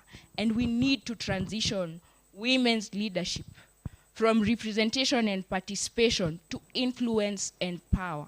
And that's the only time we will be able to see changes and our priorities being addressed. Thank you. Thank you very much, ladies and gentlemen. That was very, very powerful. And it is sad to look into your faces. We know we are standing between you and your lunch. But kindly, please just clap, as you have never clapped before, for our panelists. Thank you very much. Keep on clapping, keep on clapping, keep on clapping, keep on clapping, ladies and gentlemen. What an amazing conversation on gender, inclusivity, gender mainstreaming, and progressive change making. Asante sana, mpigeni makofi Betty Sharon. Powerful. Keep on clapping for Betty Sharon, our moderator. All right. So my good people, our time is up. We want to be very strict on time because we have a transition process. And I want to give 2 very important announcements. Announcement number 1 is that we are heading for lunch. And I love that. And we request to strictly use 45 minutes. I know it's kind of challenging, but zile side chat kwa table ya kukula tupunguze kidogo. We concentrate in eating haraka haraka. We come back so that we are able to complete the afternoon session on time, we transition to the cinema. Are we ready? That is one. And in connection to that, the meal cards, we get your meal cards when you're exiting this space, Komlango. Announcement number 2 is again for those who were here yesterday. Once you're leaving for lunch, please ensure you carry your personal belongings because the hotel management wants to rearrange the setup for the afternoon session. So if you have your laptops, your phones, your chargers, please make sure you carry your personal belongings ukienda lunch, so that in the afternoon usikuje kutafuta ukishangaa zimewekwa wapi. That includes your important data or written materials. Tumeelewana, eh? I met someone in the morning alikuwa anatafuta notebook yake. So please make sure you carry, because anything that they find here on the table wanapata hii kama ni waste, so inaweza kutupwa. Sawa sawa. So for that, please, ladies and gentlemen, I welcome you. Please, we proceed for lunch. And we're supposed to assemble here strictly 10 minutes to, not 1, it's now almost 2, yes. So we come back here exactly 3. Are we okay? Karibuni sana, may God bless you. Let us keep the conversation online. We are live on YouTube, we are live on Facebook. There's a Twitter conversation, Instagram, amazing posts by Forum Steve. You can retweet, you can share, you can like, you can comment, you can find your photo there. Please download it, repost it in your personal account, repost it in your organization account, and we'll keep on with the conversation. Asanteni sana.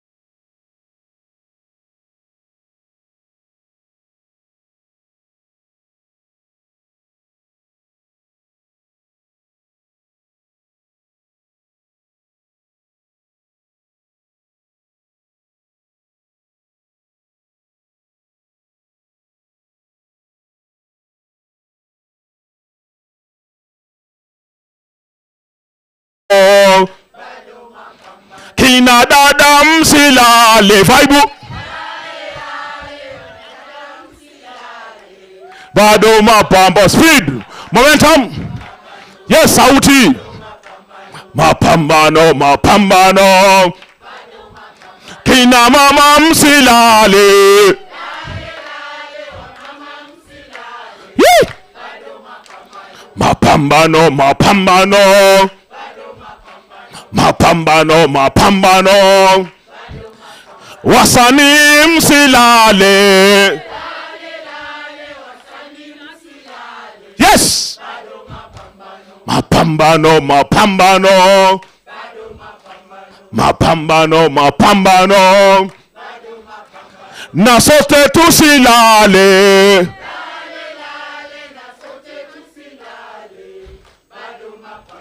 Mapambano, mapambano. Bado mapambano. Let's appreciate ourselves as this man. Piga makofi kabisa. Turn to your neighbor. Angalia watu vile ni lazy. Nani anasema mukae? Turn to your neighbor. Mpatie high five. Yes. Wambia change is coming. Change is coming. Change is here. You are the change. No matter how small you are, you are the change. No matter how big you are, you are the change. Jipigieni makofi tafadhali. Kuna watu wanakaa change kweli. Na kuna wengine tayari wamekuwa change. Jipigieni makofi kana sit. Let us appreciate ourselves. Asanteni sana. Kuna wengine wanakaa residue. Jipigieni makofi jamani. This is powerful. So now I've seen someone special also. Nimeona kuna wageni wameingia hapa. Ladies and gentlemen, I want to recognize the presence of one team member from Forum Sieve, the program team. Madam Esther? Eh? Yuko wapi? Ann yuko wapi? Hebu inuka bana wakupigie makofi.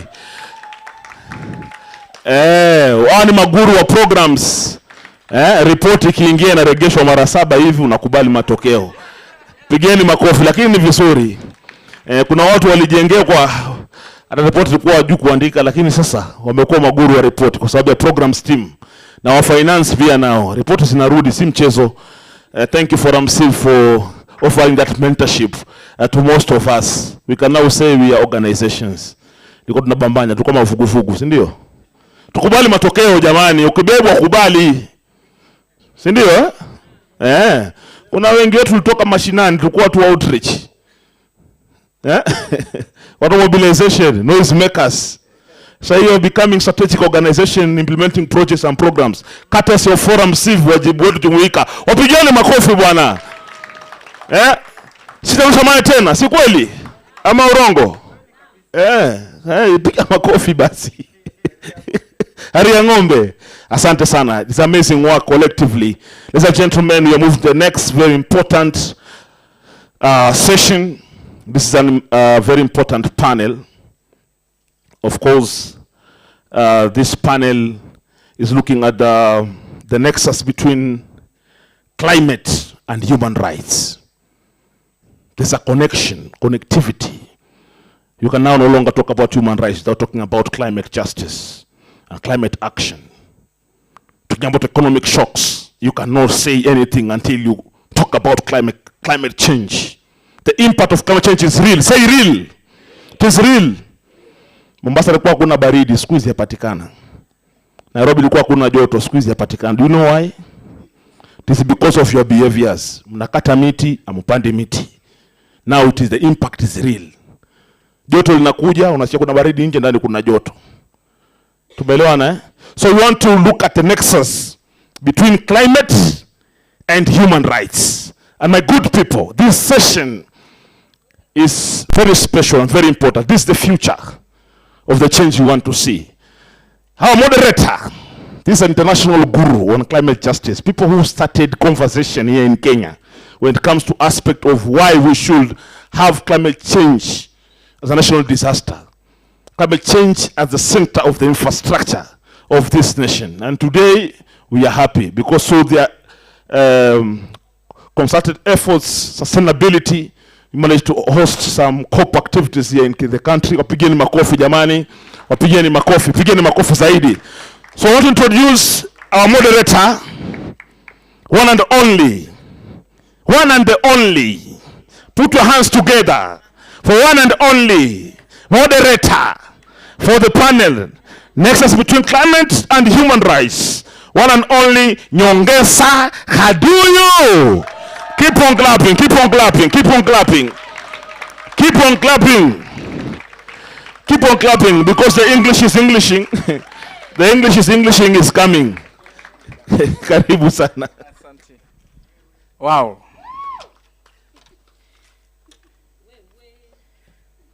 Kaka amekuja Nairobi amekifahamu Kiingereza vyema sana. Wacha nijaribu kuwaokoa watu wa bara na Kiswahili, sivyo?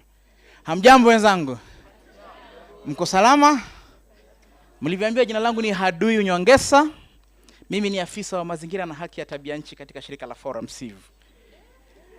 Na tabia nchi, not tabia. Not tabia ya nchi, tabia nchi. Environment and Climate Justice Officer. Na ningependa kwanza kumpa heko kakangu hapa. Ni mtu ambaye nimemfahamu miaka 2 iliyopita na nimeipenda kazi yake sana. Manake anaweza kusifu hadi ukajisahau, ukajiuliza hizo sifa zangu kweli mie? Mimi nimekuwa mwanzilishi wa mambo ya tabia nchi Kenya kweli, but sivyo. Ni vizuri kwa hizo sifa. Nashukuru sana. Mpeni makofi yake jamani. For the sake of inclusivity, allow me to shift to English. But ladies and gentlemen, on a serious note, climate change is not an issue to joke about. We all know that it's both an economical, social, legal, a human rights issue. It affects you, it affects me, and it affects each and every person that you know. And ladies and gentlemen, this session that we are going to have is just trying to look to see the work that some of our partners has been doing and how does it relate to the people that they work and the community that they affect each and every day. How is human rights coming in? And with us today to help me at least try and make this panel manageable, allow me to invite my brother Shadrach Oyer. Shadrach Oyer comes from Andy. Karibu sana Shadrach. Thank you so much.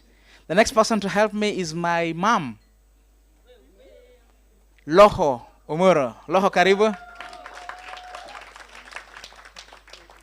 And this is my sister from one organization that I really admire what they do, because issues of communications are really, really key. Really? Sindio? Allow me to welcome my sister Mary Wanjau from Taweza Communications so that she can tell us how does communication and human rights and climate intersect. Karibu sana Mary. Keep on clapping kindly. And like I said, let me just give you a scenario as we delve deep. Let's assume you are a pastoralist in Isiolo. You are used to eating. You guys in Isiolo, they do grass. Mnakula mbuzi ama camel ama ng'ombe? Ngamia, si ndio? Na because ya mabadiliko ya tabia nchi si kama watu wa climate tunakuja tunakwambia because of community led adaptation these camels need a huge grazing area. Kindly, could you consider keeping or rearing goats? And then we introduced something awesome that we sat in a boardroom in Nairobi and said, can you do kitchen garden because you are deficient of greens? So please do kitchen garden so that it can supplement your food. Exactly. So then you say, yeah, that's a good thing because we in Isiolo it's a semi-arid area and we don't do a lot of vegetables. So you start growing your small kitchen garden. You grow some onions, some tomatoes, and some veggies, and you're like, ah. Then you start forgetting that these camels are. It takes me long to even walk this long distance to go and graze them. We are trying to change your lifestyle slowly by slowly. The only question that I have for you, is it fair? Don't say no, yes, just think about it. Considering climate change being thrown into the box. There are people who are being forced to change their entire lifestyle because of climate change. Remember, ever since my sister Betty alipiana generations nane, like those generations, you are used to being fishermen because you are closer to Lake Victoria. But now you are being told, no. Mmekuwa wengi, let's introduce cage farming. Are you getting the picture? Whereby now we are trying to social engineer you into, if you are a farmer, but now we are trying to make you a pastoralist. You are a pastoralist, we are trying to make you a mixed farmer, whereby we are trying to introduce some aspect of rearing or keeping some livestock, but also at the same time we are trying to, right? But the good thing is that the people in front here are guilty of just what I've been saying. So let them justify themselves why they've been social engineering people.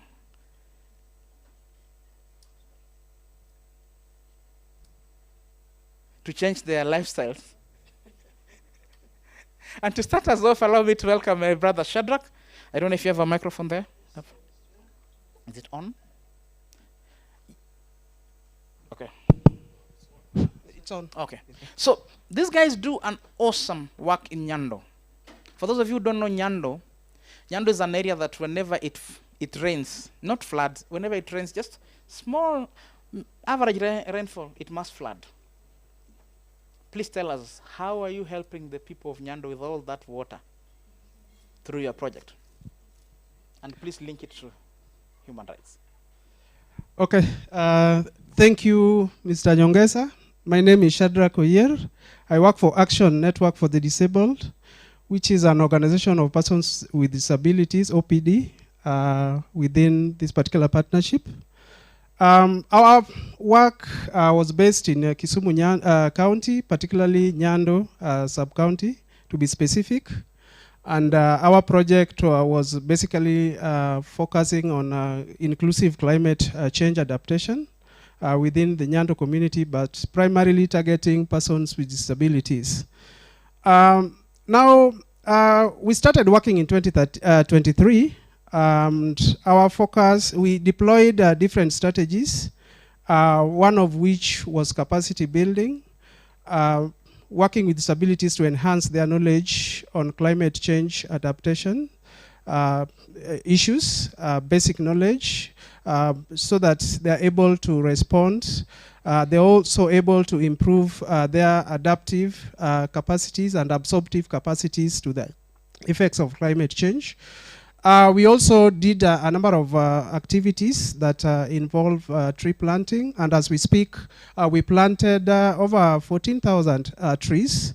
And in the process of planting trees, we were contributing to increase carbon sinks. The trees help in absorbing the carbon. And in this case, we managed to introduce an innovative concept in the tree planting concept itself by introducing planting of fruit trees. And fruit trees are basically serving different purpose. One, they are contributing to access to fruits which are very good for our nutrition and health. Then beyond that, the fruits will also be sold to support the communities or the households we're working with to access income. So when income is accessed, it means that there will be increased amount of money flowing into the households. This money can now be redirected into other aspects. For example, if the communities experience loss of livelihoods, loss of food, then they can still use this money to buy food in their communities. We also adopted adoption of alternative livelihoods, which were safe from the effects of climate change, one of which was chicken rearing within the communities, and I'm happy Forum Civ came and witnessed this on the ground. Yeah, because Nyando basically is susceptible to floods. And when floods come, if you grow crops which are traditionally done, like the maize and beans, the level of vulnerability in terms of being washed away is very high. So if this happens, then it means the communities will still remain with something to lay their hands on. And this is why we introduced the concept of chicken rearing. which is doing very well for the PWD households that we engaged and we're working with in this particular project. So we are very happy about this. Then there are also other aspects of adoption of climate smart crops. Yeah, for example, cassava. A number of households that we are working with, we saw an increased number of households headed by PWDs who are now planting cassava.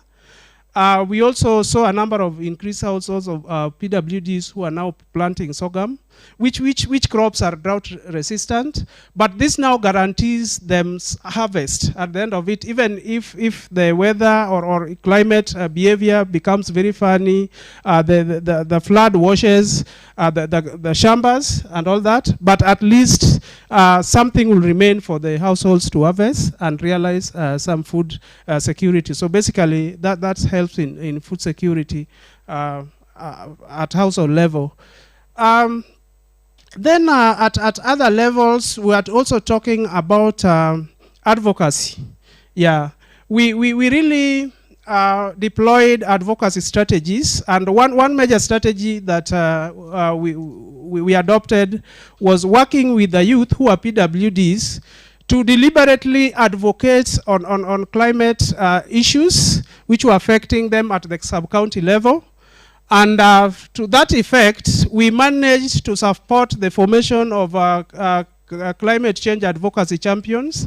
And these climate change advocacy champions took spaces in different structures or devolved structures within the sub-county to advocate on issues affecting them as persons with disabilities, also as relates to climate change. Now, a number of these issues, you'll notice that they were infringing on the human rights, particularly on the rights of persons with disabilities. Yeah, because talking about rights and the nexus, you notice that when the climate vagaries or impact occur, you notice that a lot of interruption in terms of life, even lives are lost. At some point, you'll notice that someone is washed away, and if life is lost, then that is the fundamental human right that is really infringed, and we have to protect at that point. We also talk about right to education. When floods occur in Nyando, it's very difficult to access, particularly children. Worse is even for children with disabilities who cannot access schools. So that in itself is already infringing on rights, and which we have to talk about, and we have been talking about very loudly in Nyando sub-county. So that's another area that is very critical for us that we have been talking about or discussing. Then in Nyando sub-county, before we started working, there wasn't a kind of an umbrella entity or structure within which persons with disabilities could come together to amplify their voice in terms of addressing the climate vagaries and the impacts, and also interacting with the other, like the institutions like those of duty bearers. But as we speak, we managed to bring on board different groups of persons with disabilities in the self-help groups who formed Nyando Disability Focus CBO.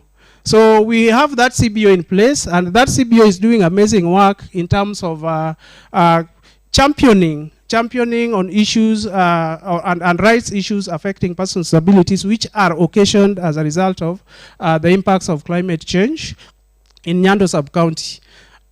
This group has also gone ahead to adopt an alternative livelihood, which is apiculture. I think one of us talked about this on day one.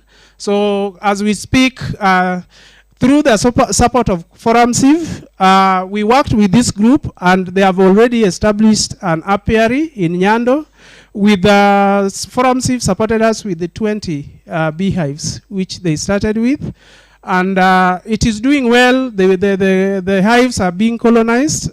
Even over the weekend, the first hive which was colonized was checked by the group members if it was ready for harvesting and all that. So I think that one is really giving us impetus and motivation that whatever we are doing is sustainable, and we are finding solutions which are sustainably addressing the impact and challenges caused by the effects of climate change. Wow.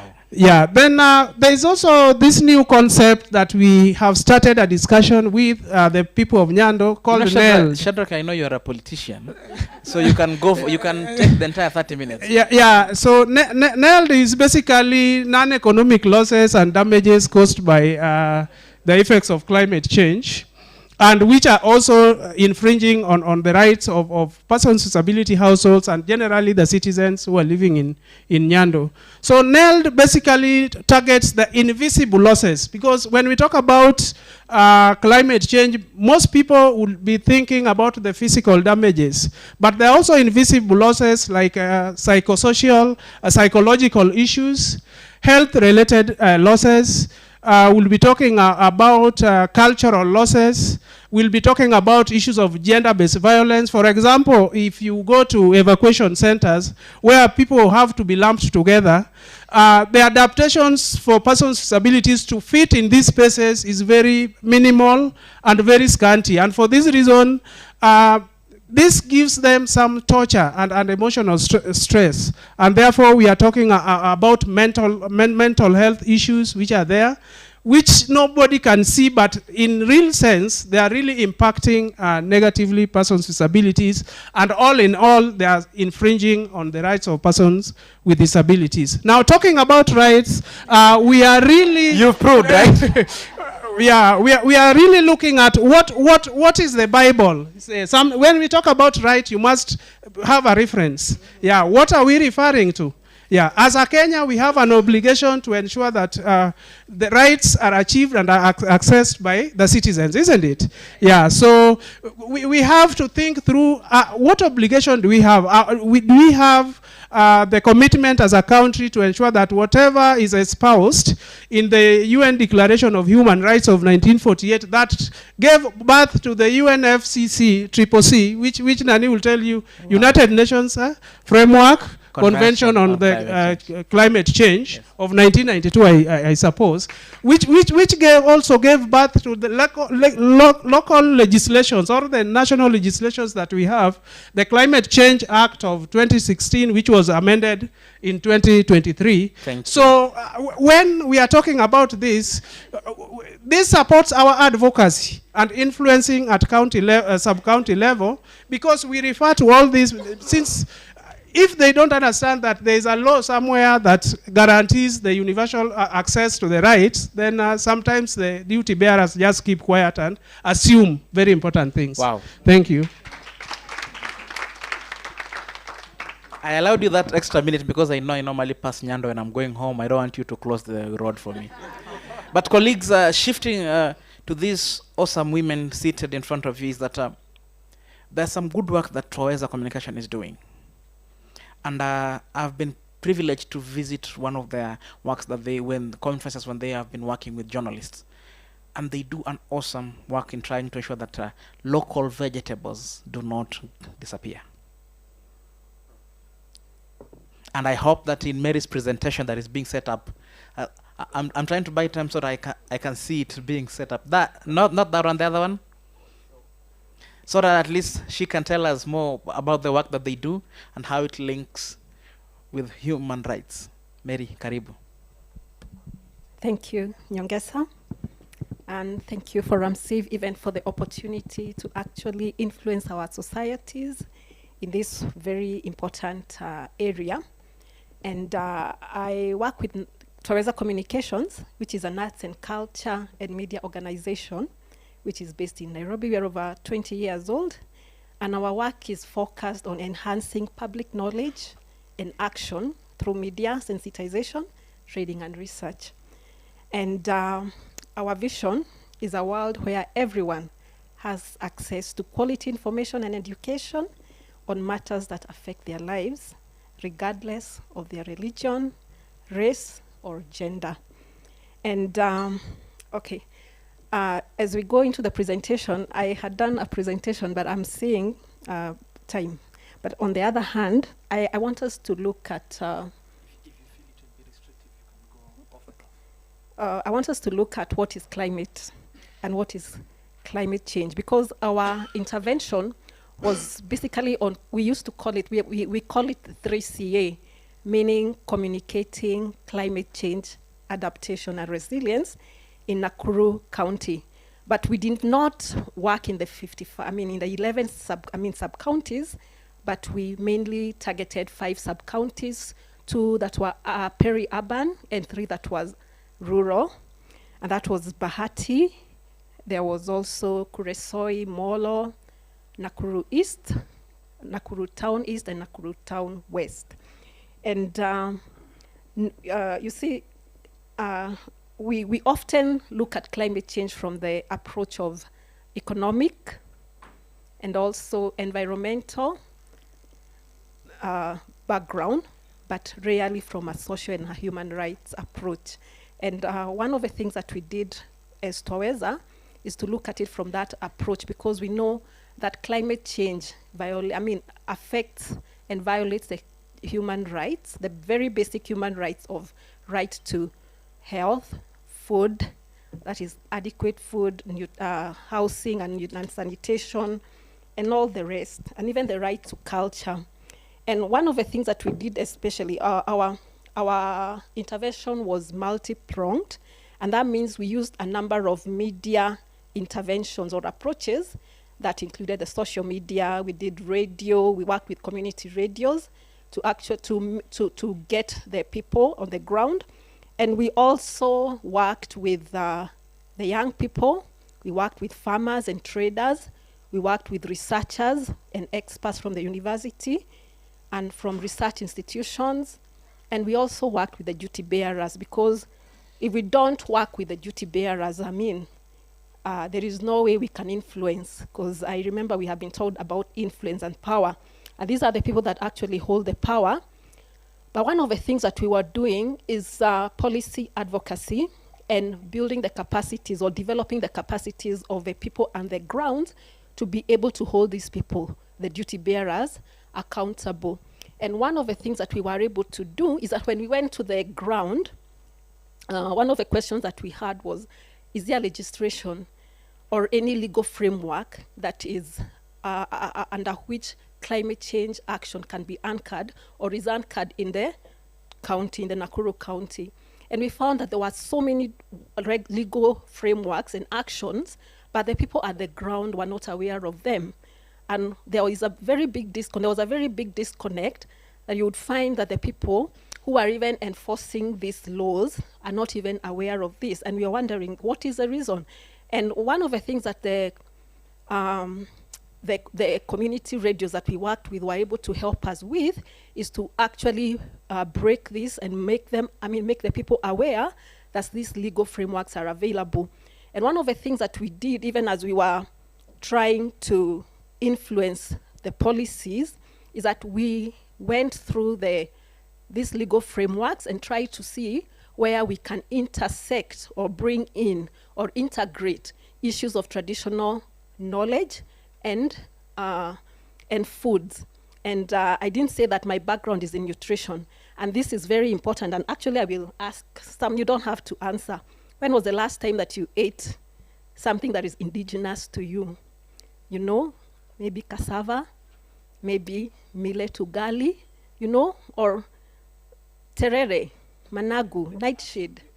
Yeah, when was the last time you included that in your diet? Yesterday? Anybody took ndomas today? Talo?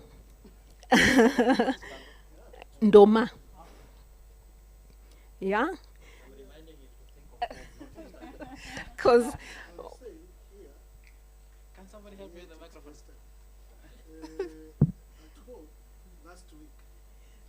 Is it because they are not readily available, or is it that we have a certain attitude towards our local foods? I don't know. Maybe you can answer. I think in the rural areas, the tradition.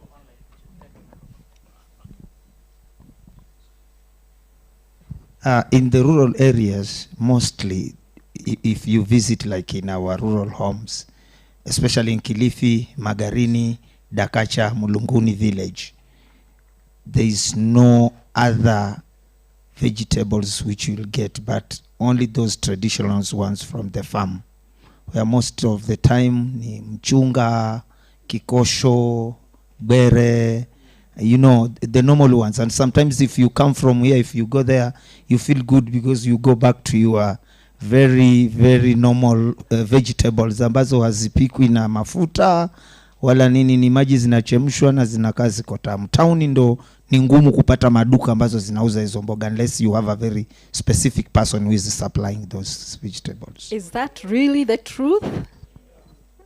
Really? Okay, I'm talking about especially in the towns areas and the setups over there.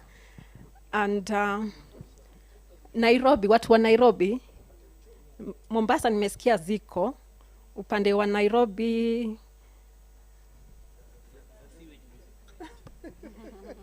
and look also at the hubs that we have. Like for example, I can give an example of the Kikuyu I think we call it madhakwa, something that we usually use as tissue in the village, but they have medicinal.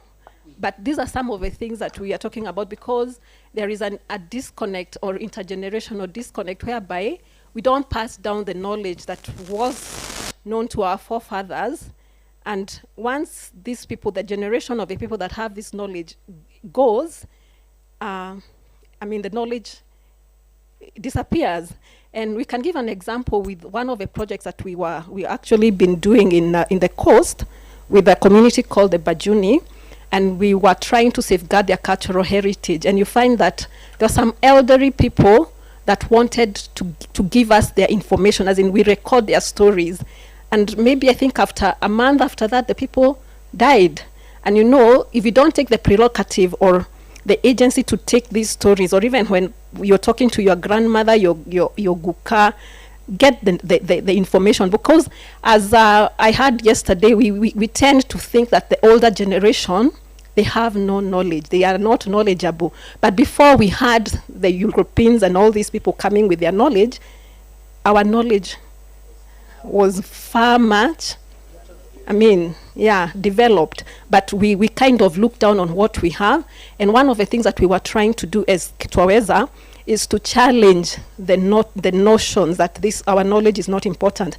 Like, for example, one of the things that we learned is that you can know when it's going to be hot or it's going to rain just by looking at the way the birds and the animals behave. Yet in our in our society today, we look down on this knowledge, and it's very important for us to safeguard this knowledge, because even in our constitution there is Article 11 that actually mandates us to safeguard and to promote our culture, which includes traditional knowledge.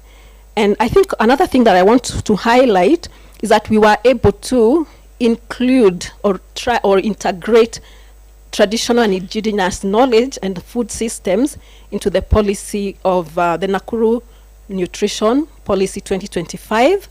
And another thing that we were also able to do is to integrate this indigenous knowledge and systems into the strategy for the Nakuru County Strategy on Climate Resilience 2023 to 2027.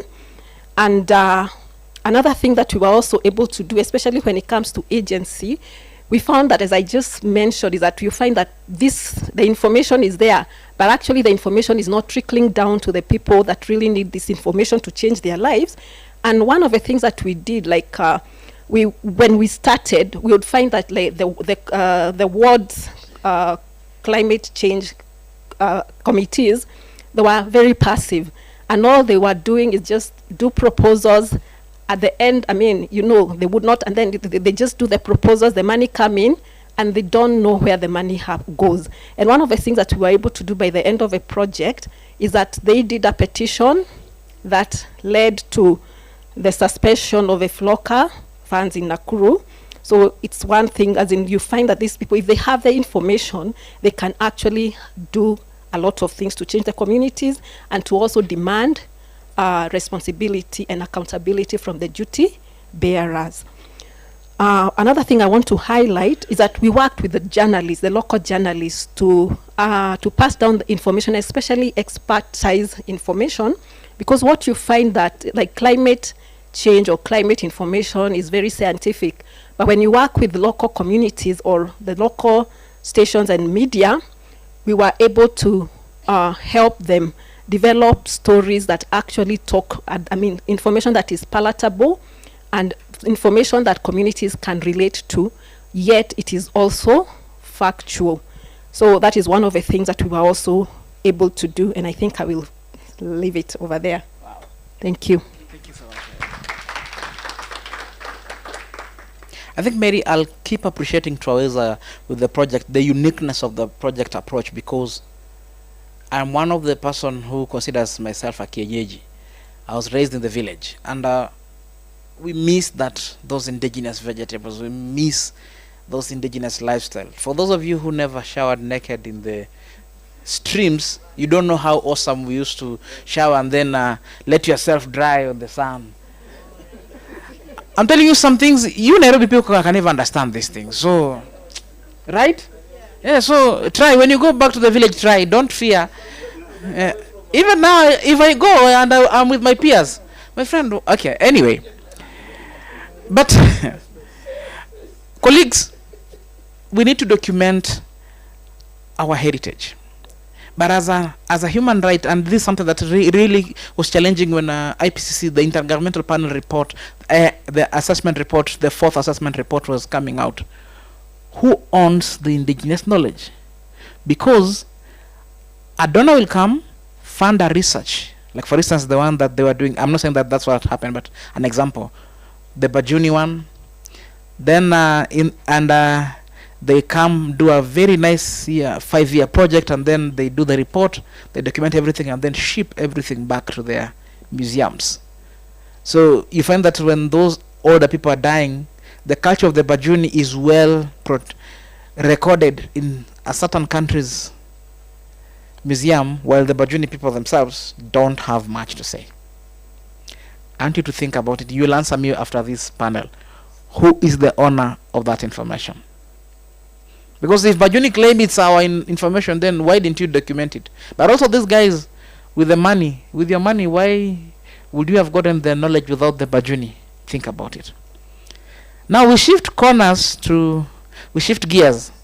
to a certain part of the country that when I went there for the first time, I was like, is this really the true picture of what I've been hearing about this county?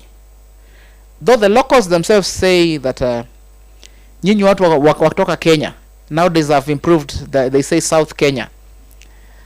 And Marsabit is beautiful for those of you who have been there. The county headquarters itself. But this lady implements a project in a place called My Corner, where I managed to visit. And it's so far. When we drove there,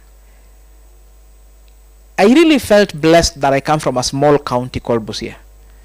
Because that is a ward.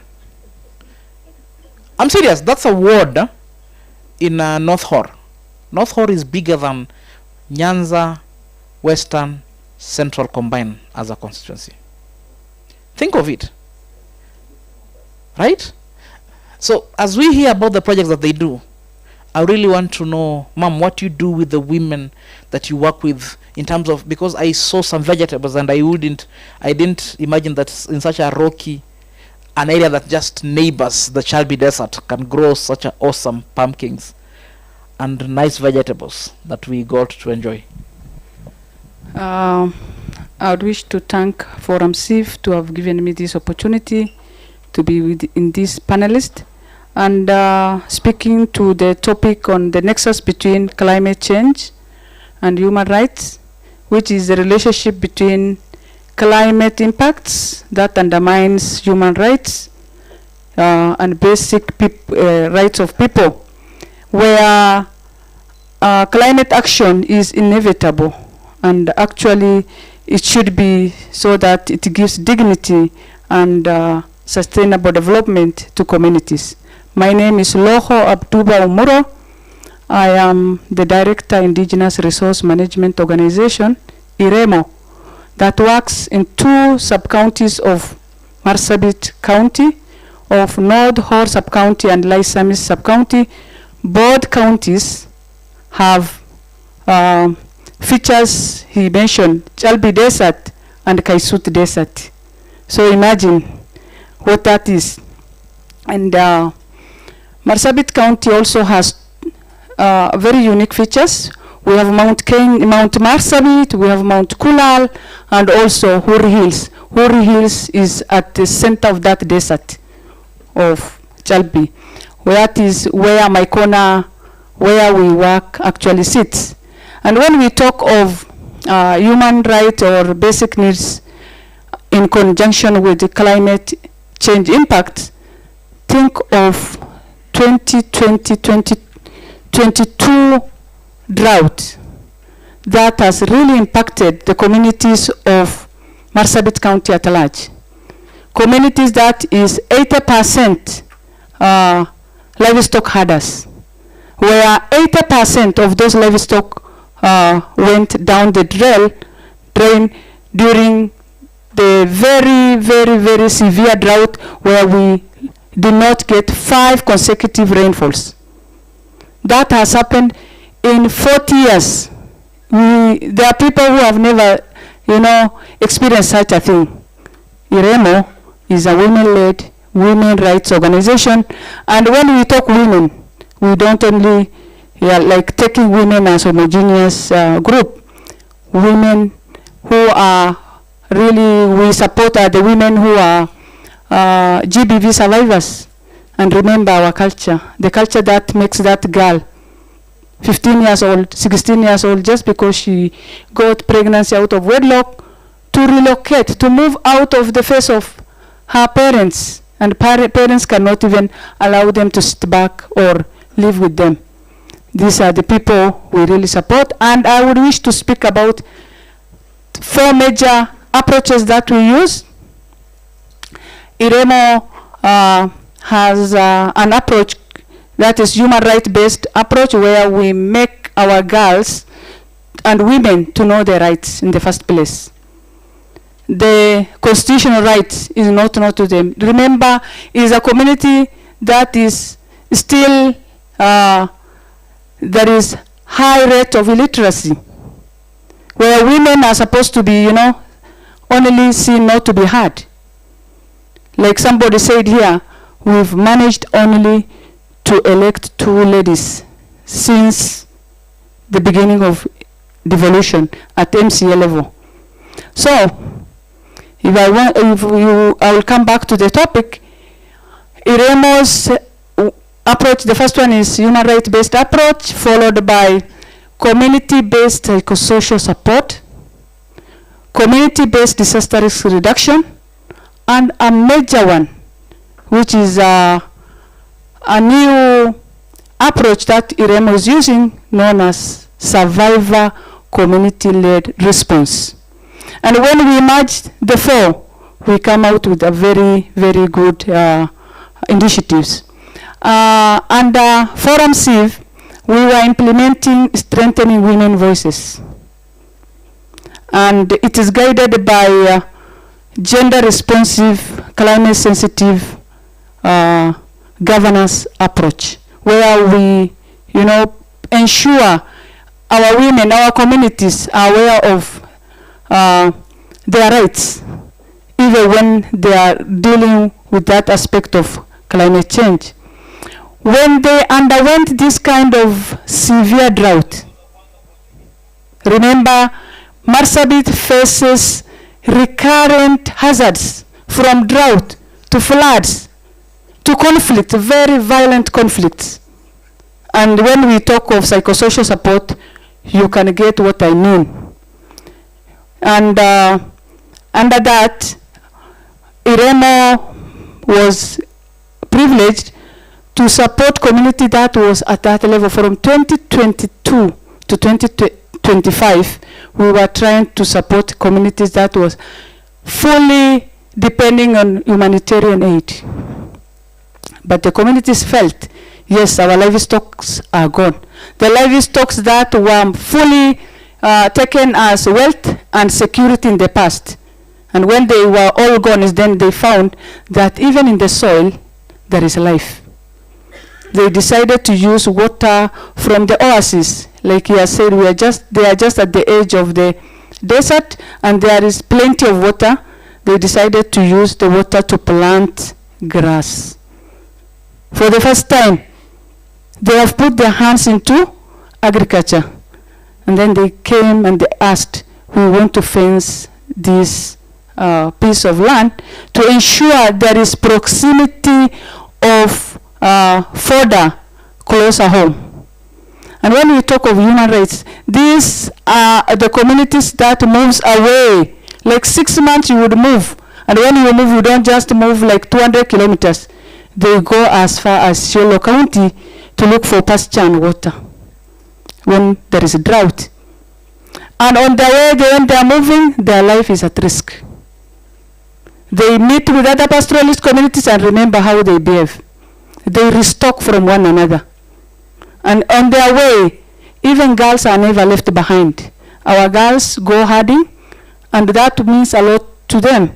And when you talk of GBV survivors, they come back home after 6 months, and she complains of here and there, and they say the girl is sick.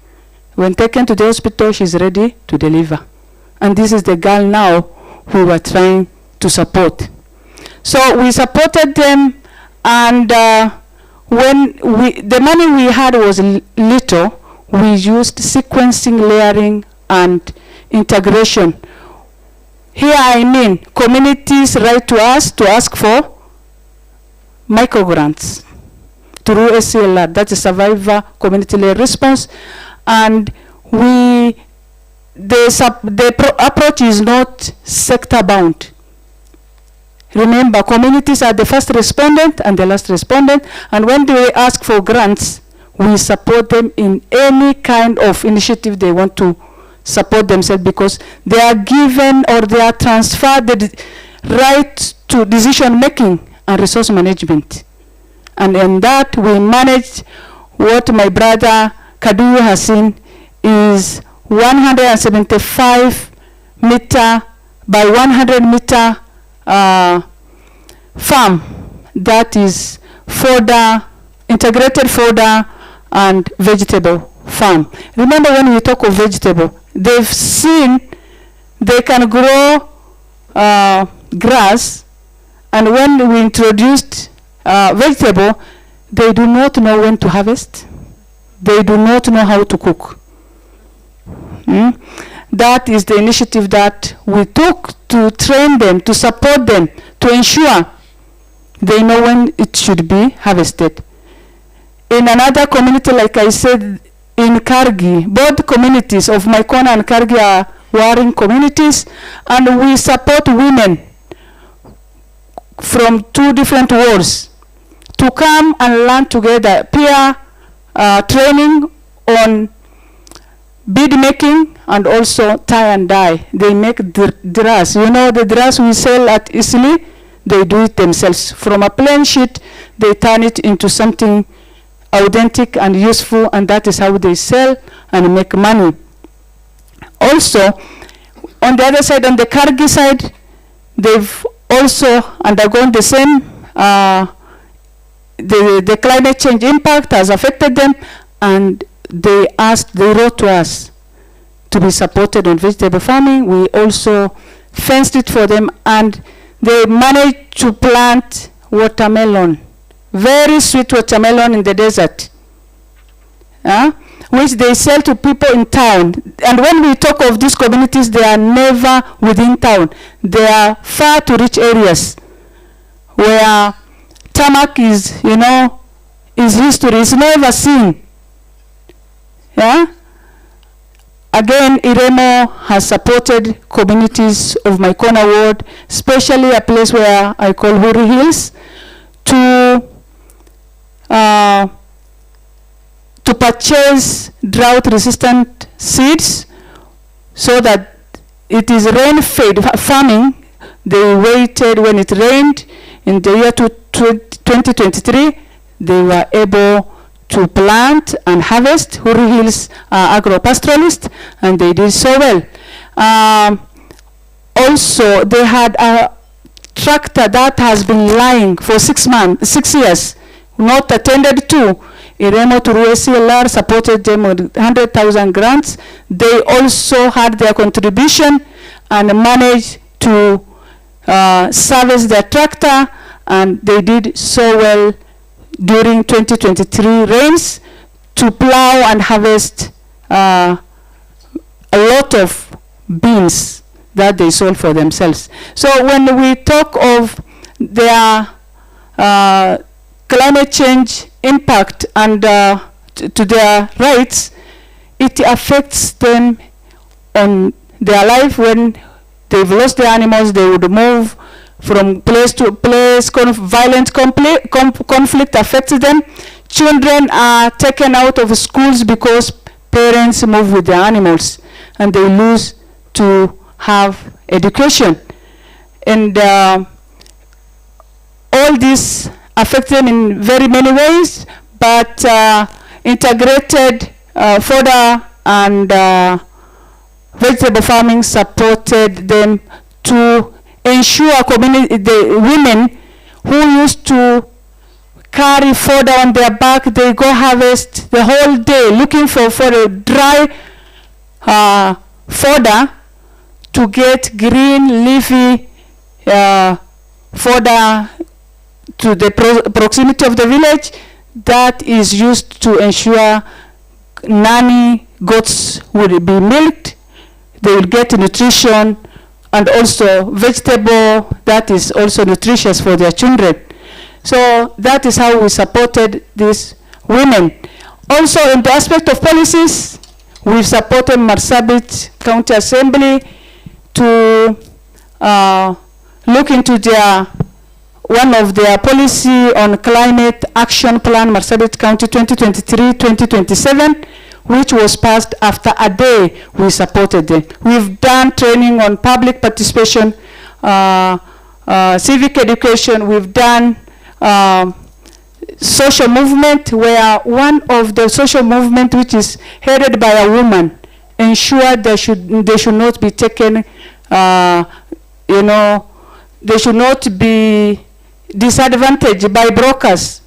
They are doing business of goats, and they would take them 200 kilometers to Merile market. So this woman really spoke about it and ensured they came up with Kargi livestock market. As we speak, she's the committee to Kelcop committee, and soon Kelcop will build them a modern market. So when we see women speaking, when we see women sit in management committees, when we see women selling things that of substance to ensure not only to survive but to be more resilient, it's her choice to ensure there is dignity in the family, and she puts food on the table, then that is our pride. Wow. Thank you so much. Wow. I think before I throw it back to the audience just to ask question or even to contribute to between this nexus of climate change and human rights, just to summarize some things that I've just picked up, and quite an awesome group that we selected. We selected a group that deals with persons with disability, a group that deals with women, and not just women, marginalized women in the far end of Marsabit County, and we selected a group that comes from the cosmopolitan region of Nakuru County and how they help them do some of their policies. And one thing that is standing up, if you've noticed, is the food as a human right? All of them are doing something with food. But here's the challenge. Nyanza region used to be classified as a food basket of this country. Like people of Nyanza have not been the kind of people that have been receiving aid. What has changed to an extent that Shadrach needs to do this intervention for their people? I think Shadrach, in your closing remarks, you can help me answer that. In Nakuru County, one of the most fertile regions in this country, how does it reach a level whereby that we cannot even, a whole county that is now a city, right, doesn't have a policy on climate change, that it needs a nutritionist expert from Troeza to go and advise them to start thinking of putting up such a policy? That's another thing that is really coming out for me. one thing that I've just been thinking about as I was sitting there was, I think my brother Macau, I don't know where he is, the timekeeper. Macau is a farmer. I'm trying to leak his information. He's a farmer and he's been challenging me that, Michael, we have some indigenous breeds in Kenya. And he was giving me the example of this cow, the Borana. Very nice cow that was taken. Then some powerful Kenyan took it with another powerful South African. Then they went and did the interbreeding. Then a very nice bull came out, and now they are doing the rearing of those cattle in Namibia, and they're exporting the meat in European market and the Americans. And I was asking myself, the indigenous Borana people who have been the custodian of that breed since time and memorial, how do they benefit out of this breed that has been improved? How does that Ankole breed in Uganda that has a lot of that tall horns, and it's an awesome bull, how do they benefit from this crossbreeding? And Macau, the crossbreeding is not happening in East Africa. They're taking two powerful breeds and going to breed them where? Down south. So that is how we need to start thinking of, how do we cushion our communities? How do we cushion our... Yes, I understand as a climate expert, we need to do research. We've been hearing drought-resistant crops, drought-resistant, we need to have breeds that are resistant to drought and everything. But at the same time, are you seeking consent from the original people who have been custodians of those breeds? So as I open it up, can you think, I don't know if you are seeing from my angle, I may be biased. Yeah, that's awesome, Mr. Kashera. So I'm opening it up. Anybody wants to contribute or ask a question? If I'm not, that's Joy, eh? One. Oh, I didn't expect too many. This you love climate change this much. Oh, somebody. So you can start. Joy was the first one. Then my sister here. All right. Halima, I would have been surprised if you didn't raise your hand. Then, okay. Don't worry. All of you will speak, but please kiss it so that we can have as many comments as possible. Cindy, I only have 10 minutes. Go ahead.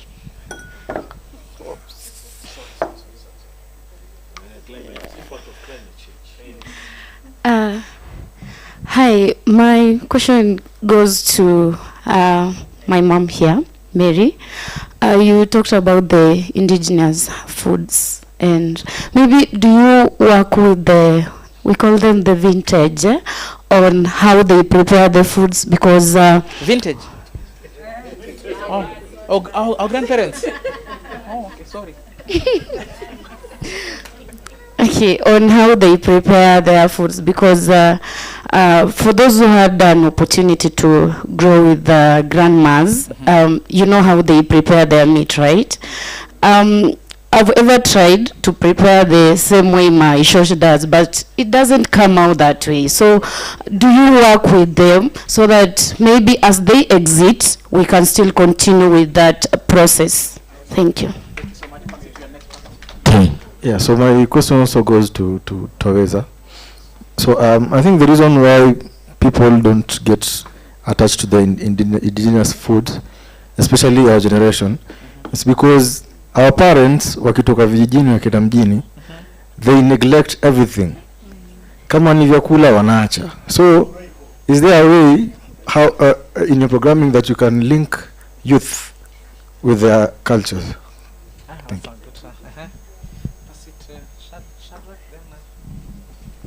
Yes. In terms of Mary Tuaweza, we also do, I think you touched on at Rona, we also do indigenous. Do you also encourage organic farming so that we don't expose it to the fertilizer, the chemicals, among others? Thank you. Yeah, I have one question for Loco. Yes. I heard Loco saying that they plant or planting fodder. how I don't understand how you plant, you harvest, and then the sustainability part of it. I wanted to understand how will you sustain that project. Then tutaweza indigenous law to them now. Okay. The question is to the Taweza communication. Indigenous knowledge, in fact, is key to addressing climate change, because before we are running up and down about policies, our communities had their own policies, and they used to manage climate change using indigenous knowledge. But this indigenous knowledge, when we talk of indigenous knowledge, we will not have anywhere to refer. How are you prepared to document this indigenous knowledge so that it will go from one generation to another? Then we are also from the indigenous community, and sometimes I believe on indigenous knowledge than the modern knowledge, where somebody says itanyesha, watu wasitoke leo nje, itanyesha sana. Then the end of the day, haikunyesha kabisa, but when an elder slaughters a goat and tells you it will rain, it will sure rain. So how will we integrate the scientific knowledge then with the indigenous knowledge, so that we read from the same page, so that atubishani ya kwamba wewe unaongea uongo na wewe mwingine anaongea ukweli. Okay, let's go to Halima. Thank you. Pass the microphone to Joy. Is it on? Yeah, okay. One of the questions was asked by Grace. I wanted to ask about the indigenous knowledge and integration of scientific, but apologies, Halima. I think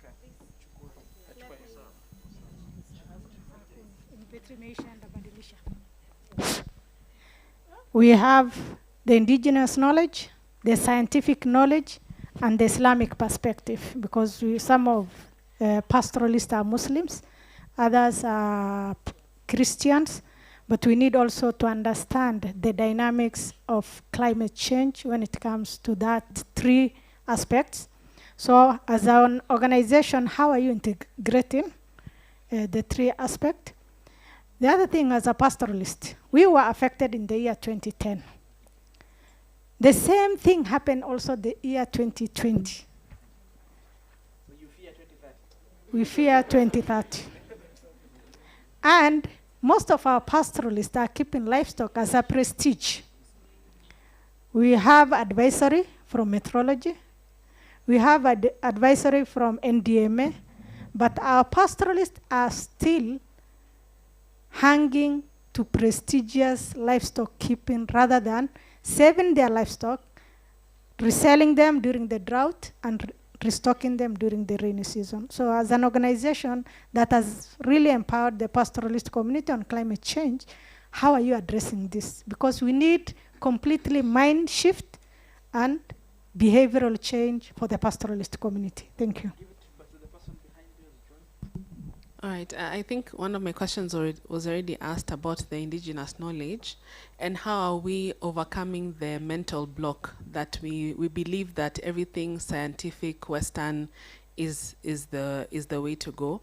But also I wanted to offer a perspective. We say, you asked the question of whether we eat our indigenous foods, but even our indigenous foods are now becoming GMO'd. Case in point, ngwashes. I think some of you have seen the different colored ngwashes in the supermarkets.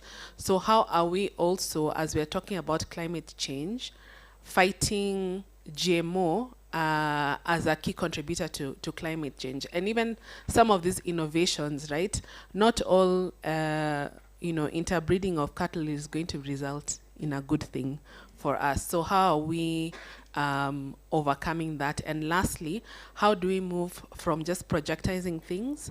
Like I really love what you're doing with the Bajunis of documenting their indigenous foods. We've talked about learning how our grandmothers cook, but how are we encouraging someone like me to talk to my mother and my grandmother to document that history so that it's not lost? Thanks. Thank you. Mr. Moderator, you're doing a very good job, in case haujambiwa. Thanks. And thank you to the amazing panel. To Mary, maybe just one reflection I was having as the other people are talking, is in terms of the indigenous vegetables. I grew up in Nyeri. So Nyeri tuko tuna cabbage, skuma, and spinach, and terere, and I think a pumpkin. Like that's what I had growing up. Waru is a vegetable, yes. We also had waru. But in terms of the others, izo mnataja, salga, misheveve, I actually learned about them from the nanny I brought into our home. Yeah, and she introduced me to a whole world of greens. Right now I can't look at skuma. I'm like, what is that dull thing? So I think that's also an interesting way that we can learn. If we don't have those grandmothers or mothers, there are still people who are in our circle who can still teach us about these things. And yeah, I'm definitely a beneficiary. But my question was something that Michael alluded to earlier. He said that there's some work you do on preserving these vegetables. I'm very curious to hear about how you do that. And then my other question is to Loho. Fantastic work. It's really inspiring to hear what you're doing. My question is in relation to, you've talked about survivor community-led response. Given that, and this is an assumption, that your culture is generally hostile to women owning resources, particularly land, how do you then navigate that? Like, how do you work with women so they do something that involves land, especially if they are survivors of SGBV? Thanks. Okay. Second last? Yes. Yes. Yeah, mine ni kwa dada yangu kutoka Marsabit. Na vile Michael amezungumzia how far it is na vile terrain ziko huko, na nikaogopa nikiwa hapa hivi nikaangalia huko kukoje, kwani nikafanya udaku, na ule udaku wangu ukanifanya pia nikaishia kujua finances za kudili na masuala ya drought na ile hali iko. Nikaingia kwa mtandao kuangalia Marsabit na mambo ya finances za masuala climate change. Huko nikapata tu kuna majina za watu ndio yameandikwa, lakini hakuna any finances zimetajwa, amount hakuna kitu chochote. Nikaingia ChatGPT kutafuta umbea pia. So huko nikakuta kuna funds mara mbili, kuna za Floka na kuna za arid and semi arid response fund. Na nikapata zote mbili zipatiwa pesa. So nikagoogle nikauliza approximately walipata ngapi. So kwa Floka nikaona ni 1.2 billion so far kutoka 2022. Na zile zingine ni 280 million. So zote ni approximately 2 point something billion so far. So hiyo lakini ChatGPT haina uhakika. Haina uhakika, sitaki tuende kwa uhakika. So swali langu ni, hata si swali, ni ombi langu kwa sister yangu na wale wote ambaye tuko hapa, tuende tukainterrogate tujue ni pesa ngapi ambazo zimepatianwa so far na zimesaidia nini na zitaisaidia vipi jamii, kwa sababu kuangalia tu from pictures hajaifika, but huko ni kubaya. So we need to help our brothers and sisters wale ambao wako kule mbali. Shukran. Asante sana. Yeah. Mimi yangu ilikuwa na yangu nilikuwa naangalia kwamba especially kwa hivi vyakula vya kitamaduni ambavyo tulikuwa tunaziongea. Nafikiri this is a very important conversation ambayo this is about health. Na ukiangalia vile vyakula sasa hivi nakuliwa na hawa watoto wetu tunawazaa na ile kizazi ambayo inaenda, huenda tukapoteza vijana kwa sababu ya zile vyakula ambazo wanakula. But kwa mimi naangalia kwamba hawa wazee ambao tunasema kina nyanya kina baba, hawa watu bado wako. So as tuwaweza, mmechukua hatua gani kutafuta hawa wazee na kuhakikisha mnawaleta pamoja katika kila jamii zile ambazo wanaishi, hata kama hamna resources ya ku get all the wazee in the country, but at least some areas where you can bring these wazee together, mjaribu kudocument, na pia kuletwe elimu ya marika katika jamii, hata ikiwezekana iweze kuinfluence policies ambazo zinaweza pelekwa CBC zikawa zinafundishwa kuhusu hizi vyakula, kwa sababu pia tunapata chakula inatoka shambani, tunaletewa mchunga town. Ukifika huku pia watu wenye vibanda wanaoharibu na mafuta, vitunguu, nini, unawekwa vitu nyingi mpaka inakuwa si mchunga tena. Mchunga ni mchunga, kikwetu mimi naita tu mchunga, ni mboga nyingine. Sungura. Yaitwaje? No.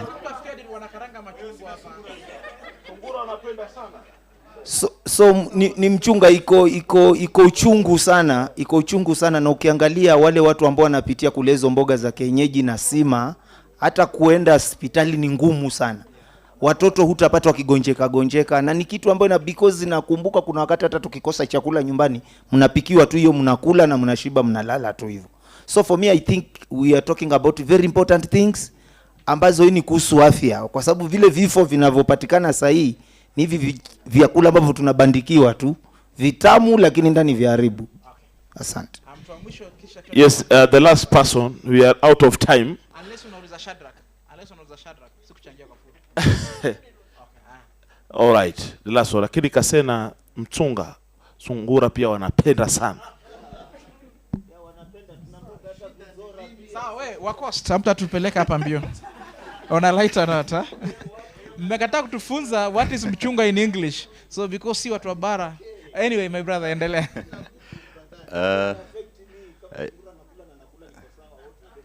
I think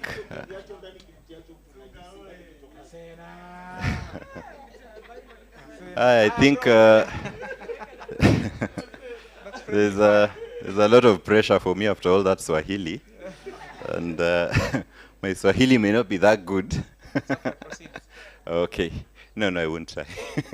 So mine is just a reflection. I think when we are talking about the topic around climate change, closely touches or ties into conservation.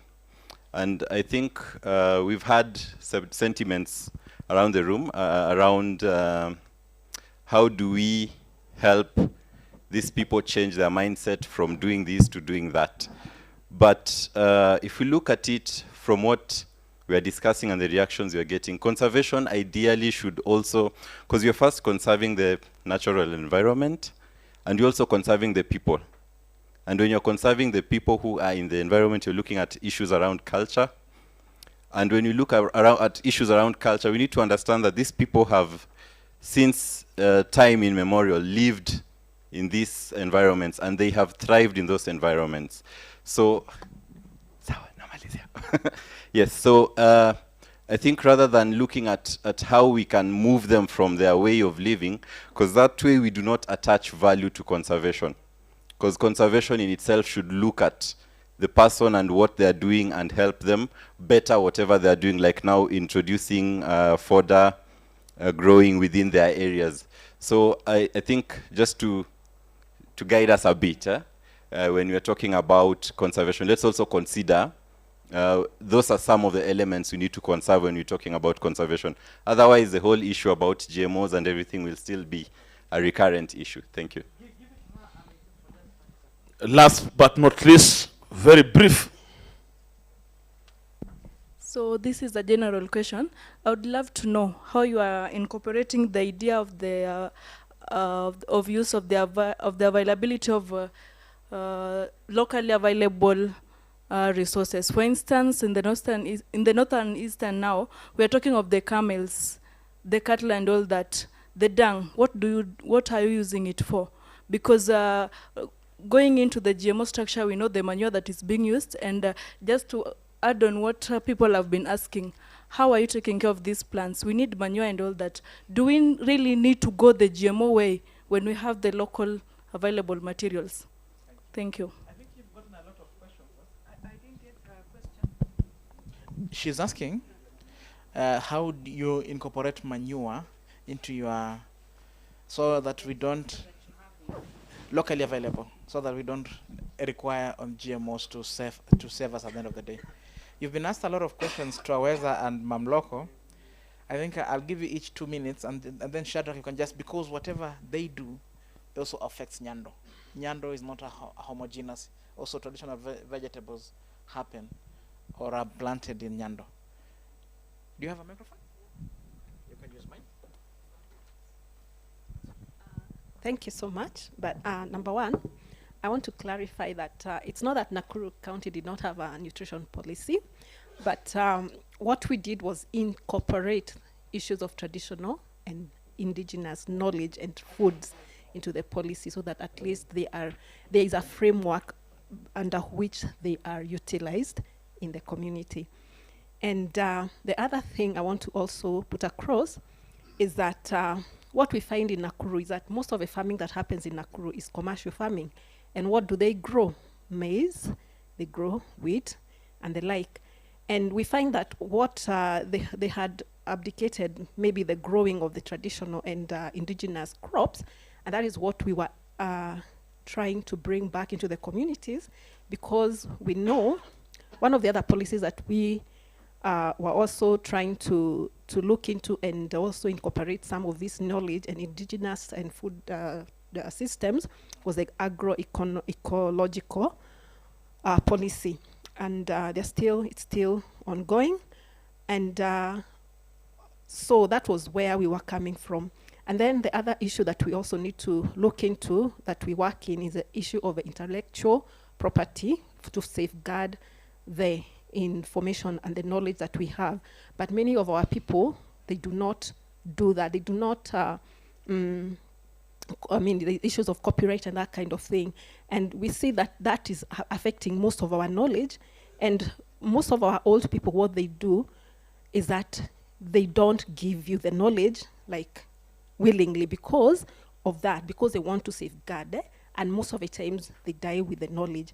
And the reason is they have seen that many of most of the knowledge that they give out there, people come as researchers and the knowledge is taken. Like, for example, there's the issue of the Maasai sheep, whereby there's usually what is it called, a maggot or a caterpillar that is usually in the brains and something like that. But that one has actually even been IP'd and copyrighted by Australia. Yet it was a Maasai sheep, and yeah, there's those kind of issues.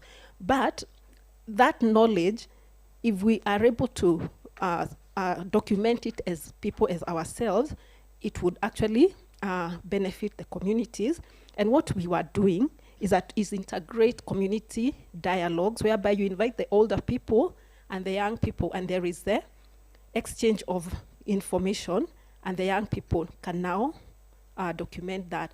But then on the other hand, we find that not many people are doing that, because we have a certain mindset as Africans.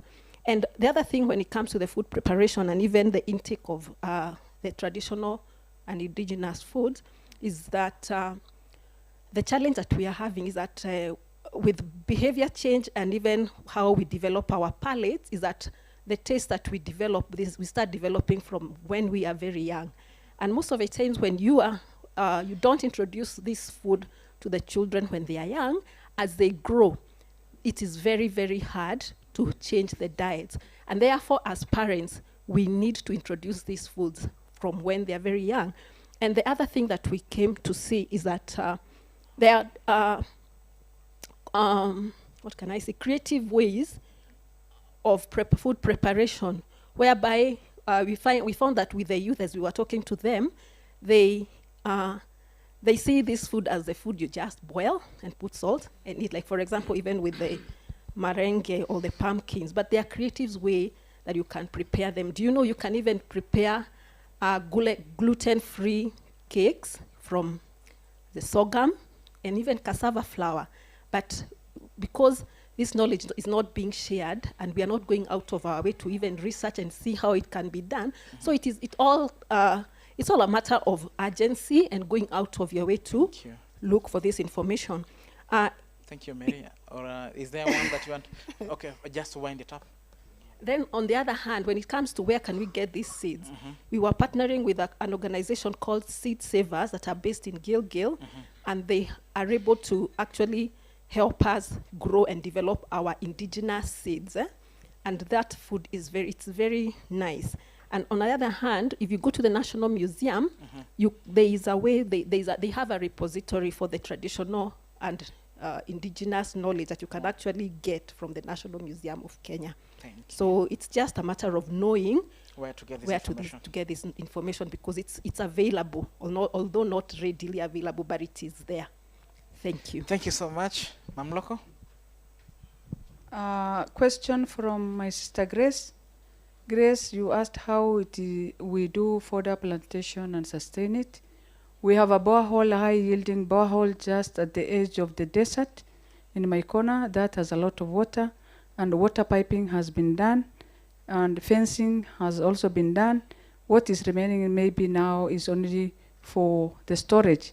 And remember, already it is dry in my corner. As we are still getting rains around, my corner is already dry, and young of the camels are fed even for 3 months, still in the boma. They don't go out of the boma. So that is how hay is used for supplementing and even for milking goats just within the village. Okay. Then we have, how do we commercialize livestock? Halima, you're asking the question, you have the answer. It is difficult, but they are learning. They have learned from the mistakes they've done earlier. And we have in my corner a modern market, and in Kargi soon, like I said, Kelkop is building, and that will attract. And also remember, of late, livestock has good money, and they shall sell because they know they've wasted a lot of their resources. The land aspect I was asked, Community Land Act of 2016 is 10 years old, and communities in our area own land communally. Luckily, Iremo is supporting one of the ward, that is my corner ward, for the communities to register their land. Our neighbors, for the first time, Uran, Obu, and Turbi have elected, more or less not election, but we have consensusly accepted our committees, that is CLMC. And except for Uran, the other two managed to ensure that gender rule has been followed. We had 5 of the 15 committee members elected. And one thing I want to tell you about land, the GBV survivors, out of the survivor community-led response grant we've given, they've sat the men who are the committee of land and asked for land. You remember, these girls, normally they go to the neighboring communities to marry out. But one leader whom we celebrate, late Dr. Godana, Bonaya Adi Godana, ensured they should not be taken away. And of late, it is a community that is coming up in every urban centers of Northern Sub-County. Dukana, what they are doing is wonders. In our 2023 Women's Day, they said, yes, you say we are broken, we are dead, we are not, we are still surviving. Wow. Thank you. Wow, wow, crown it. Shut up. No, if you want to appreciate Mamloko, just do it. Do a proper job. Wait. That lady didn't clap. Just appreciate Mamloko. Thank you. Go ahead. Thank you very much, Mr. Nyongesa. Though we really focus more on food related, and I'm not getting human rights related issues as in nexus to the climate change. All the same, I would start with your concern about Nyanza. How comes Nyanza used to be the food basket and it's no longer? There are quite a number of reasons. If you look at our farming or our specialization in terms of crop farming, we were top heavy on sugarcane growing. And if you are looking at the scenario currently and the industry, how it's playing out, there are a lot of challenges even in the sugarcane farming sector. So these challenges are not making it conducive and favorable for many farmers. And for that reason, a number of farmers are exiting the business of farming sugarcane. So that's a problem or a challenge. The other thing is because of climate change. As when you were young, we were going to school. When you close in April, you definitely go, you are going to weed.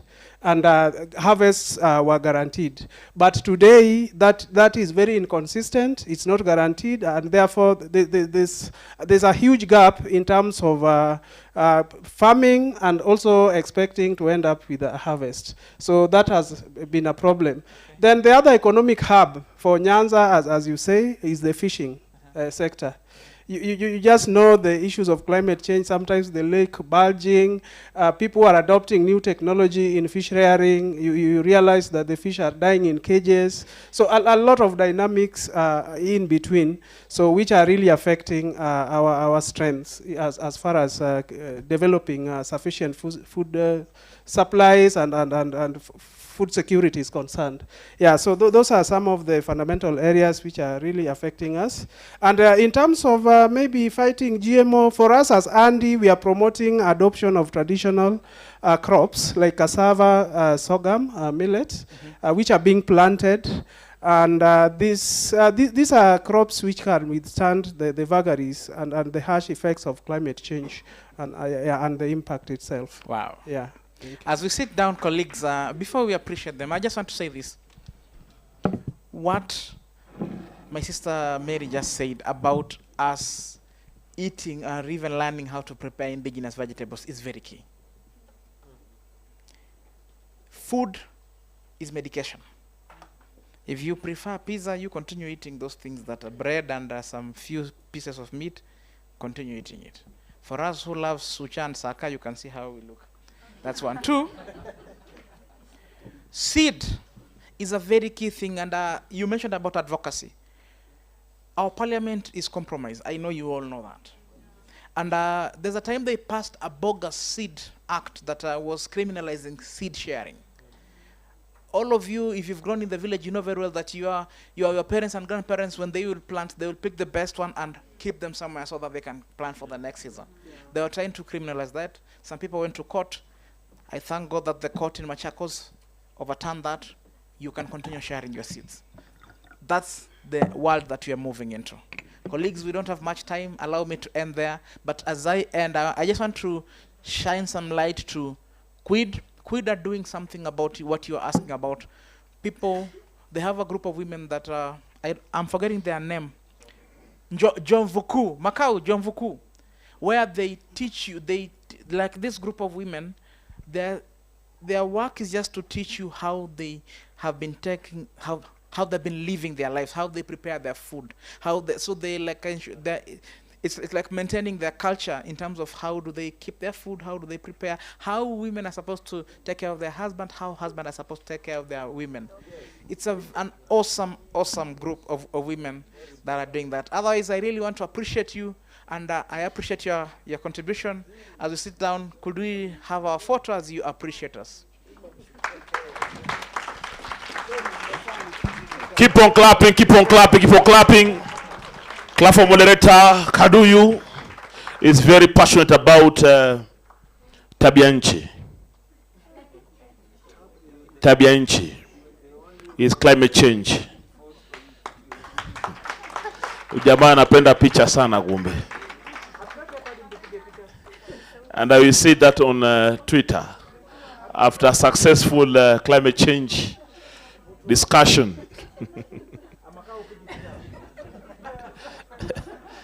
Pigeni makofi kabisa bwana Kaduyu na timu yake. Thank you so much. Asanteni sana. So now comrade power. As much as this conversation was very, very, very interesting, I want to commend that almost 70% of the tables were active. Lakini bado kuna watu walikuwa wanatuombea. So but I will spare them. You afford to pray for us without seeking for consent. That is very dangerous. And now we request that we stand. We stand and stretch. I don't want to make you dance, but I want you to stand and stretch. Please stretch. Mpatie jirani yako high five. Mpatie ka high five. Mwambie bado huko. Muulize kama bado yuko. Ana feel aje. Una feel power ama uko na power?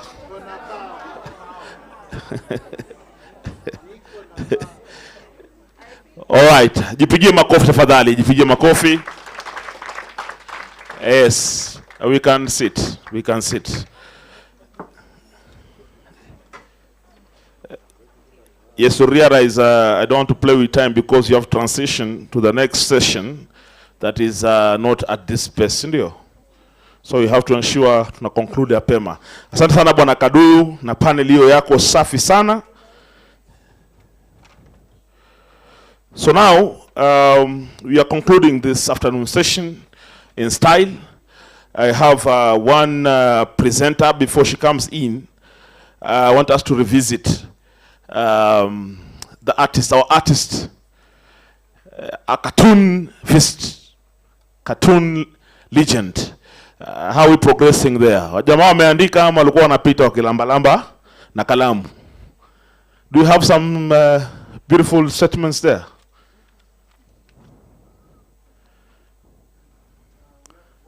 Only 4. Hey, that is injustice. How many are we here? How many are we? I want to give some 3 minutes. Some 3 minutes. Let us put some writings there. Let us put our reflections on that amazing photo. Ama tumesahau nini nilikuwa nafaa kufanya? Tunakumbuka, si ndio? We have things to write, si ndio? Please, please, let us do it. Let us do it. Let us do it. We want to see how it comes out. Take your moment. Yes, write. Take your moment, write. And the camera people should make sure you zoom them as they are writing. It's an opportunity for them to be seen by the rest of the world that they're doing something. Yes, please take your time. Yes, just fill in. Are you not angry?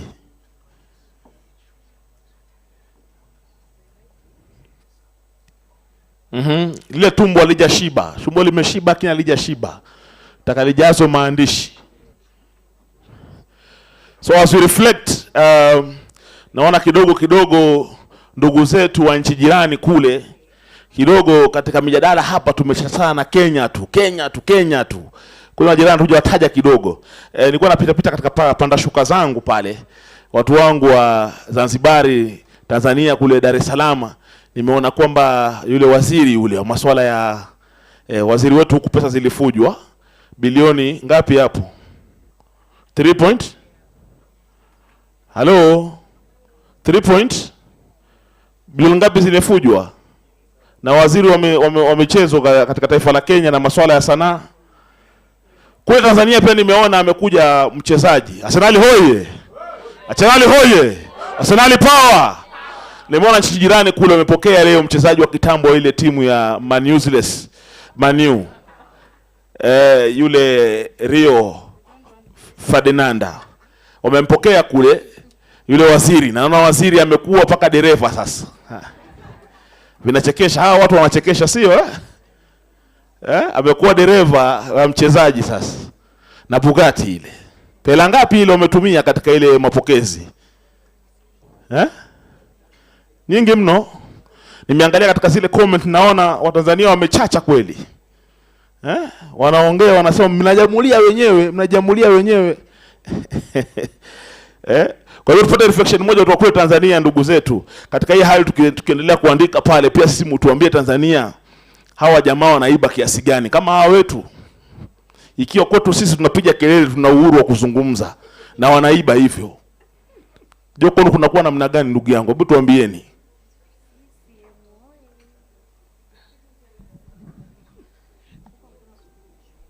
Iko offline, si ndivyo? Iko offline au? Okay. Mimi nina good example kwa Zanzibar. Rais wetu wa Zanzibar ni kwamba kwanza hivi hakubali kabisa kufuata ile mifumo ya procurement.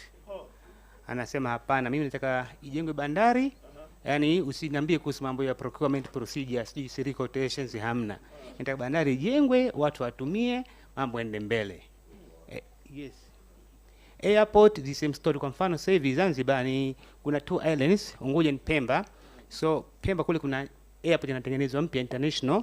Kasema mimi sitaki procedure za procurement. Namuita mtu anakuja hapa anajenga airport, maisha yameenda. Kwa hivyo hiyo ni mifumo ambayo kwamba kule sisi watu wanafanya mifumo kama hiyo. Lakini hata mawaziri ni wale kwa wale, miaka 20, miaka 30, waziri ni huyo tu yani. Kwa hivyo mifumo ya kurithishana tu, anakuja baba, anakuja mwana, anakuja mjukuu, ndo katika system since hiyo 64 ambayo tumefanya hiyo revolution. Kwa hivyo huko nafasi ya vijana hakuna, ni viongozi wa kesho. Na kule bara Pemba kwetu kwa semaje? Ya, kwa Tanzania kinachosumbua ni mfumo. Kwa hiyo sisi tunacholia ni mfumo, katiba. Kwa katiba bado inatukandamiza wa Tanzania, na ndio kitu ambacho hata rais hawezi kukubali katiba mpya.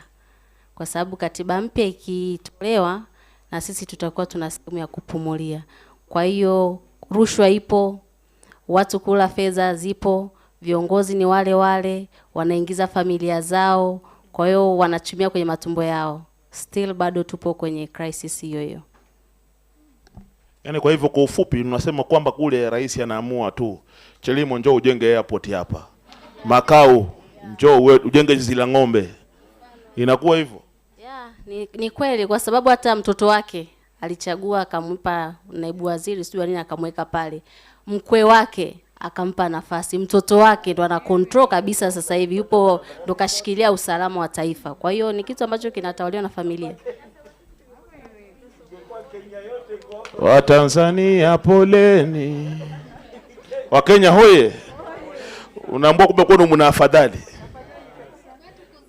kwetu ku na mtakwenda diaspora nyinyi Kwa hivyo kuna maswala, we are learning something here. Ndugu zetu Tanzania kuna maswala wanafinyiliwa, hawapumui. Unasema hawapumui, they don't breathe. Na Kenya pia kwetu kuna mwingine na don't breathe. Kwetu kuna maswala ya ukabila, tunauana huku kabila, wao wana peace, hakuna mambo ya kabila kule kwao.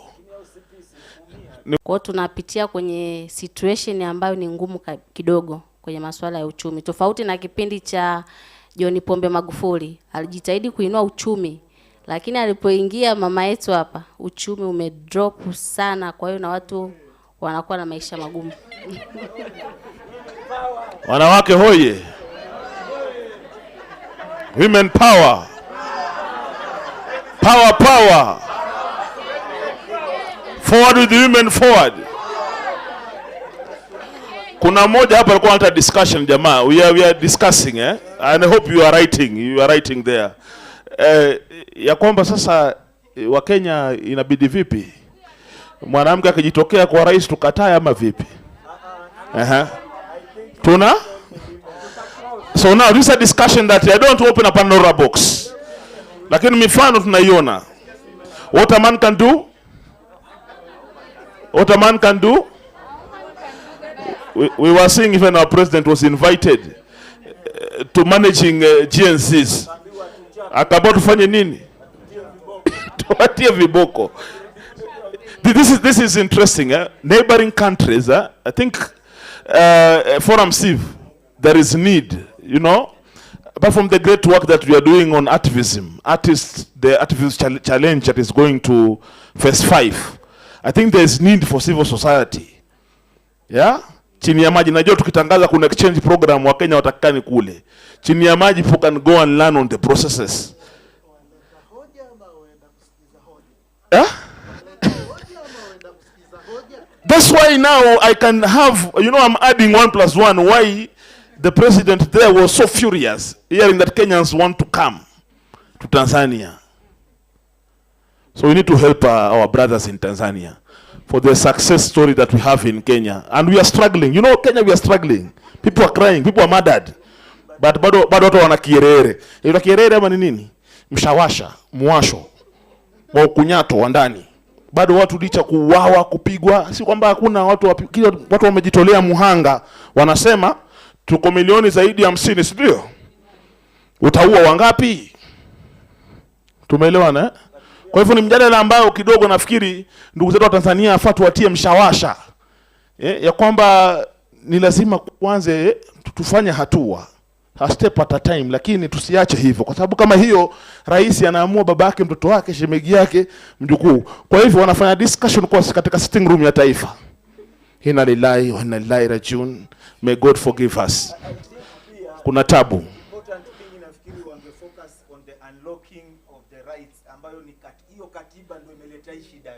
All right. Kwa sababu hata ukienda kotini bado katiba kuna mali inawazuia.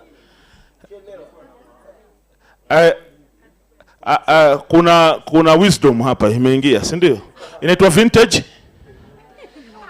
vintage knowledge. Jamani, nafasi kwa dakika sasa kuongelea, naona mwelekezaji wangu wananiambia hapa tumemaliza.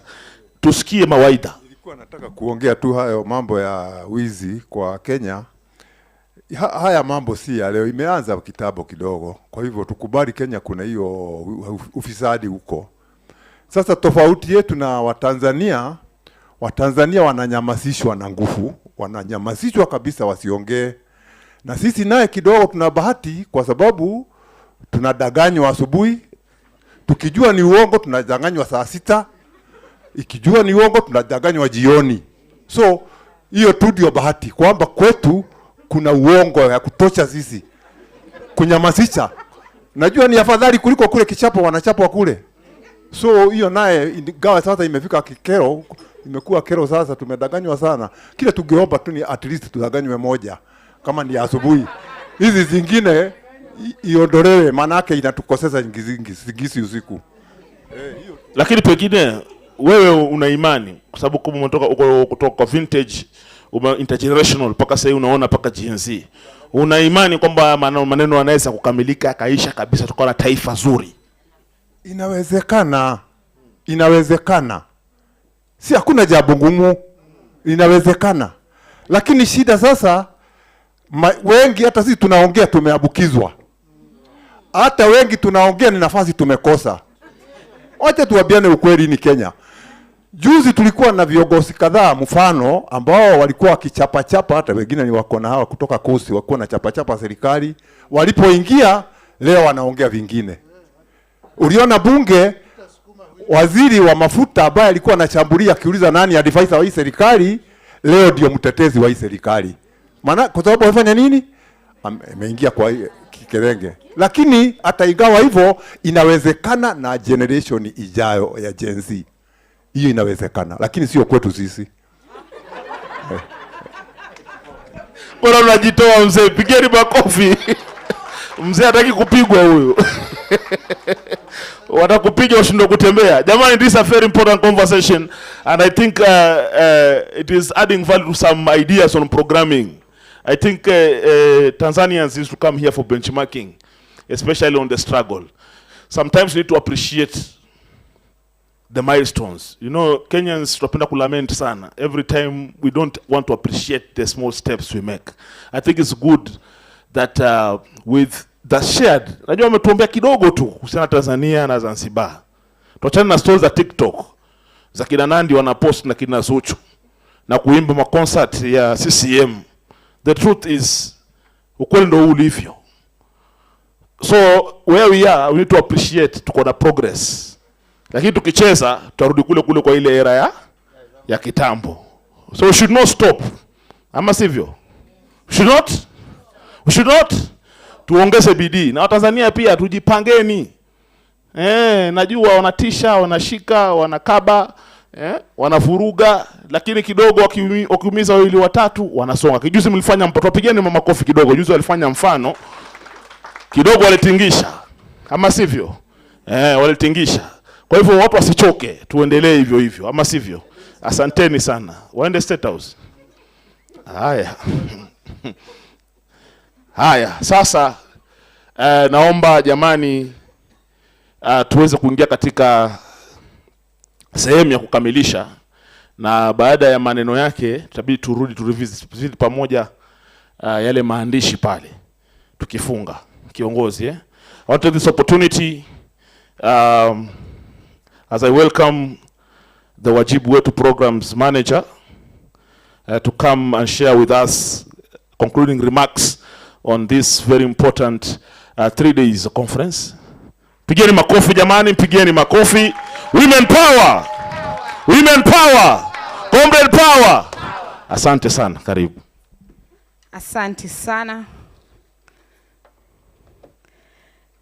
Asanteni sana wote kwa kuchukua nafasi wa muda huu siku 2 kukuwa na sisi. Tunawashukuru sana. Mjipigie makofi. Guy, hivyo ndio mnajipigia makofi. Tujipigie makofi. Nimependa mazungumzo yetu yote na ningetaka kusummarize hivi ndio tumesema the last 2 days, just so that when we leave here to remember that we need to move beyond political slogan. It's not about 1 term and 2 term. We need to choose Kenya very intentionally. Makofi kwa hiyo. So especially as we go to the 2027 elections, let us choose Kenya. Let us choose Kenya. Whatever is good for Kenya, that should be our choice. We've also said that democracy must be modeled and enjoyed beyond the elections. Sindio? Makofi kwa hiyo. That it's not just about the vote, that this is something that we should be enjoying every day as a democratic country. And on that, we said that Nikokadi is not enough. Young people must actually go to the polling stations and vote. Sindio? Makofi kwa hiyo. Yeah, and everyone who is working with young people, I think that is a message that we need to push. Tumesema unaweza kuwa kadi na uiweke kwa mfuko na ulale. When is the election? When is that? Tuesday of... It is? What is the exact date? 10th August 2027. Tunaweza weka kwa mfuko tulale, sindio? And we doom scroll TikTok. Sindio? So, and then, yes, and then after that, we start lamenting. So, tuko kadi is not enough. We need to actually go out to the polling station and vote. Come 10th August 2027. We also said, a reminder this morning, that when we do not have the marginalized people on the table, that we can easily forget them. And someone was acknowledging and saying it's really good that we've had the hearing impaired here today. Because every Kenyan akona hiyo right, sindio? So, let us move beyond representation to actual inclusivity. When we are talking about women, community women, chama, let us wakwe hapo, tusiwaongele, wakwe hapo in part of the conversation. Makofi kwa hiyo. Just 2 left, and one, and I think a very important one that we leave here with is that us as civil society have lost legitimacy, unfortunately, and we must gain it back. But whenever we are compromised, we lose credibility. So tukichukua pesa kwa wanasiasa and start singing to their tune, like what we are seeing right now with the other politicians and opposition, then we lose credibility. A short reflection from this week. Do you know which county stood out that did not have protest on Monday? Can you imagine? Eh? Do you know why? Wako broad-based. Ati watu wa 2 term hawanunui mafuta to 47, to 49, wait, 40? 2.9? Yes, okay. I'm being yes, and I agree with you. But the reason there were goons is because of the broad-based government. But that is clear to say that whenever we are compromised, na tumepatiwa a little to be in the broad-based, then we lose credibility. So as civil society, tuko na kazi to gain legitimacy. Makofi kwa hiyo. And the final way forward from our current session is that we have a lot of indigenous knowledge as a country. And even as we get other wisdom, we must invest in our indigenous knowledge and go back to our traditional roots, including traditional foods. Makofi kwa hiyo.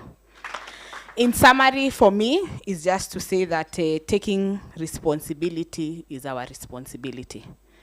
Because ni wajibu wetu. Because it is our responsibility to build the Kenya that we want to see. It is our responsibility to build the Kenya that we want our children to grow up in. Right? Let us give ourselves a hearty hand.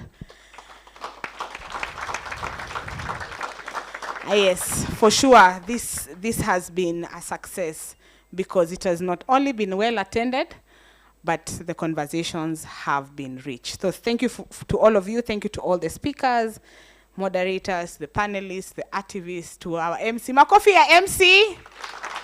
Keep on clapping, keep on clapping, keep on clapping. Thank you very much, MC001. We truly appreciate you. And those that didn't know, he is Executive Director and Founder of Manyata Africa, who, as Forum C, we are very proud to be working with for many years. Makofi tena. So I want to briefly invite Makau here. We have been sitting for so long. Tumekuwa tukiongea about so many deep things. Sometimes it's just nice to go and relax and chill. Sindio?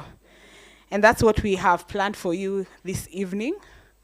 We got a movie, a film for us, the Wajibu Wetu docu-film. Yes. And then we'll, yeah. We have the Wajibu Wetu docu-film.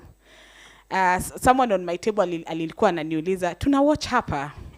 No! To watch hapa. So Makau, tell us, where are we going to watch and how do we get there?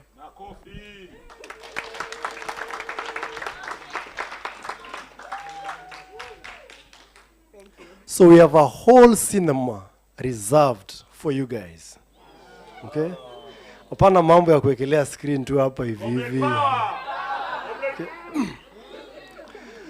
So we've reserved a cinema right on the mall for us exclusively with a red carpet. That's how much tunawaenzi na tunawaheshimu.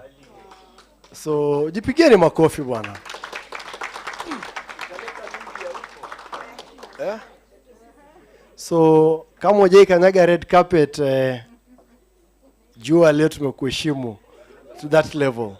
So how we get there, from the exit towards the mall, unaelekea pande ya textbook center. You turn left, okay? Left kushoto.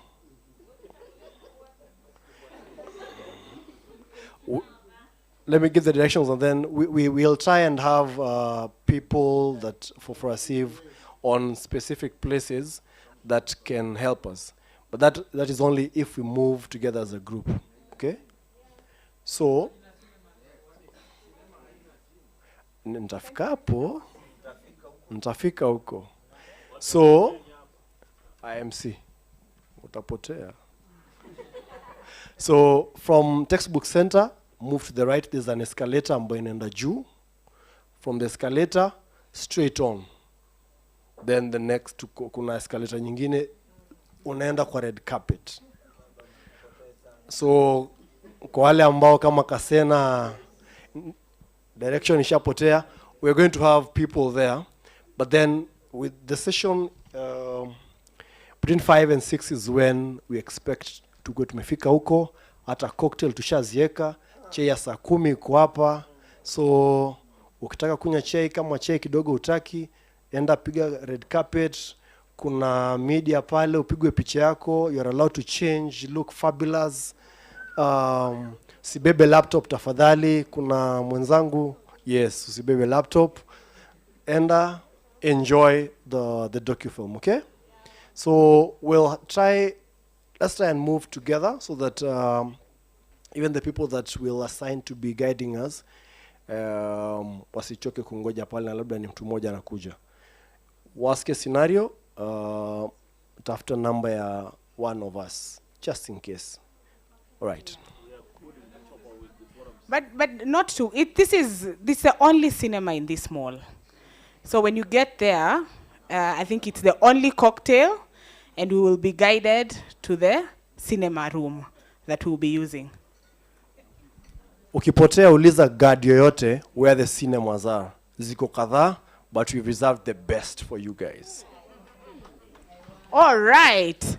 So what is this film about? We've talked about ni wajibu wetu, it is our responsibility. And during that time, we want to just appreciate. Spoil. I'm about to say something that will not, no spoilers. But how do we celebrate those that have done it practically? It's going to be fire. I want to say that in this room, amongst us, we have some of those very powerful change makers in Kenya, but sitawaambia ni nani. Wako tu hapa incognito. They've been doing an excellent job in their communities, and we will get to see them, and after that, they will get to share their journey. So, see you all. We have, yes, we're really, really excited about this film. So the film will be showing between 6 and 7 promptly. But as Makawa said, between 5 and 6, we have a cocktail. Yes. We have a cocktail and a red carpet that has been planned for us. All right. So from our end, from Forum Civ, we want to again say thank you very much for making this Wajibu Wetu conference a success. And we look forward to having to moving this conversation beyond this conference room to actual action kwa ground. Sindio? Asanteni sana. Let me give it back to the MC. All right. Pigeni makofi tafadhali. Keep on clapping. Keep on clapping. Comrade power. Comrade power. Remember, you have a chance to dress for the occasion. So red carpet can look like red carpet. We'll take good photos. So I think we have some few minutes. We want to close this ceremony. Tusome tafadhali, tufunge ceremony kwa tutaanza nyingine. Tusimame wima. Yes, my brother. Bring that yes. Very briefly, as we reflect jump some 1 or 2 minutes.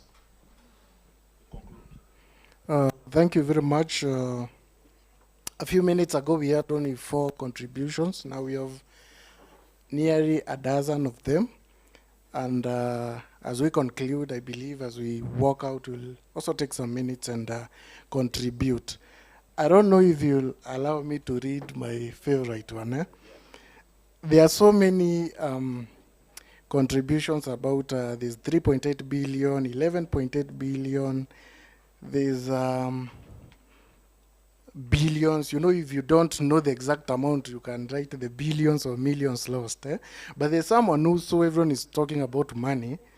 Na hii swala yote imemkasirisha, and this is what they wrote. The billions you have stolen will be poisonous to your belly, and India has no medication for you. That's very strong. So, asanteni sana. I'm so proud that you guys have involved yourself, and you've become artists today. And like we spoke on the first day, when we were talking of the next steps, I want this to be a rallying call and a challenge to your organizations. When you go out there, involve people in projects like this. Let them write in their vernacular. Let the Gen Z write in emojis. Actually, you can write an emoji ya kukasirika hapa, and it's an input. So feel free to engage me after this, and we can talk more about that. Asanteni sana. Let us appreciate our artists. Keep on clapping, please. Keep on clapping. Powerful.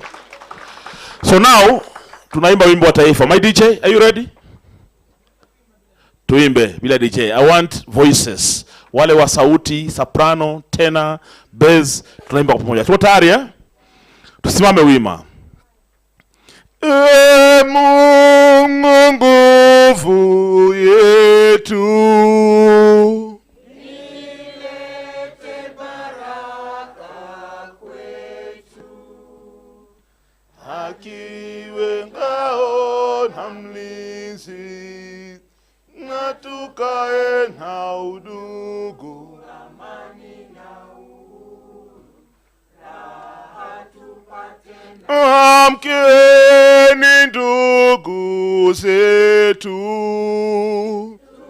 tufanye sote bidii, nasi tujitoe kwa nguvu, nchi yetu ya Kenya tunayoipenda, tuwe tayari na tujenge taifa letu. Ndio wajibu wetu. Kenya istahili heshima, tungane mikono pamoja kazini, kila siku tuwe na shukrani. Comrade power. Tukutane Cinemax.